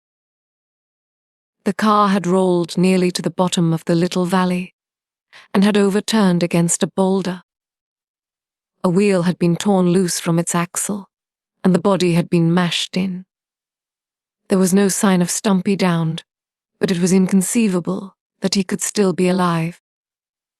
A silence held the trio as they gazed down upon the wreck and realized that their own fate might have been similar. At last Carson Drew found his voice. "I guess it's all over with Stumpy now." "Oh, he may be alive," Nancy cried hopefully. "We must get him out of the wreckage." "You girls stay back," Mr. Drew said quietly, for he did not wish to expose them to a horrible sight. "I'll see what I can do." "No, Father, you'll need me to help if he's still alive." "I'll go too," Nancy insisted. Following her father, she lowered herself over the cliff and grasped the tiny tree to keep from falling. Laura hesitated a moment, and then, summoning all of her courage, scrambled after her friend. The three rescuers half slid, half stumbled down the slope. There was no sound from the vicinity of the wreck. "Stay back until I've had a look," Carson Drew warned the girls again. Nancy intended to obey, for she had no desire to be the first to investigate the wreckage. But as she scrambled down the side of the cliff, she saw a red flame flash up from the front end of the car. She knew what that meant. The automobile had caught fire. With the gasoline tank in close proximity, there would soon be an explosion. "Hurry!" she urged her father. Carson Drew had seen the flames, and he too realized the need for haste. Unless they worked quickly, it would be impossible to get Stumpy's body from the wreck. Sliding and falling down the slope, Nancy caught up with her father, and together they rushed toward the automobile. Flames were leaping up from the front end. At any moment there might be an explosion. The car was half overturned and rested against a large boulder. Stumpy was pinned beneath the wreckage. With frantic haste, Nancy Drew and her father reached under the automobile and dragged the man out. He lay limp in their arms, and it was with difficulty that they carried him away from the burning car. "We got him out just in time," Mr. Drew gasped as he carefully placed Stumpy on the ground. Nancy looked back at the burning car and gave a little scream. "The money!" Laura's fortune. Before Carson Drew could restrain her, she ran back toward the wreck. "Come back," her father shouted. Nancy did not pause. Throwing caution to the wind, she reached the wreck and groped about frantically. Her hand struck a suitcase, and she dragged it out. The heat was now almost unbearable, but Nancy would not be defeated. She knew there was another suitcase, and she was determined to save it. Diving under the car for a second time, she found the bag and triumphantly brought it out, only to be jerked from the scene by her father. "Nancy! Nancy!" he cried. "Are you mad? Those suitcases aren't worth your life." There was a sudden explosion. Instantly the combustible parts of the car ignited, and the dry grass in the immediate vicinity began to burn. As Nancy Drew realized what a narrow escape she had had, she trembled slightly. "Oh, Nancy!" Laura clung weakly to her. "If anything had happened to you—" "Well, I wanted to get those suitcases," she defended her action. "What if they had burned?" Carson Drew demanded. "Then Laura would have been without her fortune. All her money is in those 2 suitcases, unless I miss my guess." "My money," Laura gasped. "Then I do have a fortune. You certainly have," Nancy assured her. "And you risked your life to save it for me." "Oh, how can I ever repay you?" "Don't think about that now," Nancy said quickly. "I have a long story to tell you, but it must wait. Our first duty is to look after Stumpy." Carson Drew had already turned his attention to the inert form which lay on the ground. A deep gash had been cut in Stumpy's forehead, and his right arm had been badly broken. His face was deathly white, and he did not appear to be breathing. Chapter 24. Stumpy's Fate. "I am afraid," began Carson Drew, but did not finish the sentence. Instead, he leaned over Stumpy Dowd and placed his fingers on the man's pulse. Is he dead?" Nancy asked fearfully. After a few moments, Carson Drew relinquished Stumpy's wrist and turned grave eyes upon his daughter. "He's still alive, but his heart action is very weak. I don't believe we'll be able to get him to the hospital. But we must try." "Yes, of course. But it's not going to be easy to get him to the automobile. There's a blanket in my roadster. Perhaps we could carry him on that." "I believe we could. Then I'll get it." Nancy scrambled up the cliff to the road and returned in a few minutes with the blanket. The unconscious Stumpy was lifted gently and placed upon it. Mr. Drew and the 2 girls gathered up the corners and began the difficult climb. As they carried him to the automobile, Stumpy gave no sign of recovering consciousness. "I'm afraid we can't do him much good," Mr. Drew commented, as they stretched him out on the rear seat of the sedan. "I believe he's recovering consciousness," Nancy observed quietly. As she spoke, the man stirred slightly and groaned. "That's an encouraging sign," Carson Drew declared. "We'll rush him to the hospital at Hamilton. I'll go back after the suitcases and catch up with you later," Nancy suggested. "All right. That will be wisest, I guess. We must rush Stumpy to the hospital without a minute's delay." He turned to Laura. "Perhaps you had better ride with me and keep an eye on Stumpy. I don't think he will recover enough to make trouble, but someone had best watch him. You don't mind?" "Of course not." Laura climbed into the sedan with the lawyer, and Nancy watched them drive away. Then she hurriedly descended the cliff and picked up the 2 suitcases. She was tempted to open them to make sure that Laura's fortune was inside, but upon second thought decided that it would take too much time. She must speed after her father and Laura. Dragging the heavy suitcases up the slope, she deposited them in the roadster and started down the road after the sedan. Although she drove rapidly, she did not overtake her father. Reaching Hamilton, she stopped at a gasoline station and asked the way to the police hospital. Arriving there, she saw her father's sedan parked outside. Leaving the 2 precious suitcases inside the roadster, she locked both doors and ran inside. Laura was standing near the door and Carson Drew was talking with the authorities. Presently, he came over to Nancy and Laura, bringing a distinguished-looking man with him. Quietly he presented Mr. Howland, the chief of police. The man bowed to both girls, but his eyes lingered upon Nancy after the introduction had been completed. "I have just learned of the part you played in the daring capture of Stumpy Dowd," he said to her. "Allow me to congratulate you." The chief of police extended his hand, and Nancy Drew accepted it with a pleased smile. "It was really nothing," she protested modestly. I would never have been suspicious of the man if I hadn't trying to help my friend. Even after I discovered his identity, I might have fallen down on the job if Father hadn't come along at the critical moment. I'm not sure about that, Miss Drew, and the chief smiled. You strike me as a very resourceful young lady. Suppose there is no question that the man is really Stumpy Down? Nancy inquired. She was eager to change subject to a less personal one. Not the slightest. I came to the hospital just as soon as I was notified that he had been captured and identified him myself. I would know that face anywhere. He's been in the rogues gallery for a good many years, but has managed to keep out of the way of the police. He's led us a merry chase. Will he live? Stumpy is on the operating table now, Carson Drew explained to Nancy. The doctor considers his condition very grave, but he may pull through. And if he does, he'll get a long term in prison, the chief added. Nancy was pressed for details of her part in the capture of the man.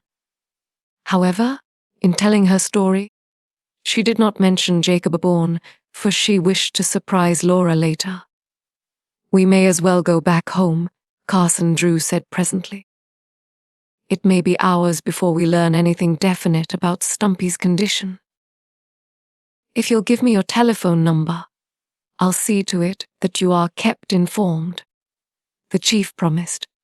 After Mr. Drew had written his address and telephone number on a slip of paper, the three left the building. Ho-hum. Carson Drew yawned sleepily. I think it's time we were all in bed. Not yet, Nancy declared importantly. We must return to Merrow's Lake. Why should we go back there? I'll tell you when we get there, Nancy announced mysteriously. It's a surprise. Well, just as you say, her father grumbled good-naturedly. But I hope the surprise is worthwhile, because I'm tired. With Laura and Nancy riding in the roadster, the two automobiles started off for Merrow's Lake. This time, however, they traveled at a moderate rate of speed. Where in the world are we going? Laura questioned, as Nancy turned into a familiar side road. Aren't we heading toward my guardian's bungalow? It was with difficulty that she spoke the word guardian. Yes, Nancy admitted. Oh, why are we going back there? After all that has happened, I don't believe I shall ever want to go back. Nancy reached out and patted Laura's hand reassuringly.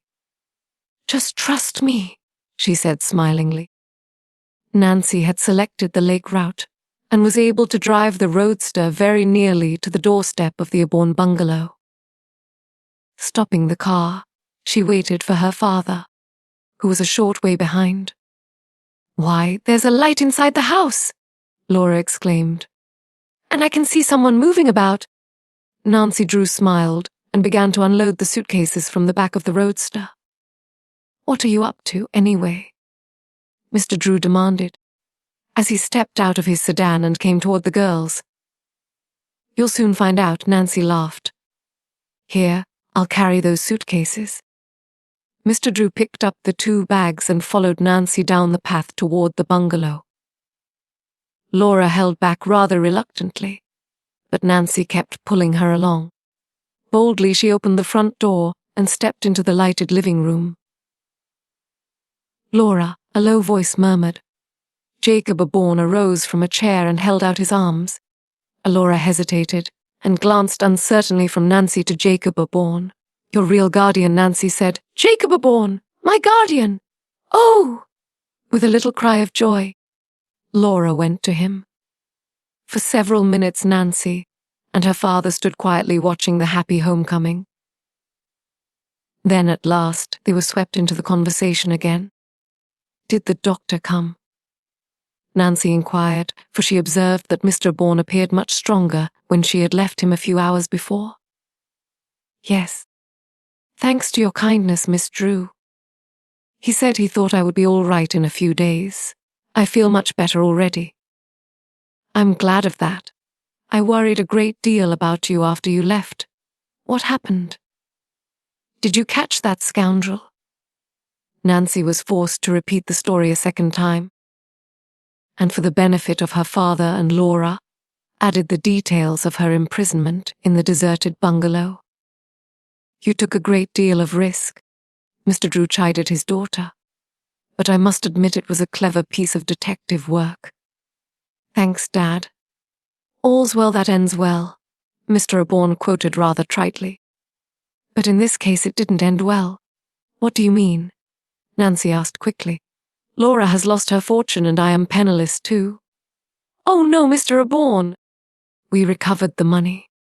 I thought it burned up in the wreck." "I should say not," Laura broke in. "Nancy dragged those suitcases out of the fire at the risk of her life. And to think we haven't even looked to see if the money is there," Nancy exclaimed. "I guess we've been too busy the last hour." "Let's have a look now," Mr. Drew proposed. Picking up one of the suitcases, he examined it critically. "Locked," he announced. "And Stumpy probably has the key." "Oh, how disappointing," Laura murmured. "If there's a hammer in the house, we can soon have these bags open," the lawyer declared. "I know where to find one," Laura cried eagerly. "I'll get it." In a few minutes she returned from the kitchen and gave the hammer to Mr. Drew. After a few sharp blows, the lock burst open. Anxiously, the four looked inside. Carson Drew pulled out a great deal of clothing, but a careful examination revealed nothing of value. "Oh, the money isn't there!" Nancy exclaimed in bitter disappointment. What could have become of it? "There's another bag," her father reminded her. The lock was stubborn, but several hard blows broke it. As Mr. Drew pushed back the cover, there was a chorus of oaths. For there on top of a pile of clothing were the missing banknotes. Jacob Aborn snatched up the neat packages of bills and hastily counted them. Mr. Drew continued his search through the suitcase and unearthed a small bundle of papers, which he turned over to Laura's guardian. "My property," Jacob Aborn declared. "Is Laura's money all here?" Nancy asked. "Every cent of it. Then I'm really not poor, after all," Laura said happily. "Stumpy told me I was practically a pauper." "A pauper? Why, you're rich. Your fortune amounts to more than $100,000. $100,000! Oh, I can scarcely believe it." "You deserve every cent of it," Nancy said kindly. "The nicest part of all is that I have a guardian to love me," Laura returned wistfully. "And a guardian who will always try to make you happy," Mr. Aborn added feelingly. "You have suffered a great deal the last few weeks. I will do my best to make it up to you. And I'll look after you too. You'll need a good nurse for a few days. Then we'll leave you in good hands," Mr. Drew said as he picked up his hat. "I gather that you don't care to return to River Heights with us now." "Oh no," Laura said quickly, and then bit her lip and flushed. "I didn't mean that the way it sounded. You don't know how I appreciate everything you've done for me. But it's just that I want to stay with my own guardian." "We understand," Nancy said kindly, as she took Laura's hand in her own. "I'll send your things tomorrow. But I'll see you often, shan't I? I hope so, Laura. River Heights is only 20 miles away. You must drive up often," Mr. Aborn put in. Laura thought for a moment. "Promise you'll come next Sunday," she begged. "You and your father must both come. I have a special reason for asking." "Do," urged Mr. Aborn. "All right, we'll come." After Jacob Aborn and Laura had again thanked Nancy and her father for what they had done, the two said goodbye and left the bungalow. As they stepped out on the porch, Nancy chanced to turn her eyes toward the east, and a startled expression came into her face. "What's the matter now?" Mr. Drew asked. "The sun, it's just coming up over the lake. We've been up all night. I feel like it too," her father grumbled. Nancy Drew did not hear, for she had turned toward the east again and was observing the glory of the sunrise. It was symbolic, she told herself, not only of a new day, but of a new life for Laura Pendleton. Chapter 25. Laura's Gratitude. Nancy Drew and her father did not forget their promise to call again at Jacob Aborn's bungalow, and the following Sunday afternoon found them on the way to Melrose Lake. They started directly after a midday dinner, which had been a rather silent meal. It had rained a bit during the early morning, but now the sun was shining brightly, and there was just enough breeze to make it pleasant. Nancy was driving her roadster while her father sat beside her, an unlighted cigar between his lips. Neither said a word until the town was left far behind, and they were drawing towards the country of the lakes. "What are you thinking of, Nancy?" questioned her father at last. "I was thinking of Laura and Mr. Aborn," she replied. "I was wondering if everything is turning out all right." "It ought to, with Stumpy out of the way," answered Carson Drew.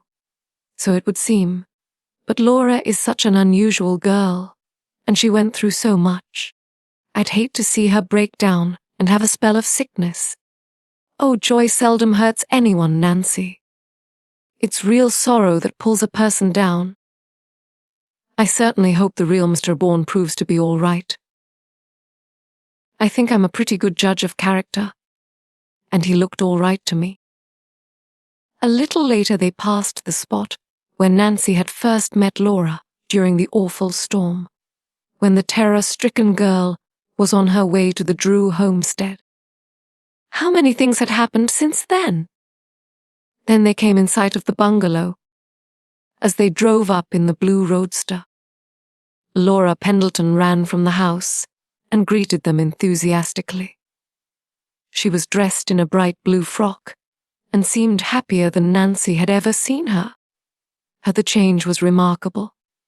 Her eyes were bright and her cheeks were beginning to fill out a trifle. "Oh, I'm so glad you came," Laura cried eagerly as she led them toward the bungalow. As the two girls walked up the path arm in arm, Nancy lowered her voice. "How do you like your guardian?" she asked. "Oh, Nancy, he's the kindest man in the world. He's so good to me. I'm glad that you are happy here," Laura and Nancy smiled. "You didn't like the bungalow at first, you know." "Oh, it wasn't the house. It was Stumpy down. Everything has changed now. My guardian is planning so many wonderful things for me. But I'll tell you about that later. How is Mr. Aborn?" Nancy inquired solicitously. They had reached the porch by this time, and Jacob Aborn himself opened the door. He had heard Nancy's question. "I never felt better in my life," he assured her. "I've had a wonderful nurse." Mr. Aborn drew up comfortable chairs for the two guests and sat down beside Laura on the Davenport. After the four had chatted for some time, a maid served tea.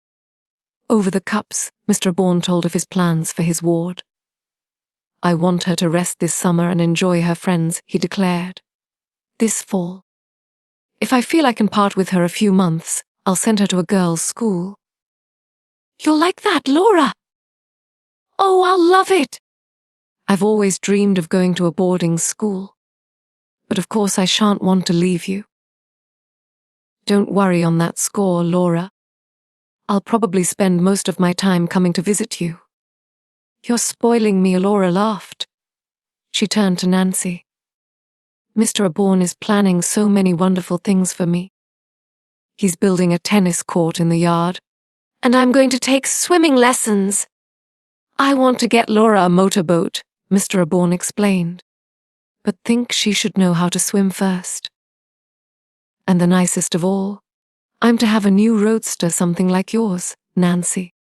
Then you'll be able to drive over to River Heights and see me often." "Indeed I will. And you and your friend, Helen Corning, must come here. We'll have regular weekend parties." By the way, Jacob Aborn turned to Mr. Drew, abruptly changing the subject. "Have you learned anything about Stumpy Down?" "Why, yes. I thought you knew. I've heard nothing. The Hamilton chief of police telephoned yesterday. You'll not be bothered by that man again." "You mean he's dead?" "Oh, no." Nancy broke in hastily. "His injuries weren't as serious as the doctor at first thought. He has been removed from the hospital and sent to jail. He'll probably 25 years, Dad?" 30, I believe, her father corrected. Jacob Aborn nodded in satisfaction. "Well, he'll receive his just due at that. When I think of the way that man tried to rob Laura." "Oh, Nancy." "We owe you so much," Laura said earnestly. "You saved my guardian's life, and you recovered my fortune. I hope you haven't forgotten the night on Moon Lake when you rescued Helen and me," Nancy reminded her with a smile. "It isn't all one-sided, you see, but you've repaid the debt threefold." "Laura and I have been talking it over," Mr. Bourne said quietly. "We have been trying to think of a way to thank you." "Oh, I don't want any thanks," Nancy returned hastily. "I really enjoyed the adventure." "I can't say that I did," Mr. Aborn responded ruefully. 2 weeks in a dungeon. Nancy, you must accept some reward for what you did, Laura insisted, returning to the original subject. Nancy shook her head stubbornly. "But I have a fortune in my own name. Unless I give you money, I don't know how to reward you." "My reward is to know that you are happy, Laura." "It's so kind of you to say that, but I don't feel right." "I don't want to hurt your feelings, Laura, but really I can't accept a reward.